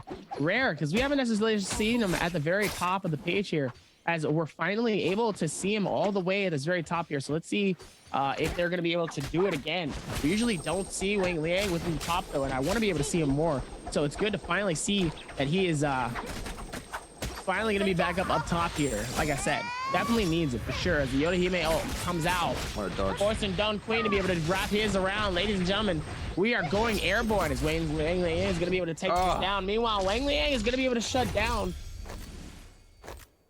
Don Queen. That was hot, man. That's the second time he's done that as well. Doesn't style. Dude, these airborne fights, Wang Liang, he's just... He's in his element, man. You stick him in the air and he just knows what to do. And those snipes coming through from his ult are just sublime. Really, really nicely done. That'd be his 5th kill. And today we've not really seen anyone run away with the lobby. Most of the kills are very even.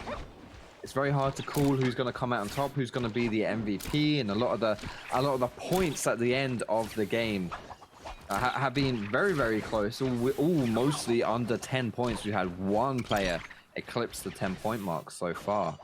But this time around, you know, Wang Liang, 5 kills under his belt. The nearest to him has 2. He's probably our closest example that we've had so far of someone taking over a game. We'll see if that is something he's able to continue to do. Looks like Rexy is going to be able to find the Morris blessing, though, and it looks like the F3 is going to pop out. They're trying to create that diversion. Trying not to get caught up, though, but looks like now X-Zin, it looks like he wants to be able to do it. Meanwhile, Rexy is going to be able to push him aside, though. Zin is going to be able to go back and do the exact same thing here. Let's see if they can keep that same momentum coming into it. They love to see it, though, even with all of this happening. X-Zin, a #1 player here so far through 3 games. Very, very quiet in game number 3. Dropped out with a big fat goose egg. Really goes to show how today has been going, considering he had 0 points in a game.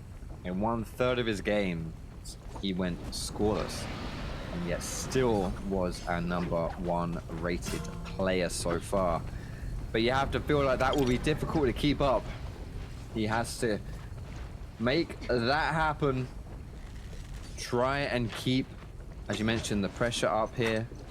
Try and get some more kills under his belt. Sitting on 2, which is okay so far. It's good enough for 2nd place, but he's tied with about 10 different people on that 2 kill mark. A little bit more consistency coming out of him will be very, very welcome for him to finish in top 3 and certainly to keep that 1st place spot. This man on your screen here is looking to challenge that. Wang Liang having a great showing of things here in game number 4. As you mentioned, 5 kills already and just running around and getting a little bit of poke damage, a little bit of chip off with those ranged weapons. 10 minutes left to go here. The 3rd and look at this. circle is closing Circle 3 is closing. but we have 10 players alive. Already half the lobby is gone. Just like that. Yeah. Half the lobby is gone. Finished. Nest. See you later. Bye-bye. Done. Even with all of it going on, though, Wang Liang, Xin is up top. There were 2 eliminations spreading between Luren, Daoui, Wafly, and Xin. 1 elimination coming in from Jux and Rexy. It looks like Panaman, Jin, and Yeron are kind of struggling, though. They're going to need to pick up some eliminations, though, as they are going to be able to come through and keep the same momentum, though. But Wang Liang is really up top, though, with those 5 eliminations. He wants to really try to pop off here and do well for his team, though. So let's see if those solo games are going to come in handy, though. For sure. The Ren King, though, not looking to move too far forward just yet. Instead, just dance around on top of this roof. Dancing around is something that Naraka players are certainly no stranger to. They do that a lot. And this is it. This is it. We can see on the screen there's not a lot of spread out at all here. You said there's only like half the lobby left, and all of them are in this one area right now in Celestia. Rexy is forced to pop his ulti. He got baited by the Mora's blessing. It happened again. Oh my goodness, when will these players learn? Hopefully never. Hopefully never. We get to see another player fall trying to get the loot there. It was Rexy this time around. Unfortunately for him, he is out of there. He's in the Shadow Realm, and he is going to be taking the boat to Holoroth. That'll be game number 5, the one after this one. Not a lot of players left already, though. 8 minutes. I mean, I know you were surprised at that. You mentioned it before, but my goodness, more players keep dropping, and it's crazy here. Pandaman might just be next, though. He's taking a whole bunch of legendary flamer damage to the face. That's not good for him at all. That's going to put him in a very bad state. Forces Hideaway in this house. Get some of that healing, get some of that reset up instead. Some good loot coming through here. The man on your screen as well. One of the beneficiaries, legendary armor, purple weapons, purple pistol, and dual blade. Very, very happy with his position here. As we said, he wants to turn things around from that previous game where he did get 0 points. If he wants to keep up his overall position as the first player in our BIWEEKLY4 here in solos. Even with it, though, let's see if they're going to be able to go forth with this rotation, though. As now, it looks like it's only going to be more and more interesting. Yeah, Ryan up top, Xin with that gold shield up top, right at the very bottom of it. Let's see if maybe they're going to be able to go through the feed and see if maybe they can get something going. Very, very important for them as Jin trying to keep it alive, though. Trying to play this smart, though. Not necessarily keeping the engagement as high as possible. As it looks like now we're going back on that downtime. Still seeing a lot of that aggression, though, but still, it doesn't look like they're going to be pushing too hard, though. Even within these fights, trying to play this off as best as they need to. That bell being rung, just giving some information as to who is around in this area. Spoiler, the answer is everyone. They're all here. Everyone wants a piece of this pie. That circle coming in. It is going to be very hectic in this village, soon to be the village of death. I think there's enough players here to generally fully populate this village. If they all took a house and they all moved in, all got their mortgages sorted, I think we could bring this place back to life a little bit here. Unfortunately, I don't think that's going to happen. Not very neighborly behavior will be going on between these guys. Not really. No. I mean, I don't know about your neighbors, Dabby, but I don't tend to smash mine about with nunchucks and dance around on their roofs. And I don't think they do that either. I have an old lady living next door to me on one side. I would really like to see it, though, actually. I'm not going to lie. I reckon she's got some wicked moves hidden latent somewhere, but I haven't seen it yet. Maybe it's something that will do you want to show see itself. Yes. Absolutely. Other things I want to see as well is this timer ticking down. 5 minutes left on the clock. Everyone's just chilling, man. There's too much shelter, too much cover for these players to really just fight at this point. only when that circle is going to get even smaller will these players actually decide to do something. Keep your eyes on. You can see the top left there. Wang Liang, can he extend this lead here and really put on arguably the first dominant performance from our games today? Exin as well, trying to keep up his first overall spot. And Yeran, Panda Man, sitting there in 11th and 13th. Both of them don't have a single kill. Panda Man was in 3rd overall, and Yeran, he's had a terrible day today. But, you know, as one of these players, we know what he's capable of. And he can do some very beautiful things. Wants to turn his fortunes around here in the final circle. Still alive to tell the tale. But will he be able to pick up those late kills?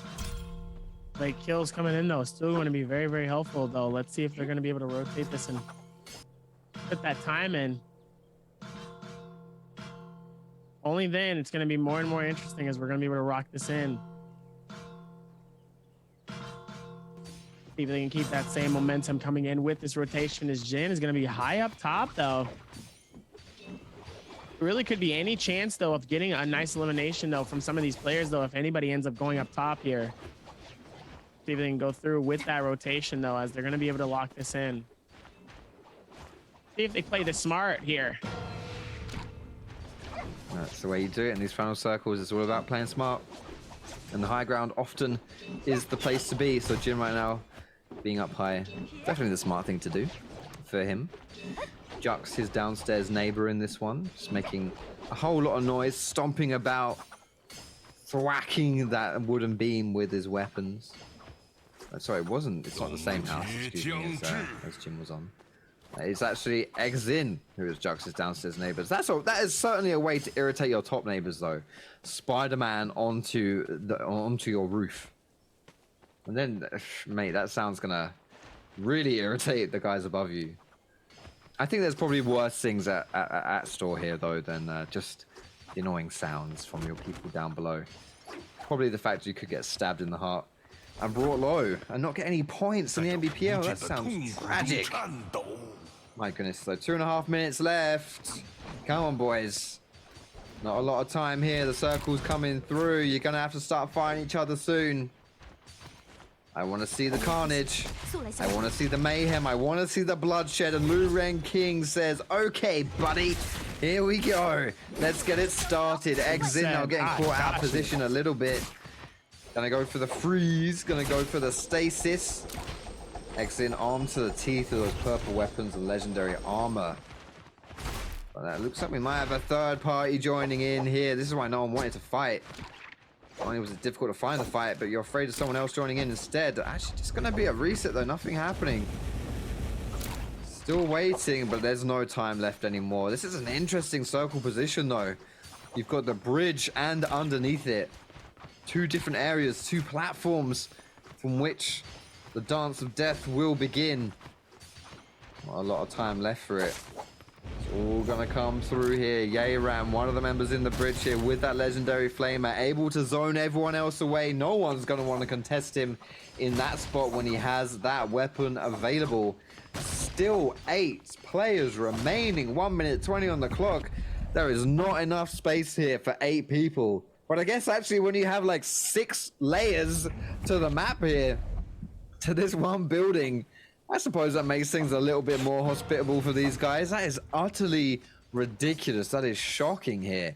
You've got the roof. You've got like 3 stories within the house. You've got the bridge. You've got the floor. Utterly mental state of affairs right now. And that's why we're not getting any aggression. 53 seconds on the clock. At this point, you expect players to start fighting. Wang Liang in a great position here, as high up as he can go. The rest of the lobby now. Gonna try and knock him down, just playing King of the Castle. Right now, it is Wang Liang's castle. He is the royalty. Someone else trying. Jin trying to play Regicide. Not sure if he's gonna be able to do it. Still not fighting, man. We've got 20 seconds left. Come on, guys, start beating each other up. I bought tickets to the front row seats, man. What's going on? I want to see some blood. Even with this circle, still looks like they're going to have the advantage here. It looks like Lu Ren King and Panda Man are going to be the first ones that fight this out. As the ultis come out, both the Yoda Himes are going to be able to come out here. It looks like it's going to be a different section of each space here. It looks like it's not going to be a full group fight here, as Yaron sadly is going to get claimed, and so does Pandaman. Wang Liang is going to get that elimination though and get the finish. I mean, even the ending of this one was so interesting. I don't even think Wang Liang actually knows, but it looks like he will be the one that claims the dub here for our game number 4. That was an interesting circle. We usually don't get circles like that, actually. No, not at all. The fact that no one started until the circle was like out of it, we just ran out of time. What the hell was that? Good lord, like I mean, okay. Well, we started off kind of aggro, so that's all right, I guess. We'll take that. Wang Liang, though, the man on the screen, will be the MVP of game number 4. Nicely done by him. I did see him pick up at least one extra kill towards the end there, so should be your kill. Well, most certainly will be your kill leader. Alongside, well, I don't know how the points are going to resolve actually. They're all running out right there. But he'll be happy, very happy with that one. Needed to turn things around just a little bit for him. And had the best of days so far today, but that is certainly a step in the right direction. I'm really curious to see how that point total steps up though, like what we'll see out of it, because I mean, that was just odd. Very, very odd. I think even with all this too, that was a very low level game. That was actually really, really surprising though, seeing all of that as well here. Definitely was a little bit more unexpected coming into it. Wasn't expecting for it to go the way that it did, even with all of that, especially with more of that momentum. And I don't necessarily know. I think I was very, very surprised at how certain things were, and I definitely wasn't expecting that the way that was going here. Yeah, so I definitely wasn't expecting the way that they were able to play that off, and did like a pretty interesting job of it. So it's gonna be interesting to see how they're gonna be able to work through that. But I don't know. It'll be interesting to see where these games go. But man, I really thought I would see like a whole fight happen. The fact that they were able to, the fact that each step had different versions is enough to kind of go, hey, there's still more happening, if that makes sense. You know, so I was like, I don't know. That was a very unprecedented fight, should I say? It wasn't necessarily the most exciting. Yeah. It was like, instead of just one big cluster of like 7 or 8 people just fighting, it was more like 2v2v2v2, or like 1v1v1v1v1. You know, it was just like small little pockets of players fighting it out, because there was just so much, you know, just as you said, like the levels of the building, it was just so much going on. And there it is, 9.9. Wang Liang not quite able to eclipse the 10-point mark, but look at the finishing points there. 1.5 ranking points for 1, 2, 3, 4, 5 different people. Absolutely ridiculous, honestly. That is uncommon. Basically 5 people drawing at the end there, and no one getting particularly high ranking points. Wang Liang not quite able to eclipse 10, but a 9.9 I suppose will be good enough. Xin returning a little bit to form here. Did not drop that goose egg, and instead with 5.7. Good enough to put him in the top 3. Moo, however, a previous winner of map number 3, did drop 0 points. Pandaman as well, only the 1 point. And, you know, as much as I've been talking about Yaron today and wanting to see more from him and saying he's a good player and we could expect things from him, when you've had 4 games in a row dropping like 1 point or around that total, I don't know. I'm sorry, man. I can't justify it. I can't justify it anymore. I think we're just moving past you now. Wang Liang though. Yeah. 9.9. Really able. Yeah. I mean, he was able to justify it.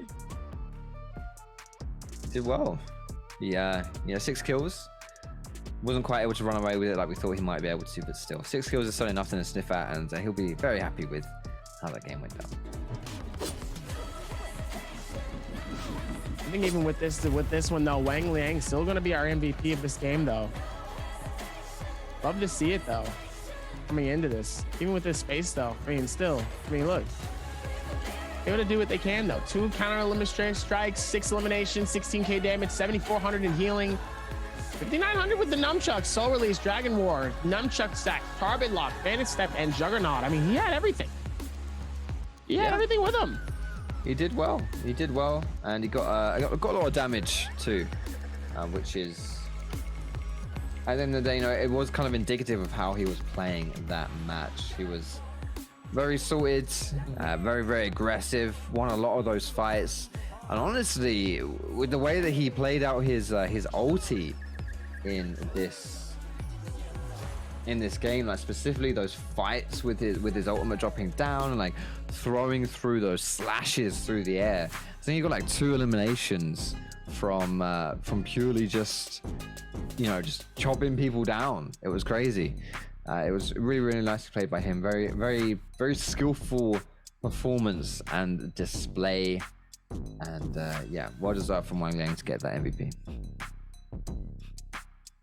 Even with that one though, Wang Liang, we haven't seen him necessarily at the top of the leaderboard when it comes to solos. So I'm very happy to see that Wang Liang has finally been able to get the pop-off game that he needed and he deserved, as Wang Liang was a very top competitor when it came to being in solos here. So the fact that he finally was able to get that dub, especially in a weird circle like that was a very unexpectedly weird circle where 2P players were on kind of each floor. It wasn't like they really had room to really go anywhere else. It's not like they really was able to do a whole lot of other things. So it was very, very unexpected though. But I mean, they were able to find it though. For sure. Not the finish that we usually expect from these games, but we'll take it, man. We'll absolutely take it, considering this was like almost a full Yoto lobby as well. I think it was like a full Yoto lobby, a full Yoto lobby. Yeah, very much so. Again, I mean, with the new rules where everyone's like swapping over their heroes quite frequently, does this mean that, well, if players want to, they can still do another Yoto game, right? If they really still think Yoto is the supreme solos hero. Like, I think we might swap it out for game 5. I wouldn't be surprised to see... Well, actually, that is interesting, because we saw a lot of zippings on the second game on Holoroth before. But if they go for zipping again in game 5, you will not be able to rinse and repeat with your Yoto in game 6. So that's actually, it is really interesting, you know, as these players will have to decide what they want to do when it comes to those hero lock-ins. You know, who do they want to use as that duplicate hero in their matches? You got 2 games left, so not a lot of time to figure it out. Well, the question for me to you is, what players do you think you're going to see lock in to this? Like what heroes do I expect to see? Yeah.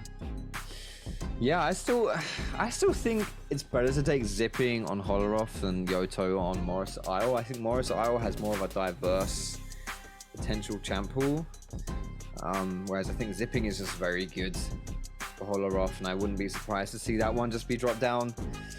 I wouldn't be surprised to see a similar lobby as we saw in this last game with Yoto, but with zipping on Holoroth. And then honestly, one of these games for sure is going to be just like a complete just fiesta of heroes, which I'm all here for it. I think it might be the last game. Either way, I'm excited to see it for sure. That's gonna be fun. That's gonna be fun to see exactly how that situation goes within these spaces. Though, as now it's only gonna be more and more stuff happening though within these next 2 games. I think that's where things are gonna be a little bit good. And I think that's where a lot of that momentum is going to kind of change. And like I said, it could be fun. I think not only can it be fun, it's only going to get better with these next 2 games. Like I said, this is where things are going to be interesting, where people are going to go and how people are going to pick their characters. Now, obviously, we're going back to Holoroth. I think it might be a bunch of zippings in this map. And then a lot of Yotohimes in this very final or this very final game. Yeah, that's what I think. If the choices permit it, you know, if the choices permit it, the rules permit it, then that would be what we would see. Yeah, so I would not be surprised for something like that. You know, we've seen some Takedas be dropped through as well. Maybe some of the Tarkus that some players haven't picked might go through here. Tumult, I think, has been pretty. I don't know whether there's a lot of Tumult left. You know, he's been chosen a lot. Oh yeah. So yeah, you know, yeah, it's really interesting to see. I think it's really hard for us to predict. We're just going to have to wait and see what happens, which is But fortunate. I like the predictions. Yeah, of course, everyone likes predictions, but we don't need to predict because we're very close to our game number 5. In fact, we're one break away from it. We're going to take a quick cheeky break, and then we will be back with our last horror game of the day.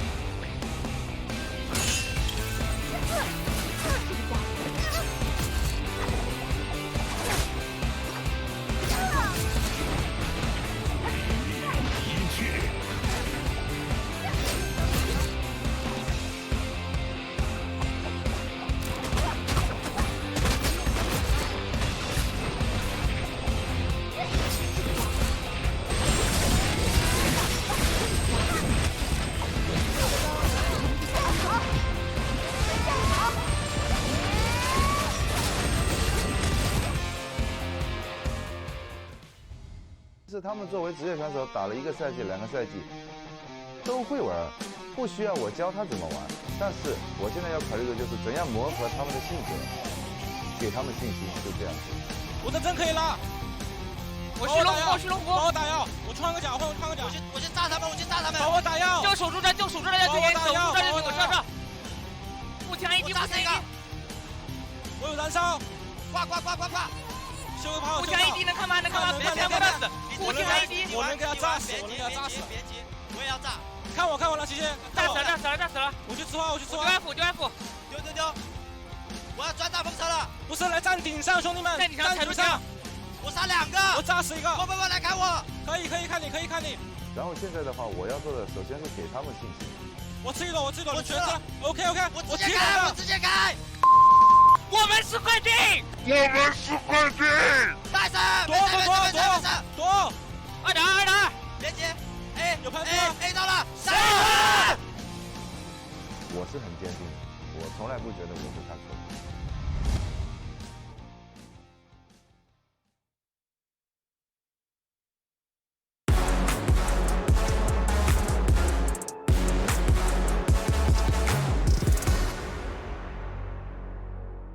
Get the 1 shield pot off, but Tryhard can't stay committed to this fight now. He's only got 1 shield powder after this, and then he has nothing. His tank is completely empty. Complete entire reset from the F2 ultimate there, but the meter dump coming out from APF. There's nothing 39 can really do here. 1 more hit. Pushing and keep that pressure on. Is going to catch him on this other side here. Is going to be able to push in. Hi, my name is Jared, better known as Tryhard.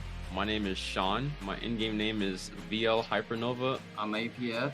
When I first play Naraka, I don't really have like clear objective to accomplish. But as far as I played more, and I aim at to be the top player, not only on the leaderboard, but also like pro competitive competition. You know, words can't really describe how I feel, to be honest, but I'm just excited that I could finally prove what it takes to, you know, be a professional player. I want to be in this tournament because it allows me to play against the best players, all of the regions. Kind of, you know, make a name for myself. Get better at the movement, get better at the combat itself, and be known as a player that's, you know, be known for my own skill in the game.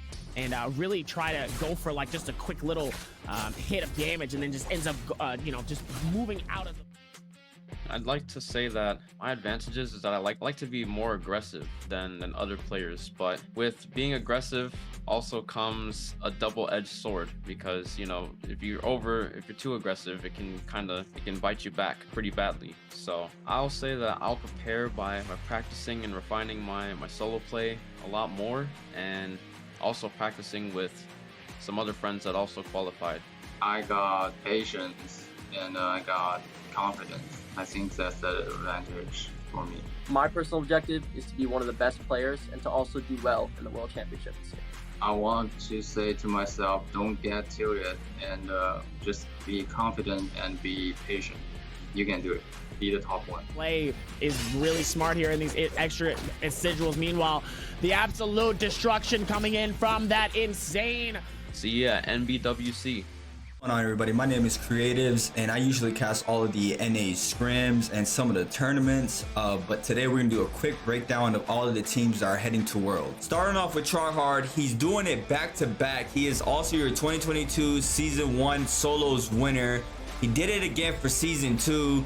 Just with that alone, you should see how much of a consistent player Tryhard is, and his mentality during tournament is absurd. I have not seen somebody more composed, and for the age Tryhard is, it's just incredible how of an amazing player he is. Moving on over to Light Hyper Nova. He is an aggressive fighter, but he is smart with his engagements. He knows when to and when not to take on fights. During Morris Cup Season 2, he had a very consistent tournament to secure his second place finish, and I'm super excited to see how he's going to do at Worlds. Starting off with APF, he has one of the best neutrals in the game. He is definitely a strong opponent in solos, as well as very consistent. He's a really strong player off drop, and he does a really good job picking up kills mid to late game. APF plays super smart, and you will see him in the majority of the end circles that we saw in Morris, which is major for a tournament like Worlds. He is definitely a demon in the server, and he has a really high chance of taking Worlds. Good luck to all the teams and solo players competing at Worlds.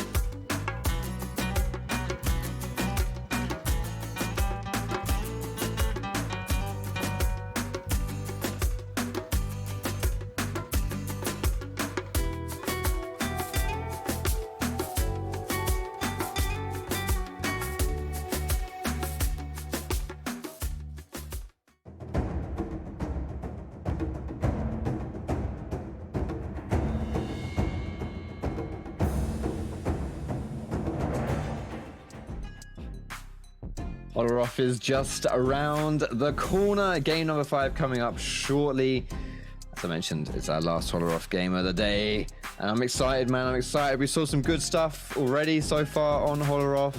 With the new rules as well, where you have to change your hero choices and you can't use the same hero. You have to have 5 unique choices in the 6 games. It makes stacking the same hero impossible. So it's not just going to be zipping versus zipping anymore. And that's going to be quite exciting. I think that's going to add a new element to Oloroff, and I can't wait to see what we actually get. My name's Shop. I'm joined by Dabby, the wonderful, the man, myth, the legend. You ready for game number 5? How are you feeling, man? I'm ready for game number 5. I think game number 5 is going to get it's going to get really, really fun. I think they're going to add some aspects to it that I think are going to be very appreciative and needed. I think we're going to see more stuff happening towards these next 2 games. I think we're going to see a lot more aggression. I just think things are going to be very much important in these situations here, and it's going to be interesting to see how they're going to be able to lock this in here. But I'm excited. For sure, mate. It's always the excitement that comes through, especially now. We don't know what the hell is going to happen, and that's that's the best part about it. Like with these new hero choices, the diversification that we've seen so far already today has been really interesting, and it's only gonna persist as we get through the day. Panda Man, the man on your screen right here, was 3rd overall coming into game number 4. This is the thing as well. Like, he's been our most consistent player. Yet to whip out an MVP, however. He has struggled a little bit on that front, but his consistency has been second to none. We have, in an otherwise very inconsistent day today, a lot of the players, when we were coming into the halfway point, our top 2 players, both of them had laid goose eggs. Both of them had one game where they got 0 points, and they were still in our top 2. It just goes to show, like, it's been low scoring over the board, kind of all over the place in general. and very, very hard to predict who is going to have a good game and who is going to run away with things. Yeran, though, poor Yeran, man, he's really struggled today. I'm always excited to watch Yeran. Like, I think he's great. He's a really, really good player, and he's exciting to watch. He's very aggressive. But man, today it's just not been his day. He has really, really struggled. 4 games so far, I don't think he's put up more than a single point in any of his games. It's been difficult for him. Very difficult. I always have hope that he'll be able to swap it around, but maybe today is just not it for him. We'll just have to mentally reset from this one and go next. We're almost in here into the hero choice for game 5. Very excited. I don't expect it just to be zipping, zipping, zipping. Having said that, that is zipping, zipping, zipping. With a Takeda on the side as well. What else will we get? Will we get some other heroes? Come on, don't all just be zippings. I mean, it's all zipping. I mean, it's we all did zipping. say that they were waiting to the very end to really try to see if they can nail those games the way that they wanted to. He did say that, even within the the spaces of what we're talking about. But we did see some Takedas. We did see some Takedas. We did see some Takedas. There's 3 Takedas within the space here. And even the Justina is able to finally be able to see something as well here. So, there's still more here, so it's not fully bad. Meanwhile, Circle for this new map. Absolutely massive. I love it. I can't wait. I should be able to get the map's information for the next one. As it looks like nobody's going to be in the snow section towards the bottom left and right here. Even towards the bottom mid, as this whole top section, top right, Yeran, Xiang, as Ego, Don Queen, Wang Liang. It looks like a lot of those players really love this right side of this map here. This seems to be the favorite for most of the landing spots here. So I'm curious to see what the average space is. But right there, that right there was a fighting zone of massive proportions. The last time we were doing this for squads, that place was a very popular location. So I'm very excited to see where people are going to be doing more of this stuff and how people are going to be playing this out for our game number 5. This will be the last opportunity to get any points on Holoroth for these players. Will be done so after this one. Our last game of the day will be back on the Morris Isles. I suppose there's no real surprise that we see as much zipping as we do. I think there was 11 total in the lobby. I did say coming into today that I wouldn't be surprised if that was the case. But we do get some Takedas, which is nice. I think there was 4 Takedas and a Justina. Panda Man, though, gets a nice parry off onto Jux. So Jux was able to take that kill onto Rexy, and the Takeda throws, slams down Panda Man. Does get that damage off and that CC, but isn't going to follow through. So Jux with that first kill today. Yeran as well. Starting off strong here, getting that kill, but unfortunately for him, we have seen this before. We saw him get the first kill of the game and then pulled out not too shortly afterwards without a single extra kill. As here we get some riveting zipping on zipping action, which always ends in huge amounts of excitingness, as you can tell by the hype in my voice. Zhang, though, actually is really going to try and turn it around on Xin. Will bring him down. Excellent stuff here. So the zipping versus zipping bonus does not come through in that situation. Xin is felled low, and #1 rated player overall today so far in solos. Will get killed early as Panda Man is able to pick up that kill eventually onto Jux. Took his sweet ass time, but he got it in the end. And that will be his first kill. Don Quing versus Wang Liang. Wang Liang, obviously our previous winner. Game number 4. Still yet to pick up his first kill here in game number 5. Even with this one, they're still going to be able to run through with that rotation, though. Let's see if they're going to be able to work through this one. As now going to be able to go through.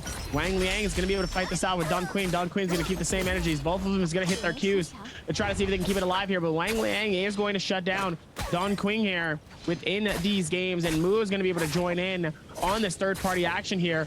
Wang Liang is going to capture him in this corner, really not giving him the opportunity to reset or even just try to dip out in a different situation here. Really trying to hold on here and really catching him in a corner. Meanwhile, Wang Liang still able to hold off here, but it looks like, sadly, Wang Liang gets caught. Beautiful reset coming in with the Q. Is going to be able to heal himself back up to at least a decent amount, though. It looks like he's going to try to see if he can dip out, but it looks like he does end up getting caught, though. And now he has to force himself back into that fight here as Moo. He's going to be able to go through. Wang Liang is going to be able to get up top here. As it looks like LXY is going to be able to get the elimination by Luren King just barely. How low he was. He was dangerously low. That literally could have been anybody's game there in that situation. Yeah, it was tantalizingly close there from that fight. But he is going to come out on top in the end. We have 7 kills so far here early on into this game, and all unique killers and no eliminations. Similar to the last game and how that one started, but it does mean that around half the lobby almost has their revives down. At this point, this is where perhaps players start playing a little bit safer, specifically if you don't have your revives up. Obviously, the risk now is much greater. Ego being one of those players who has been taken down before, doesn't have a res, is still going to look to aggress onto Dao Hui, see what he can do and pick him up. Dao Hui just running around, trying to escape. Does have that purple armor, will keep him healthy, keep him tanky and durable. Ego still hot on his heels though. Dao Hui just trying to get that reset, man. Just trying to make something happen, just trying to get out of there, but did not want to let that one go up, as now we swap to Wang Liang versus Zhang. A beautiful, sexy, scrumdiddlyumptious parry from Wang Liang. Does put Zhang in a lot of pain. Can Zhang escape from this one? He's on 40% health, no armor, nothing going for him. Wang Liang just trying to bring this one down, trying to chase it. Zhang just buying time for his F to come up, but there it is. Is it going to be enough to keep him alive? I don't know. Wang Liang is really hot on the heels of Zhang. Zhang is struggling. Wang Liang, the previous MVP, versus Zhang, who was the MVP 2 games ago, or at least got a lot of kills 2 games ago. Just buying time, just skirting around, just all of this nonsense happening here is exactly what Zipping wants to do. Buy time for the F, and there it is up again. Destroying a little bit of armor, a little bit of health. Making it tough to do, but that is a great knock-up from Wang Liang. With that charged uppercut, just able to knock Zhang out of the perch there. And that should be it. It's all done. Zhang is going to fall. Wang Liang will get that one. And that is his first kill of the game. First kill of the game. He finally is able to put some magic in. He was able to claim it, though. Let's see if he can keep that same momentum going, though, as Rexy with a gold heavy. Oof. Gold heavy sword coming in, very rare coming in. Rexy able to find something that's absolutely giving him the massive advantage that he needs, even in these situations. See if maybe they can work towards that one as now.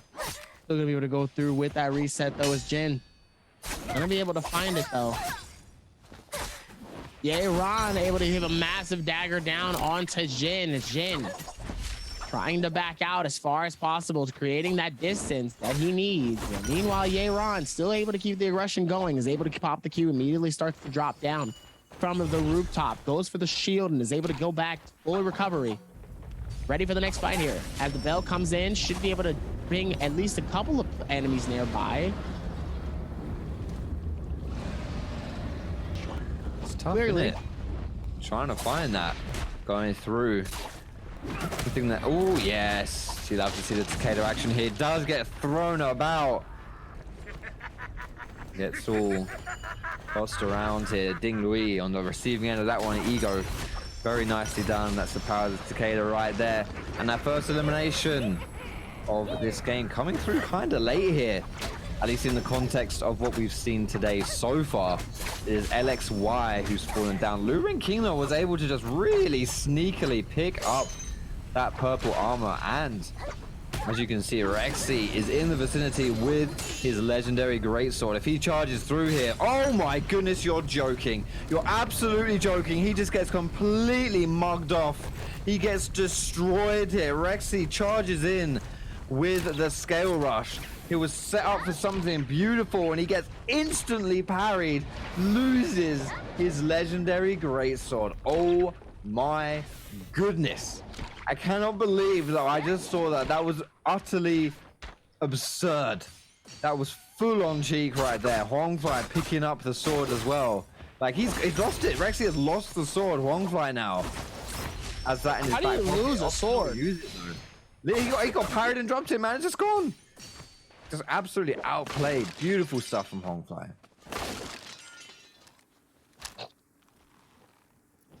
It's unfortunate coming in, really getting a chance to lose it. You don't really be losing that type of stuff. Hell no. Meanwhile, Jux getting pushed in though. Wang Liang is gonna keep the same aggression, pops his Q to start getting that heals and the shield back. Ooh. Meanwhile, Don Queen comes through and snatches the elimination. By the way, check this out. We have some free Naraka scene codes though. If anybody wants to be able to support the game, play it. If you haven't bought the game yet, today is the day for you to check out one of these codes and use it. If you already have and you got some friends that want to, tell them to, hey, take a screenshot of this, go on to your Steam, see if one of these codes work. You never know. That's it. Everyone loves free stuff right there, including Don Quing. Was able to find himself that kill and then pick up all the free stuff on the dead body. That's all his. I suppose it's not really free, considering he did have to do all the work to kill him for it. But it's all his. He hasn't paid any money for it at the end of the day. We've got 2 eliminations now, 14 minutes left in this game. Jux and LXY have been removed from the game. They'll be waiting to join their compadres in the last game of the day here. It's going to be on the Morris Isles, one after this. Game number 5 now. Gotten off to a bit of a slower start compared to what we're used to seeing. At least today. Today has been pretty aggro. Today we've had some very aggressive starts. Very much so been the story of 5 or 6 eliminations within like 5 or 6 minutes. It's been pretty crazy. You know, at the 10-minute mark in the last game, we had I think 10 people out or something. It was quite surprising. And this time around, a little bit more passive coming through. Might be because of all the zippings we have here on the Holorock. Definitely a hero that makes it a little bit hard to get those kills and those eliminations. Very good at keeping herself safe. And as such, obviously, not dying, not falling down. And instead, just playing it for the long haul, keeping themselves up and healthy. Zhanglo not looking too healthy in this situation. Lureng King is putting down the pain. A whole world of hurt right here. It's going to get turned around though. Zhang will look for the damage. Gonna find a little bit of it, but does dash away from it. That's a beautiful dash there. That's nicely done. Lureng King and Zhang both opting to get away from this one. Just to disengage and go for that reset. Probably the best play though, even with this reset though, is able to do it at the best of his ability. Meanwhile, Rexy and Dao Hui looks like he's gonna end up getting pushed in here. Dao Hui looks like he's gonna force that. As Wang Liang comes through with the pistol shots here, trying to see if he can create that amount of damage, and maybe sneak and get an elimination though, as Dao Hui is gonna be also on that rotation though, is gonna be pushing onto Rexy, not giving me an opportunity. It looks like he almost had the chance to freeze him, but it looks like it didn't work. In that moment though, as Yeron looks like he's going to take the elimination onto Dao Hui. Dao Hui really playing this and really taking the time out. Making it happen, man. Finished what he had started. Meanwhile, Rex is getting shot by a musket. He is. He's getting blasted. Rexy must be pretty tilted in this one. He must be pretty upset so far. Starting this game off with that legendary greatsword, and then, unfortunately for him, just getting it stolen away. The very, very nice parry by Huang Fly. Our third eliminated player was Dao Hui. Man, you just mentioned Debbie. He has gone down. He is out of here. Approaching that 11-minute mark. Still got 13 players left. All to play for here. A lot of victims to claim. Wang Liang, Ego, and Yeran sitting pretty at the top here of those kill totals with 3 apiece. Yeran certainly wants to try and change things around here. Has very much struggled today. I believe he's only got a total of like 1 kill in the entirety of the day. So 3 in just this one game is a very welcome change for him. Wang Liang, on the other hand, doesn't want change. He wants things to stay the same. Being the MVP of our previous game, of course. Seeing how this one plays out right here. Still lots of Naraka left. That clock is ticking down. I do feel like, you know, with these zippings just existing, It's very hard to go for those aggressive plays and to actually get those eliminations. You can see out of the 3 players eliminated right now, only one of them is zipping. Got a Takeda and a Justina who were taken out, which means all that we've got left here so far are 3 Takedas and 10 zippings. Pretty much anyone that you're going to fight, good chances are it's going to be another zipping. And if that's the case, you probably don't even necessarily try to dedicate for those plays. You know it's going to be difficult to make something stick in those situations. I mean, that's true. Even within the space of like how certain things are going, though, you still want to be able to play it to the best of your ability, though. Meanwhile, everybody else just wants to try to see if they can catch this dub. ZOW and Ego looks like they were ready to go at it, but decides to back out at the very last minute. Doesn't necessarily want the action and or the smoke. Looks like now XZin and Ego dangerously nearby here. Is something that Ego wants to be able to push forward here. 3 kills already, wants to separate him from the rest of the pack. Another player that would like to put some points under his belt with 2 games left to go, and with the way that the games have been going so far, a good game will go a long way. There's no one really head and shoulders above the rest. No one's been able to put up a huge amount of points so far. So you can find yourself a pop-off game or 2. And suddenly, bam, easy peasy, you're in the top 3. Doesn't really matter what you've done thus far, how difficult your games have been leading up to this point. If you find that opportunity to get a good finish, you've got to take it. And here we go, the Mora's Blessing. Who's going to get baited this time around? Because everyone has swarmed over it. It looks like it might be Zhang who's going to be taken low from that. He is very, very low indeed. Should be able to recover just a little bit though, and that's Ding Lui. He'll be the victim. He will get baited and fall down. XZin picks it up with the bow shot. Wang Liang now just doing his best to keep himself safe, keep himself alive, is able to run away and will get that healing off. The Bane's Breath though doing some work right now. Luren King and Zhang both getting caught in that one. Zhang exceptionally low. Will struggle to keep himself alive, but I think he may have... Oh no, the Bane's Breath again!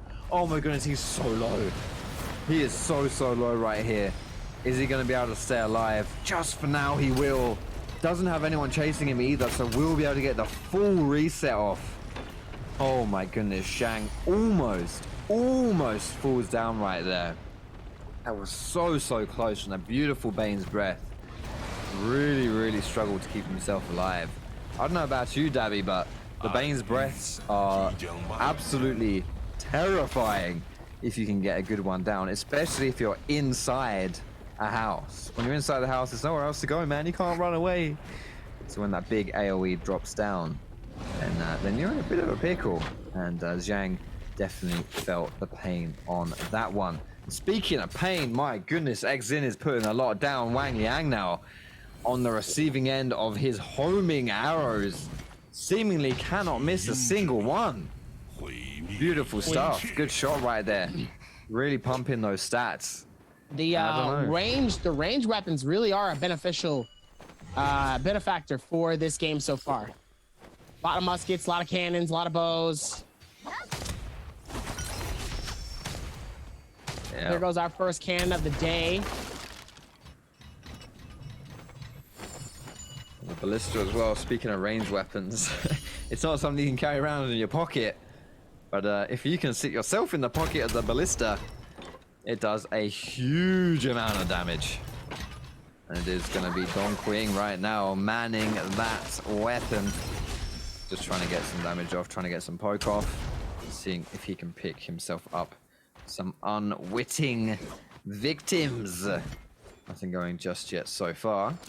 But still, got to be very careful operating around that area. Speaking of careful, of course, Wang Liang needing to get the reset. Back over to the ballista. Is he going to do anything? The ballista falls to the circle. It's not going to be a thing anymore. The ballista is very scary, but you can't sit on it when you're taking that damage from the zone. Yeah, that's not going to work. That's not going to work at all.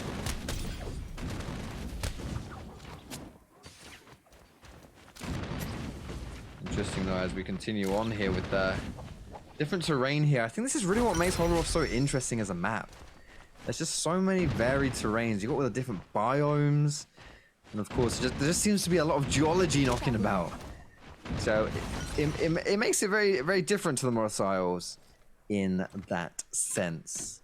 And it's quite cool as well because like whenever you're watching Holoroth, like especially as the game progresses towards the end of the game, it's just the circle can be in any area, and every time it can just look completely different and be very unique from the previous time you're on Holoroth, and you don't necessarily know what you're going to get, and so you have to adapt. If you're one of these players, man, you have to be able to make it happen, whatever the terrain looks like, whatever the biome is. You need to have that confidence to make it work. Yeah, but the spread is so wide though that wide is that sometimes it's hard because, like I said, look at the circle and how massive the circle is, and we're only on circle 5. These are the type of circles where the momentum can slow down to a massive pace, to where sometimes it just feels like we're all standing still. Yeah. For sure. 4 minutes left, man. Where's the time gone? Maybe it's because it just feels like there hasn't been, exactly as you say, Dabby. Precisely as you're saying, like, the pace is just very slow at this point. Yes, you know, it is slow, and you know. But hey, man, we've only got a little bit of time left, and that means that the players are going to be forced to do something. They have to do it, even if they don't want to. The game's going to make them. And that's where things get exciting with less than 4 minutes now to go. Tick-tock, boys, tick-tock. Ticking down. Those are the armor bars of all these players from those cannons just coming through those range shots, going for the poke before we dedicate into these big fights. As that circle gets very, very small indeed. We can go forward towards that thorn. Meanwhile, Wang Liang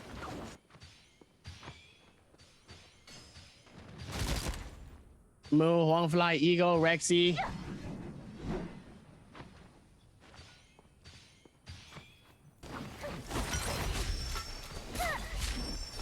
Meanwhile, Xin is going to be on the inside of this tent, though. It's absolutely surrounded. Moo is going to be on this rock section here. Really trying to see what he can do, though, within this spaces now. Things are only going to be more and more interesting. Moo trying to see if they can create that amount of momentum they can. As another person decides to back out, another one enters the room. As Moo ends up getting destroyed by a long sword. Moo's in trouble, man. He's in trouble. He is going to have to pop his zipping survive. Yeah. What do you think, though, Dabby? Here, there's so much going on. We've got 2.5 minutes. You're keeping your eye on someone, surely. There's your Panda Man. You can see him. Panda Man's trying to make it happen as well, but he's not very well kitted out. You still have faith in Panda Man, Dabby, mate? You think he's going to put it through here?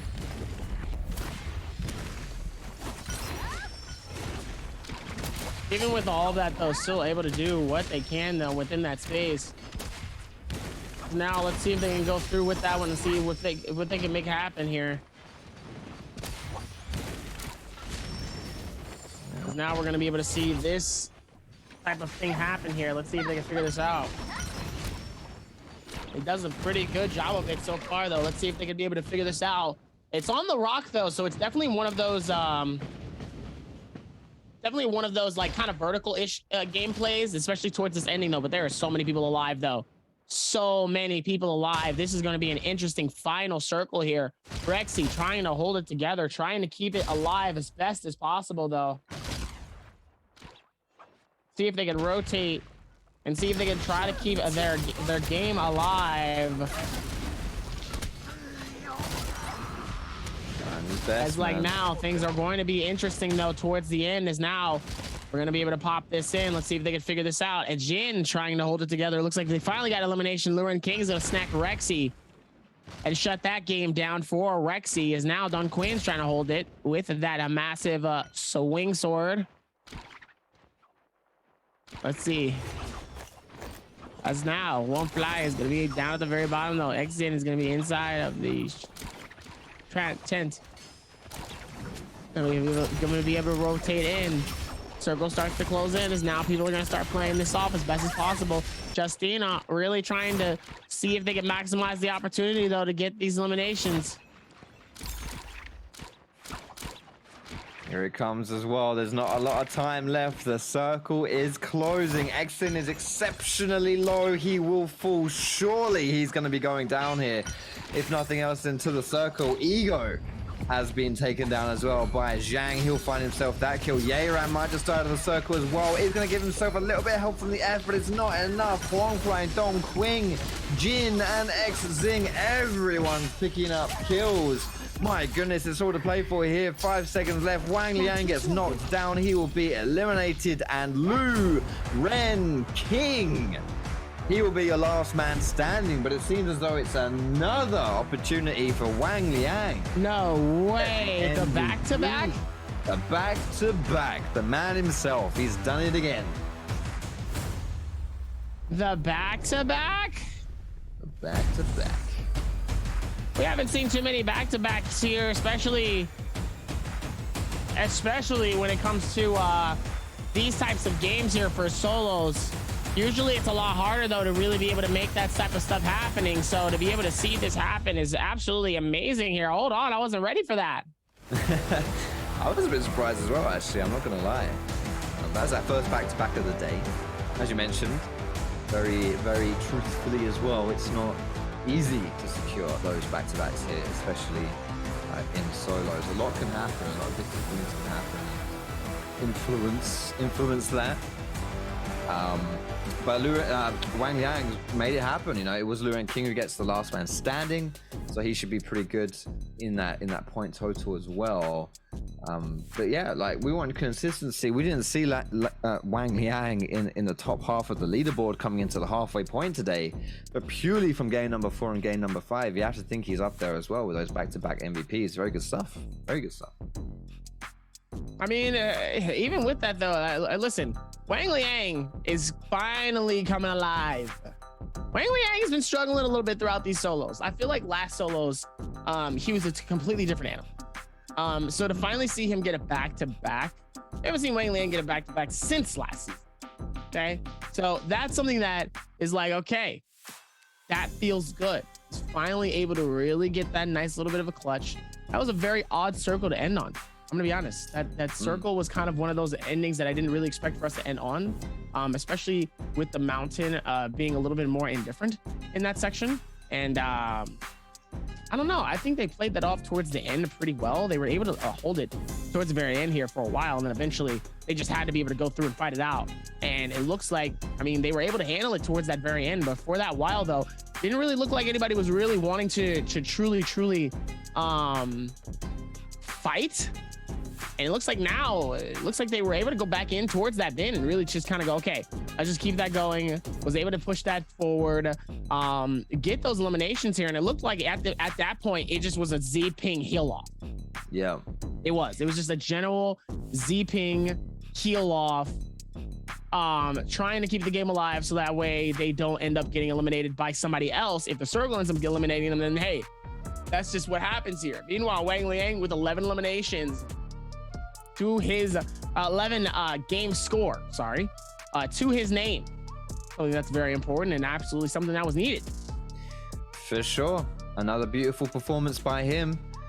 Getting over 10 points for only the second time today that we've seen. Mu did it once, and now Wang Liang has claimed it once again. Lu Ren King with the highest ranking points there, obviously, as that last man standing. Good for him to almost pick up those 9 points. Yeran, though, comes in 4th overall.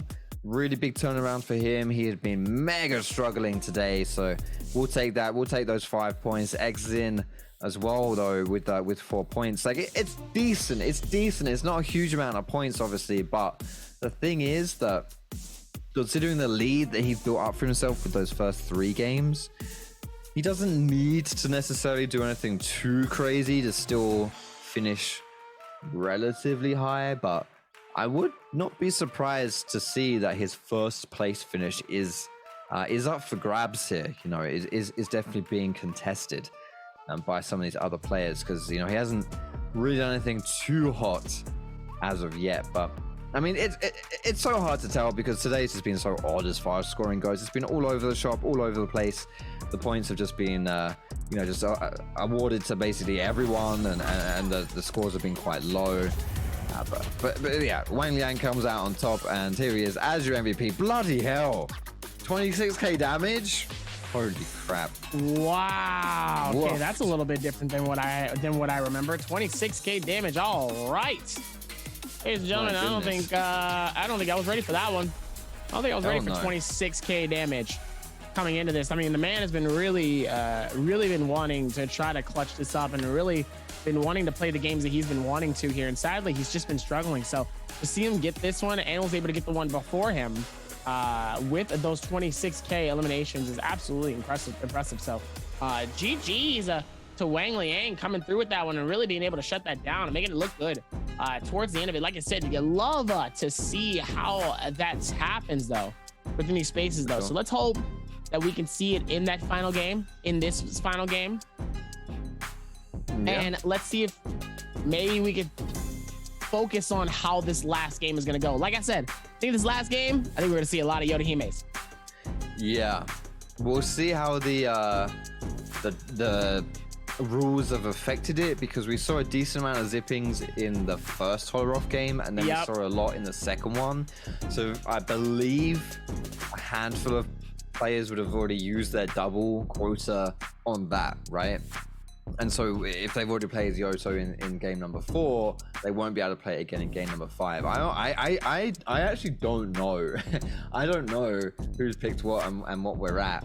So I honestly think game 6 could be a complete, just like, I have no idea. I don't know what to expect. Like, I think it's going to be a lot of fun from that perspective, because I think we'll just see a lot of different things being chucked down. And Yoto is certainly one of the options though, for sure. Like, I think she's probably still very, very high on her, and very high to end the day off. Very high, very high. And I think even with this space too, the way the momentum has been going, I mean, it only looks like it's going to be a Yodahime final fight, which in reality, I'm gonna be honest, I think this is probably the best thing that we could ask for as a final game, because that means that the aggression is going to be at an all-time high for the Yodahimes, because that's all it is Yodahimes ending this up in the fight. So I'm hoping that maybe that's how we end our final game. I do. And I think that would be, I think that's probably the best thing that we could really ask for in these final games, truly. Oh, of course, everyone wants to see more aggression and more action. I'm certainly here for that as well. And Yotos do tend to bring it. At least they make the final circles quite interesting. I hope we get a slightly different circle than the one we saw in game 4, which was on there was like 5 different levels. And so it was just like a bunch of 1v1s and not actually a huge like fiesta to end the game out, which always quite entertaining as well. So maybe we get a slightly different circle from that perspective, and that would be quite nice. But it is that last game. You got nothing else to lose at this point. You just got to go all out, man. You don't have any other opportunities to get points today. This is it. This is your last showing. It is the last game. You got to do it. You got to bring it out. And to me, that means just go aggro, man. Just try and make it happen. Just try and pull off that big W, especially with the way the game's gone today. In general, it's relatively low scoring. If you can just have one dominant pop-off game, boom, sorted. You'll find yourself in the top half of the leaderboard, even if you struggled for the rest of the day. Or we see a lot of Yodahimes in this final circle, and it absolutely dishes it out towards an absolute wild ending that we've never seen before.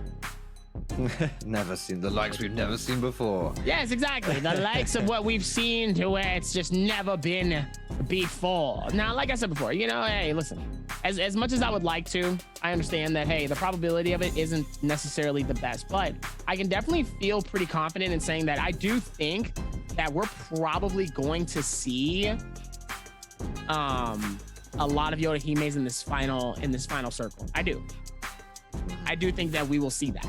So with that as well, let's hope that just maybe, that's the ending circle that we see, and that's the ending circle that we get. Ladies and gentlemen, we're going airborne, right? I love saying that when we're absolutely going airborne in these spaces.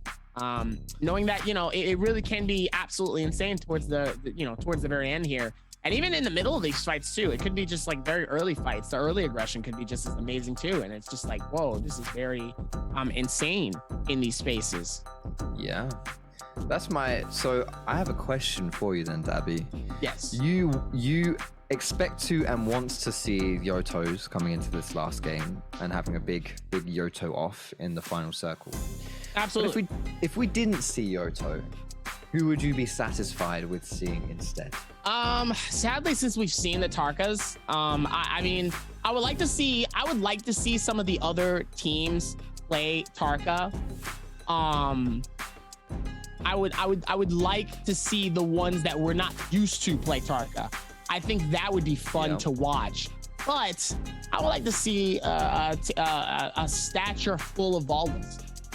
So with Valdas, like I said before, I'm a big fan of the Valdas, but until then, I'm gonna go underwater with Valda, and we will be right back for our 6th and final game of Naraka Blade Play Pro League.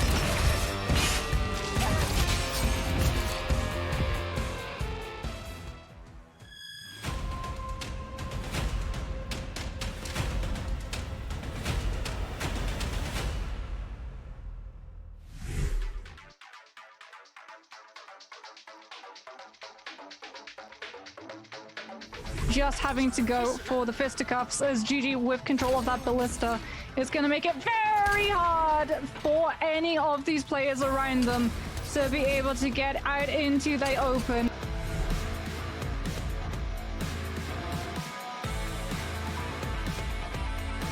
Alliance, even with the Vermilion Bird's might, unfortunately not quite enough. Mentality, though, able to pick up at least one member here. Now it's a 1v1, I do believe, 330 versus Mentality.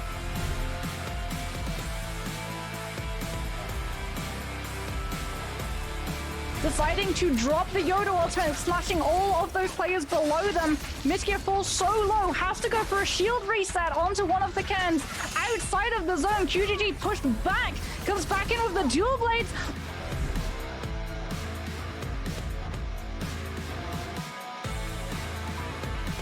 Actually being caught out by OC. OC coming in with white armor and weapons to clean up the kill leaders. These guys cannot be stopped. They just picked up one more.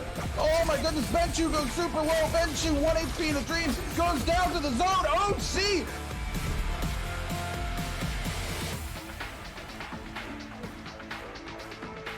Onto the likes of Q9 multiple times, connecting with multiple members of the team. LXY immediately obliterated here, but OC not gonna let it happen as they come in and burst down another kill. OC gonna be picking up their 6th elimination of the game, continuing to widen that gap, but Alliance coming in for the 3rd party to pick up any eliminations that they can, find an advantage. Mentality actually comes in, hits the Dragon's Rush, starts the Nedge's Might, but the Frost Core are gonna come through and save it for OC. OC picks up their 7th elimination.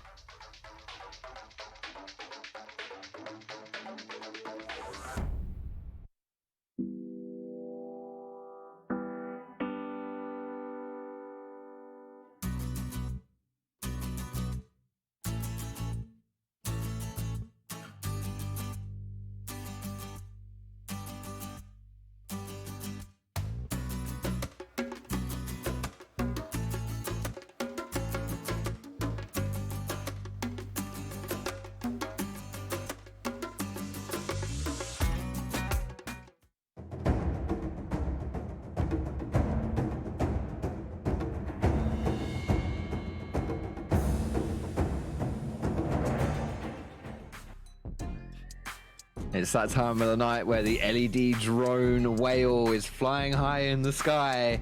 And if Dabby gets his wishes, our next map will have all our heroes flying high in the sky with everyone playing Yoto Hime.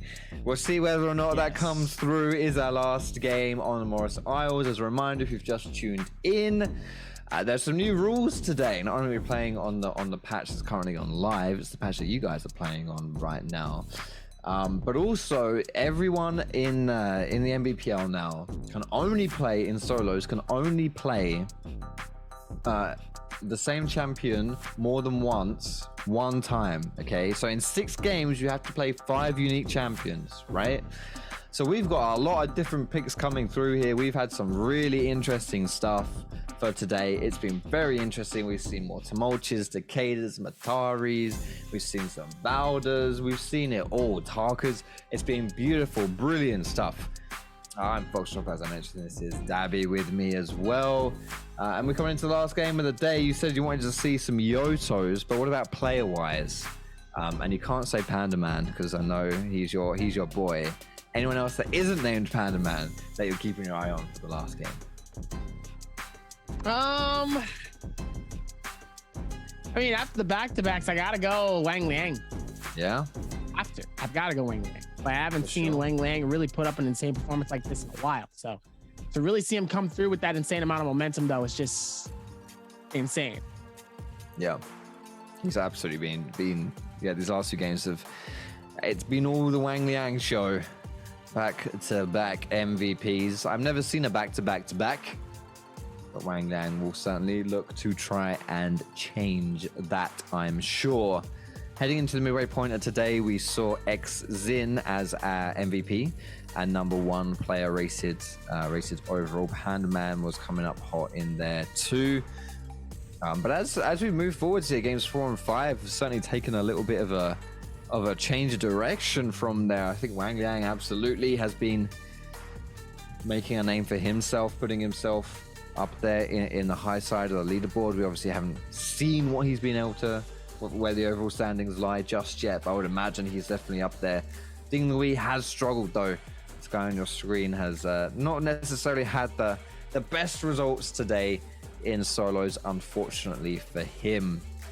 But it's not just him who's struggled, man. Even some of our best players here, Rexy, for example, Yeran. These are 2 players who have, there he is, Yeran, not really had too good of a showing of things so far. Yeran in game 5 though was able to put it around just a little bit.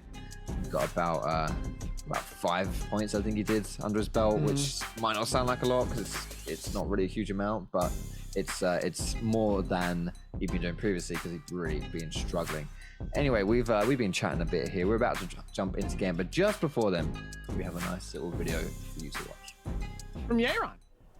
因为我一般都是就是常规赛的时候，我会多去找人跟别人打架嘛，就多去磨练自己。然后到周决的时候，就尽量就是把运营跟打架结合一下吧，然后尽量多拿点分吧，就是这样子。我觉得话，楚真应该就是运营跟刀嘛，都有。然后呢，他只要能够运营稳住自己的分数，偶尔来一次那么爆发吧，就应该是能拿周冠的。至于就是前面说那些分数比较高的那3位，可能就是今天发挥不是很好吧，我觉得。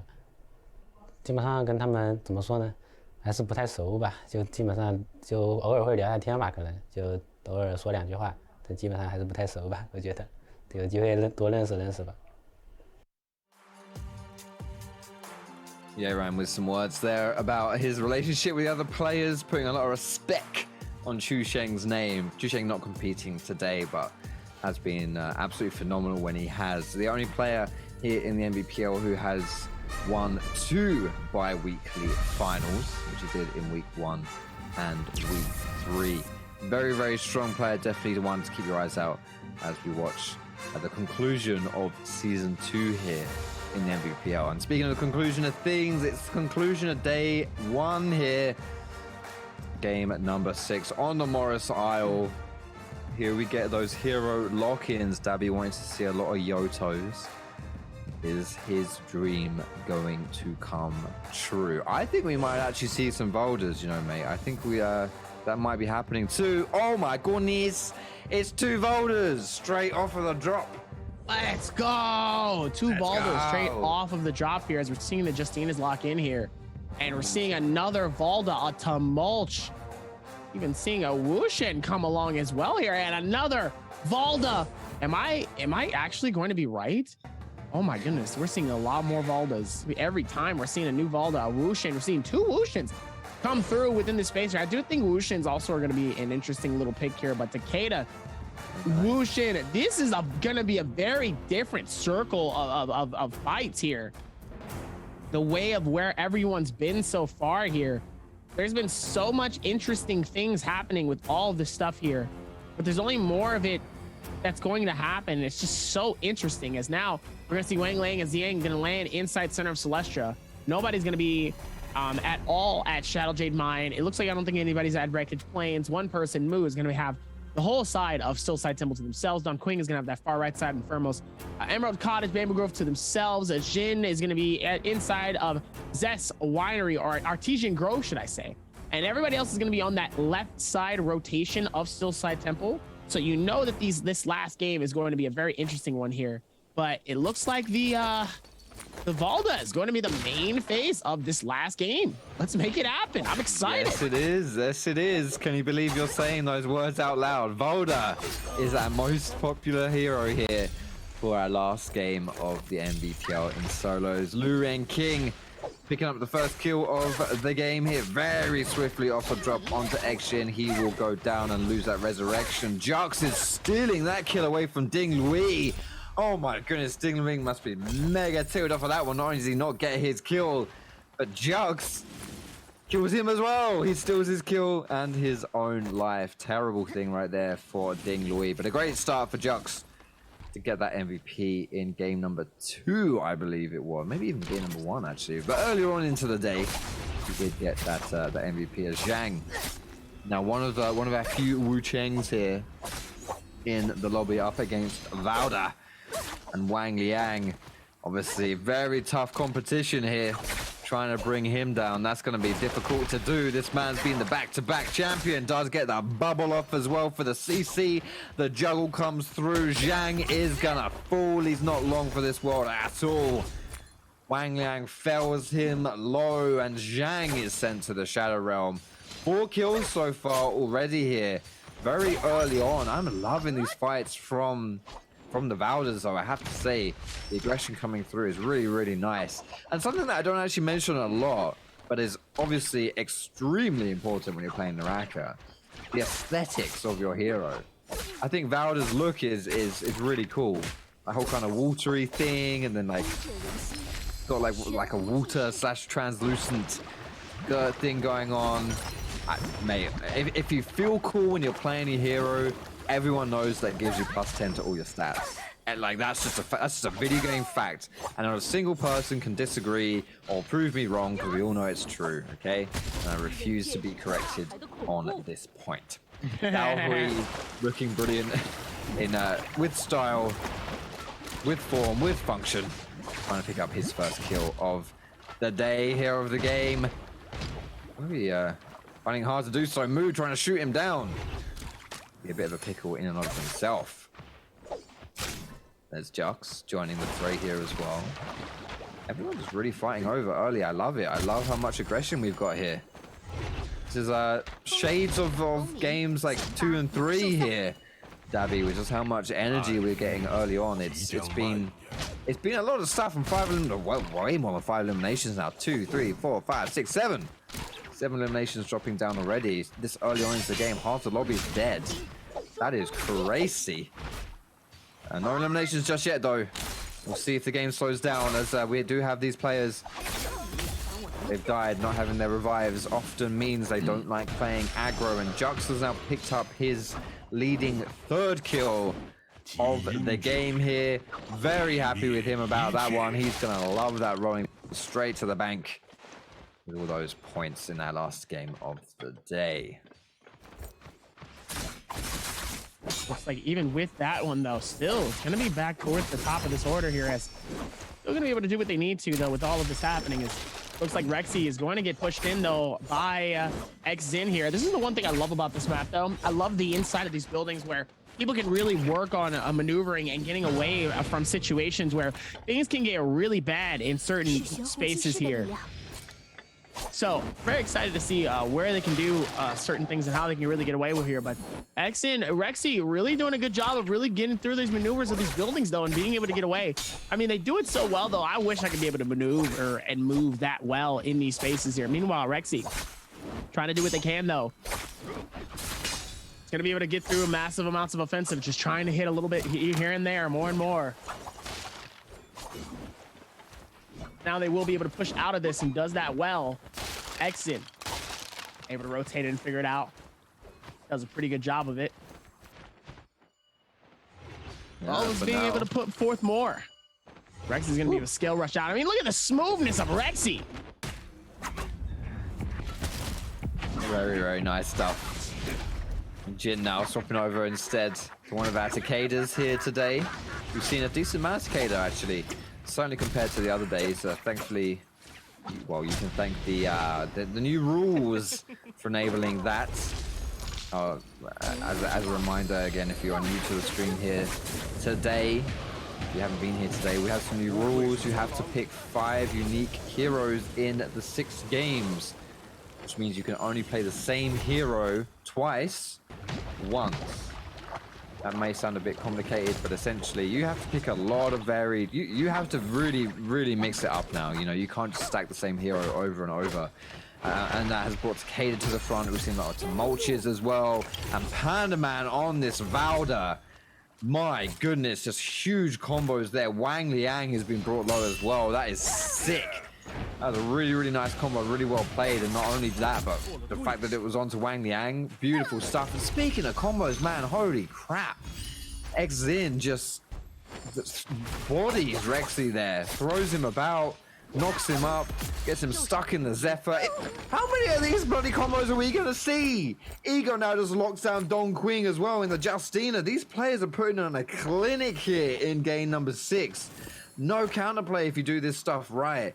Beautiful stuff so far. 17 minutes to go. We have 5 eliminated players. Dong Quing, Rexy, Jin, LXY, and Zhang. They're all out of it so early on into this game. So early on into not only the game, but also the space as well. As it looks like we've got at least 5 players already eliminated, 11 players alive here. And it hasn't even ended in Circle 2, though. As Yeron gets absolutely blitzed, though, by Moo. Moo is going to try to keep that same momentum, but ends up catching them with the Valda. That's why I said Valda was definitely one of the top playing games in these spaces and does a good job of it. Because, I mean, look at, even within these spaces, look how they were able to handle that and make it look good.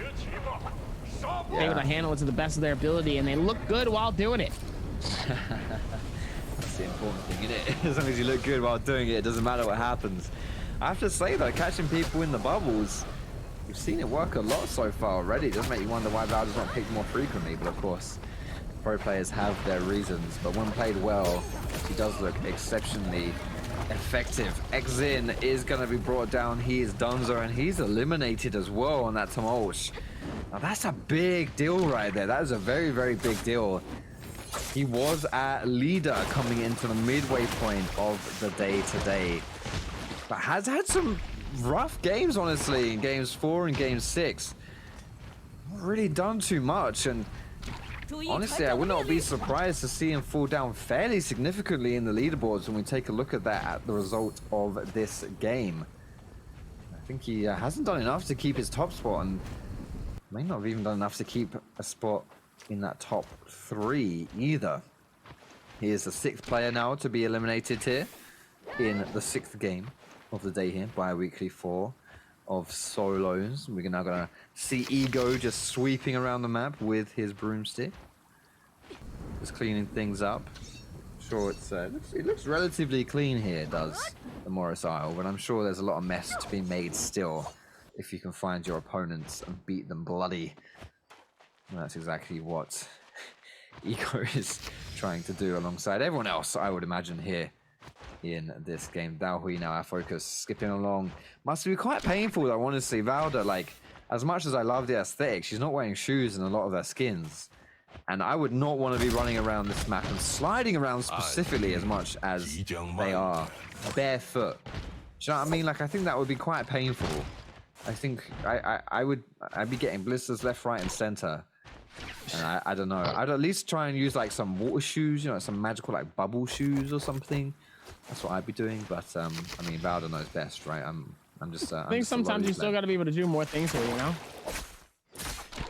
Still gonna be able to put that together though. It's very important that you keep your feet in good health. Yeah, you have to. But at the same time though, you gotta be able to. Here's the thing. Even in a survival aspect, you still gotta be able to know how to run barefoot. Okay. But what? Yeah. Okay. Because like if you don't have shoes, you still gotta be able to learn how. You still gotta be able to know how to do that. But why don't you have shoes? I mean, it could be any reason. There could be many reasons as to why his ego ends up getting caught by the bubble. Immediately ends up trailing. I mean, there really could be any reason, right? Dog snatches them. Yeah, you trip and fall and you lose them, and you can't necessarily run back to go get them.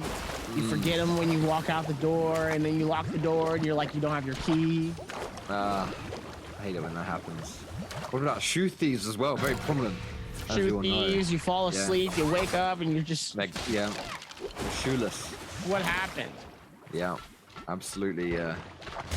Absolutely. It's a dangerous world out there, Dabby, mate. And no shoe is safe. And Valda's just adapted to that world and said, you know what, I'm not even going to put some on. Now, Daohui, though. Valda, ooh, that is a good ulti, though. Valda on Valda action right here as Wang Liang throws down the ulti with the tidal wave. It is going to be able to catch Don Quing, and now himself gets caught out. Ego here on the Justina is going to bring him down. That is a great freeze and a good response. Wang Liang is eliminated. We will not be seeing the back-to-back-to-back. Wang Liang has fallen relatively early here. He will be the 7th player to go down. 9 players remaining in the last game today here. Panda Man was someone we wanted to keep our eyes on, and would you look at that, he's at the top 3 kills so far. Hasn't had a single MVP, but has been very, very consistent today. Consistently finishing around that 4th, 5th spot. I believe he peaked maybe 3rd or something like that, and considering the rest of the players here have not been consistent at all. For example, Wang Liang, Jin, both of those players have got MVPs before today, and they're both out in this game. So yeah, consistency certainly has not been the name of the game so far. And Panaman looking to move that to his advantage. Speaking of the man, the myth, the legend himself, I may have just jinxed him a little bit because he's getting his teeth kicked in by Ego and his broomstick. Having said that, of course, the brilliant caster curse. I started cursing Panaman, and then when I turned it around, I cursed Ego instead. Panaman picks up that kill and now will give himself the lead here in kills. 4 kills to his name. Very nicely done. 8 players remaining, half the lobby gone. Not even 10 minutes in. So much action's happened here, Davi, in the last game. It looks like everyone is going ham and no one is holding back. Even with that, though, let's see. His Luren King is going to be able to claim the chest and is able to get a shield swap. As Jux is going to be able to catch through on Ding Liu trying to see if they can hold it together here as best as possible. Is able to make it look good, though, towards this ending space. As Ding Liu is going to be able to back out of this, and Jux decides not to follow. Very unfortunate, though. I really thought Jux was going to be able to keep that same aggression, but decides not to. It looks like he's going to be able to go through with this rotation, though, and decides not to, but see if they can figure out something else. That would have been his tying kill as well with Panda Man. Would have been at 4 alongside him. But instead, just deciding to play it chill. Does make some sense as well. Obviously, you're trying to, if you've already got some decent amount of kills to your name, then you really do want to finish as high as you can to get the most out of that multiplier. As it stands, though, as I mentioned, 8 players remaining. Half the lobby already out, relatively early on so far. Will we see a lull in the action will we keep this pace up? Obviously, I want to see everyone just go crazy hard here and just keep it going. But considering how split up the players are here, it's maybe not going to be happening, as we are going to swap over to Luren King fighting against, I believe that's Moo. Don't want to walk inside that bubble right there. That will CC you, and nobody wants that. Does let it time out here. Very smart by Luren King. And now takes the aggressive play on to Moo. He's going to try and chase him down. Moo, though, trying to respond of his own ilk. Does have that big, great sword. Just taking a lot of range damage, though, a lot of poke. And that's no bueno for him. But, oh, he returns with some on-range poke by himself. Really nice shots right here and completely eliminates Luren King's shield. He's got nothing left there. Moo now just dancing around, gets the bubble, gets the CC, and a huge chunk of damage. The Wu Chen, one of the only Wu Chens we have here in the last game, the only last ones that we've seen here today in the BIWEEKLY4, in the solos, has been brought low. He's donezo. Moo, really well played right there to bring the pain back around on to Luren King. That will be his kill, his third of the game. Very nicely done. Swapping over now to Huangfly versus Yeran. Yeran trying to repeat what he had, the success from the previous game. Was it just an anomaly, or is this man back to form? Really struggled in the first 4 games here today. Very uncharacteristic of a player of Yeran's caliber. But he's still got another game here to try and turn that around. Rewrite that narrative of today. Like, yeah, you had some rough games to start with, but you're still Yeran. You still make it happen when you need to. As it stands, though, just 1 kill for him so far. Not able to do anything else from that. It's like even with this one, there's still even more stuff happening though. Meanwhile, Daoi looks like he's trying to get caught in a bad situation as Huangfly. Huangfly trying to make something happen. Looks like he's waiting. Looks like he's waiting for the opportunity, but hasn't necessarily found the moment to really strike, though. It looks like Huangfly just found somebody else to, and that's Panda Man on this left side.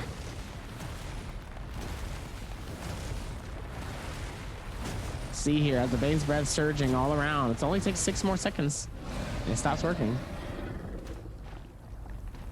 Won't be that impactful for much longer here as it times out. 7 players left. 7 minutes to go. 7 minutes to go. Across the board. Exciting stuff here. Tantalizing finish. I can feel it for the last game of the day. Considering we don't have a lot of like zippings and stuff like that, or like Justinas, or even Yotos. I don't think we've got a single Yoto here in game number 6. I don't think that, you know, these are heroes that are picked because they have good self-heal, good ways to keep themselves alive, and just all in all, they're very reliable champions because of, you know, the safety that they can bring themselves. We don't really have a lot of that. We've got 2 Justinas alive so far. I believe that's a Matari on Dinglui as well. And outside of that, it's just all Valders. And Valders not necessarily known for all that safety, keeping herself alive. So as we do progress here in this game and that circle closes in, as these players are forced to interact with each other, we could see some real effective aggression. You know, not just a little bit of love tapping here and there, but some proper dedications to those kills. Would not be surprised to see that happen. All the players now have converged in this area. As that circle now is getting smaller and smaller, Moo is being forced inwards just a little bit here, trying to sit on the outskirts as much as possible. Does not want to go in and dedicate to this one. Maybe he's already satisfied with the amount of kills that he's got and is just waiting for those that multiplier by finishing up high. I don't know about you though, Dabby mate, but I'm not really expecting to see a huge amount for the next few minutes. We have enough high ground that each player can occupy 1 roof to themselves, throw out some ranged poke. There's no need to go much more aggressive than that. Having said that though, of course, the caster curse may just be real as Jack Huangfly Moo and Yeran got a little bit too close for comfort with each other there. Jux especially is kitted out to the teeth. Legendary armor, legendary flamer as well. Not someone you want to engage in right here. Certainly can bring the pain. The question is, who is going to be on the receiving end? Who will feel that pain? It definitely doesn't want to be you if you are in this situation. Looks like even with all of this, though.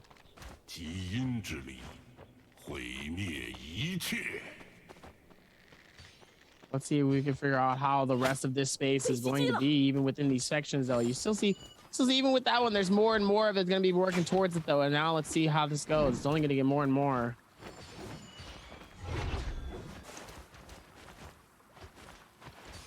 The Ding Liu going to be able to go forth with this one. Ding Liu up top, though, trying to see if they can figure out something, though. Is Yeron also within it? Come on, guys. I need y'all to fight. I need y'all to figure it out. Come on, boys.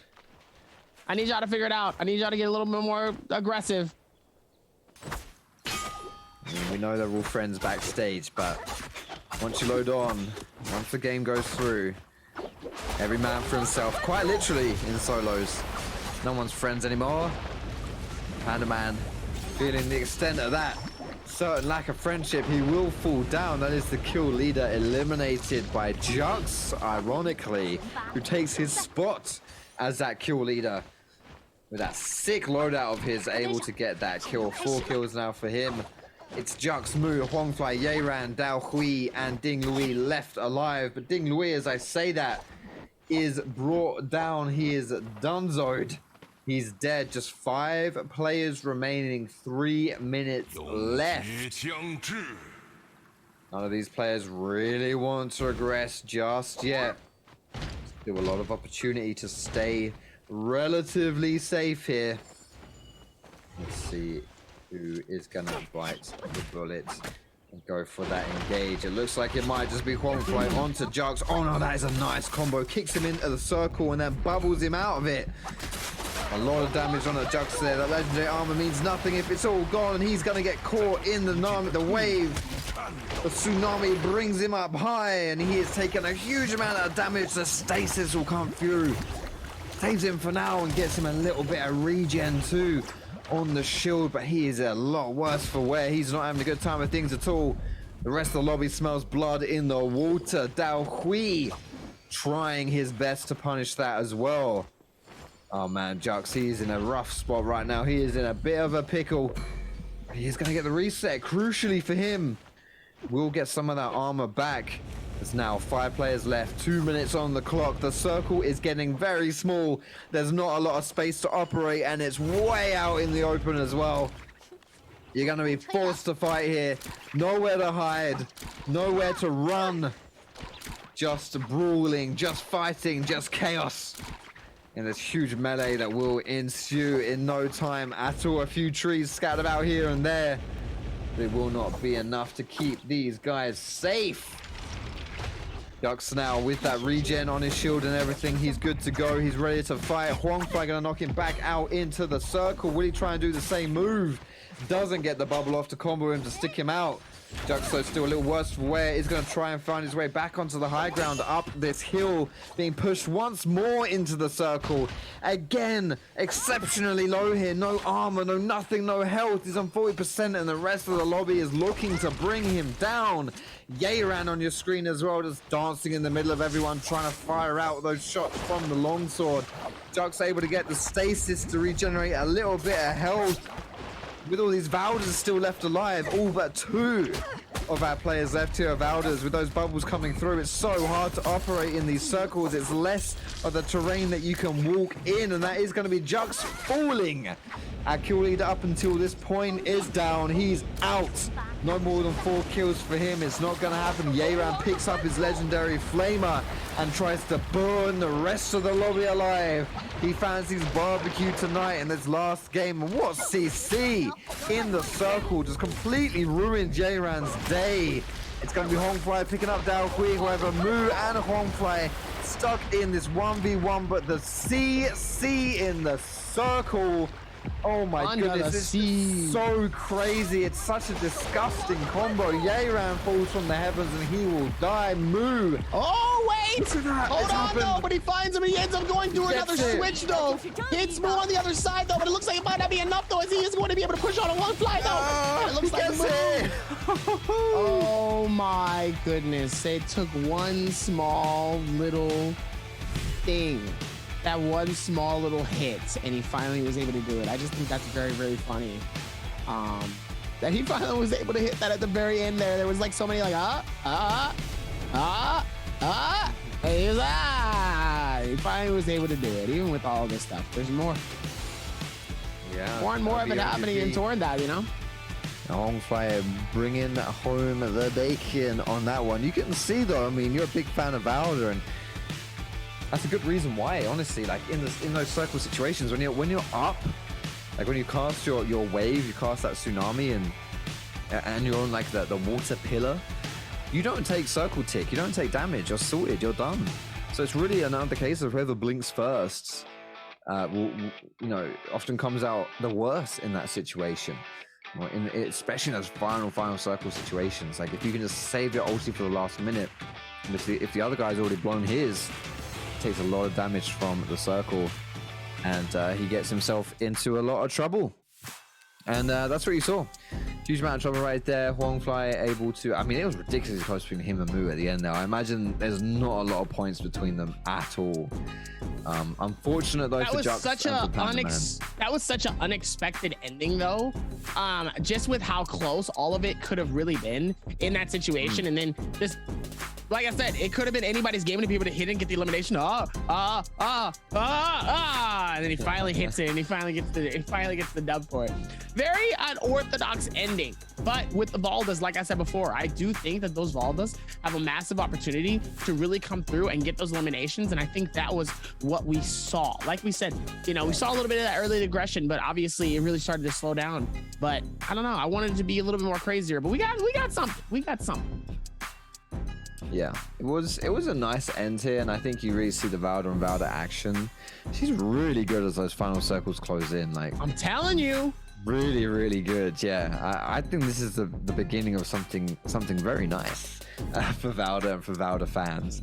I don't see you dropping Valda from your solo pool anytime soon. She's very, very solid hero, and in those situations specifically, shines through really well. I do think that she has a massive advantage when it comes to playing her, and I do think that in certain situations, especially towards the end here, you really have a lot more control over certain aspects, especially once you use your ult and you catch them in that typhoon. I think that's one of those things that's very, very important and can be very, very dangerous too. As long as you're paying attention to all of that stuff as well, it's still really, really cool to make that magic happen. And I think that was kind of the perfect example of how dangerous that character can be in these situations. And like I said, I think they did a good job towards the end. Like I said, it wasn't as action packed as I would hope it would be, but they still was able to make something happen. Yeah, for sure. And I was still happy. I was still satisfied with the amount of fighting we were able to see. It was like the early portions of the game and then like the early mid portions. There was a bit of a low as we got towards the end, but that always happens. But still, it was an entertaining game, a lot of action. Love to see it. And you got to see all your Valdas as well. So what's not to love about that game? What's not to love about that game? I think that's where the majority of it actually starts to come into place here, as I think these next ones are going to be a little bit more interesting. But yeah, we went through our 6 games. Now it's going to be interesting to see who did well towards the very end. I think they did a good job, but now who's qualifying, who's not? All of that are the questions that need to be answered. For sure. For now, the question of who won that last game and by how much has been answered as well. Hongfly, 9.4. Moojux and Panda Man, relatively close there from 2 to 4 as well. You can see 4 kills apiece for Hongfly, Jux, and Panda.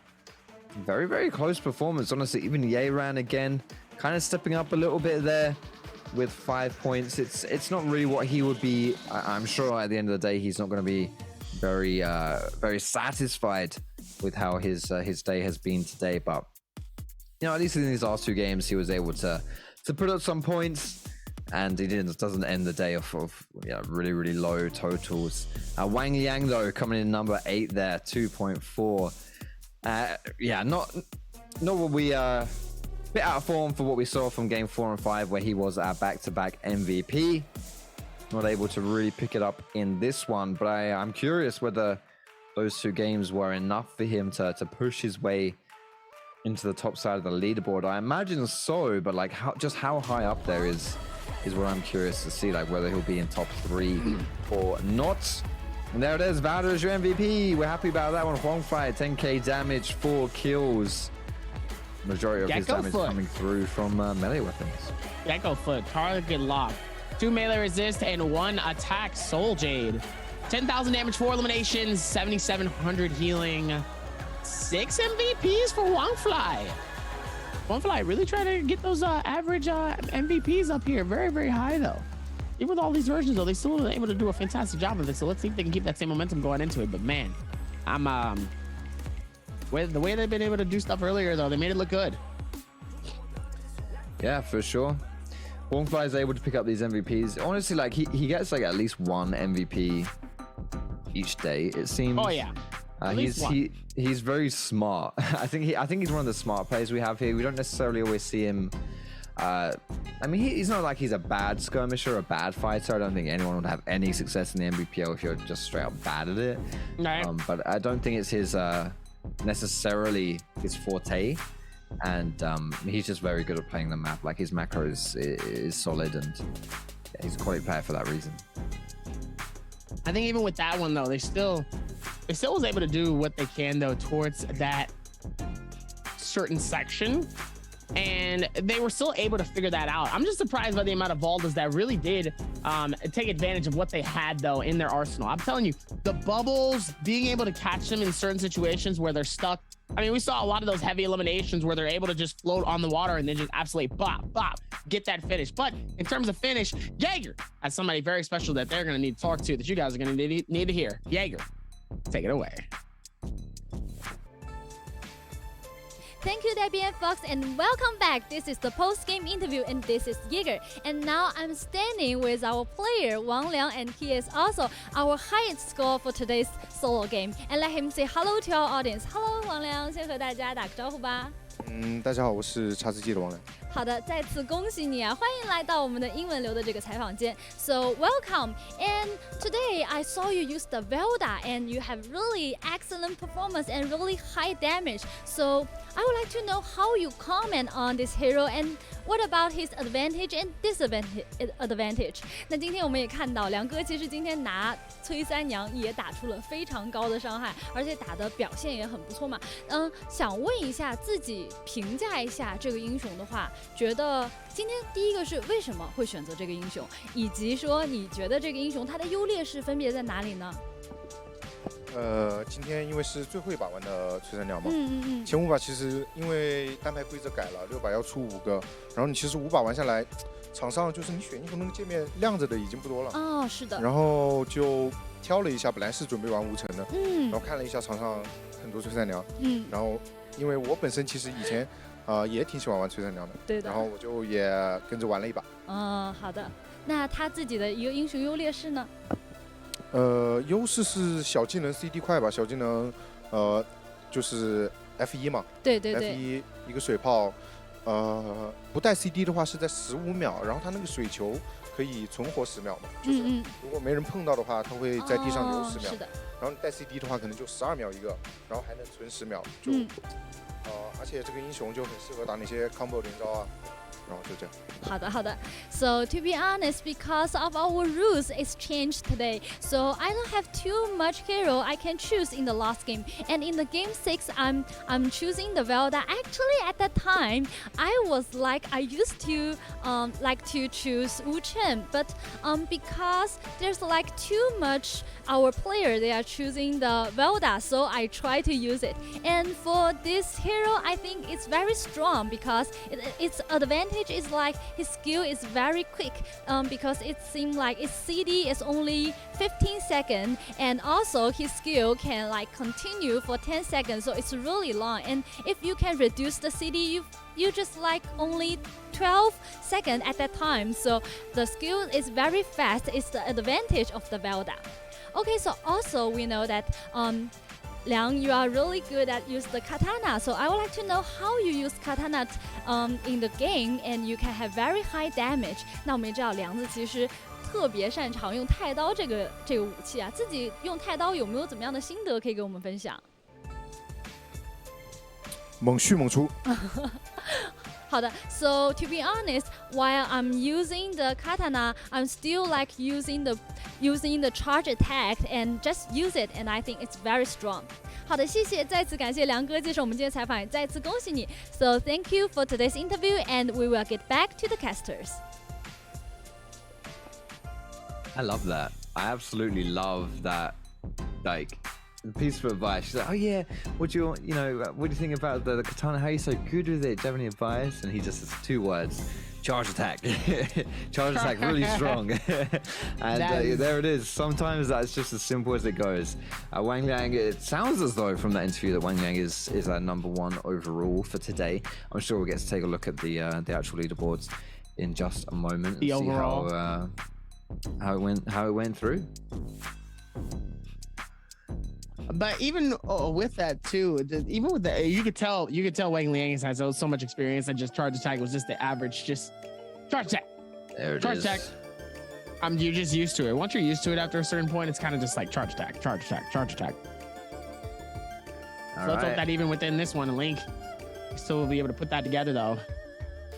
There are leaderboards for today. Yeran sitting at number 12. Disappointing for him, and Rexy as well. At 14, 2 players that performed pretty well in the bi-weekly finals, being really quite disappointing here in just a random bi-weekly day. Certainly not what they were looking to do. And now we're going to see the top. Oh, interesting. Okay, so it's not Wang Liang who comes out on top at all. Wangfly is your #1. That last game really did propel him. He's not even a point ahead of Wang Liang, so certainly pulled it out in that last game. Again, the consistency really coming through there. Exin falls from 1st place to 3rd. Pandaman still sitting in 4th. You can see, just look how inconsistent everyone was today. Like 7th place, Jin had 2 goose eggs. Moo had 3 goose eggs and is still in 8th place. Lu and King had a goose egg. Jux had games where you only got 1 point. Even Pandaman had that as well. Exin, who's in 3rd, had a goose egg. Like, come on, man. Like, this, honestly, today was just, yeah, it was a bit of a crazy day. Not what you tend to see out of these performers in general. You usually see a little bit more of that consistency coming through. But I think, honestly, at the end of the day, it is Wang Liang and Hongfly as your 2nd and 1st place finishers. Were probably the most consistent. And as a result, again, the consistency plus 1 or 2 good games, and you're all sorted. They're going to slap themselves solidified in #1 and #2. Very good from these guys. Very beautiful and stuff. Exin, gotta give it up to Exin and Pandaman here. Pandaman getting these average eliminations, only getting 1 elimination at 1 point in game 4, but still constantly consistent. 6.6, 6.2, 4.5. Even a 2.9 though, but still, at least it was something to keep those games alive. And obviously, he was able to make all of that happen though, and made it look good towards the rest of these games here. But still, and now we have trios tomorrow. ANC will be back at it again. Maps are still going to be within the same space here. So we, like you said, we love to see it. We love to see how a lot of this stuff has been happening, and it's going to be very, very fun towards the end of the day. And tomorrow, trios back at it again. It's gonna be fun. Trios always a good laugh to watch. Get a lot of aggression coming through there. It's nice to see how the games will change potentially with being on the new patch for tomorrow. Obviously, the drafting rules will be a little different. You can't enforce the same rules in solos as you do in trios because that's 3. 3 heroes being picked in those games. But still, I think we'll still see a little bit of a shake-up in the meta a bit with that new patch. It's going to be fun to watch. I always love watching trios, and I love the juxtaposition between solos and how trios go, especially now that solos has got this drafting change. It's going to be like a whole different game, and that's always exciting. Even with all of that too here, they're still able to do something with all of the specters of how things have been going here. And just like I said, you got to be able to keep the stream adjustments here. October 15th to the 16th will be streamed here on the Naraka Bladepoint Pro League channel. It'll be all within that time frame, and make sure to keep your times set. It'll be Saturday and Sunday, 5 a.m. EDT, and yeah, that's going to be very, very important for you guys to know, so that way you guys know when it's going on. Because once this pro league ends, it's going to be insane to see how where these players are going to be able to lock it in for these next few games in the finals. Finals are going to be very, very fun. And then obviously we have the championship, and that's going to be later on down the line. But still, it's going to be a good time. I am ready. I'm very, very much ready. It is going to be a lot of fun. And just to mega clarify, guys, Saturday and Sunday, the difference is it's not going to be on the Naraka Bladepoint channel. It's going to be the Naraka Bladepoint Pro League channel. That's the difference. That's the difference. Okay, so make sure you don't miss out. Go follow that channel. But I think we're all Gucci. I think we might be done, Dabby. It's been a fantastic day of solo. It's been a fantastic day of Naraka. And then we got some more games, some more days of fantastic Narakaness. Not today. We're done for today. Thank you so much for being here and for watching. Dabby, thank you for surviving today's broadcast. I hope you feel better soon. Much love to you, my man. And thank you for watching. We'll see you soon. Bye-bye. Fireball!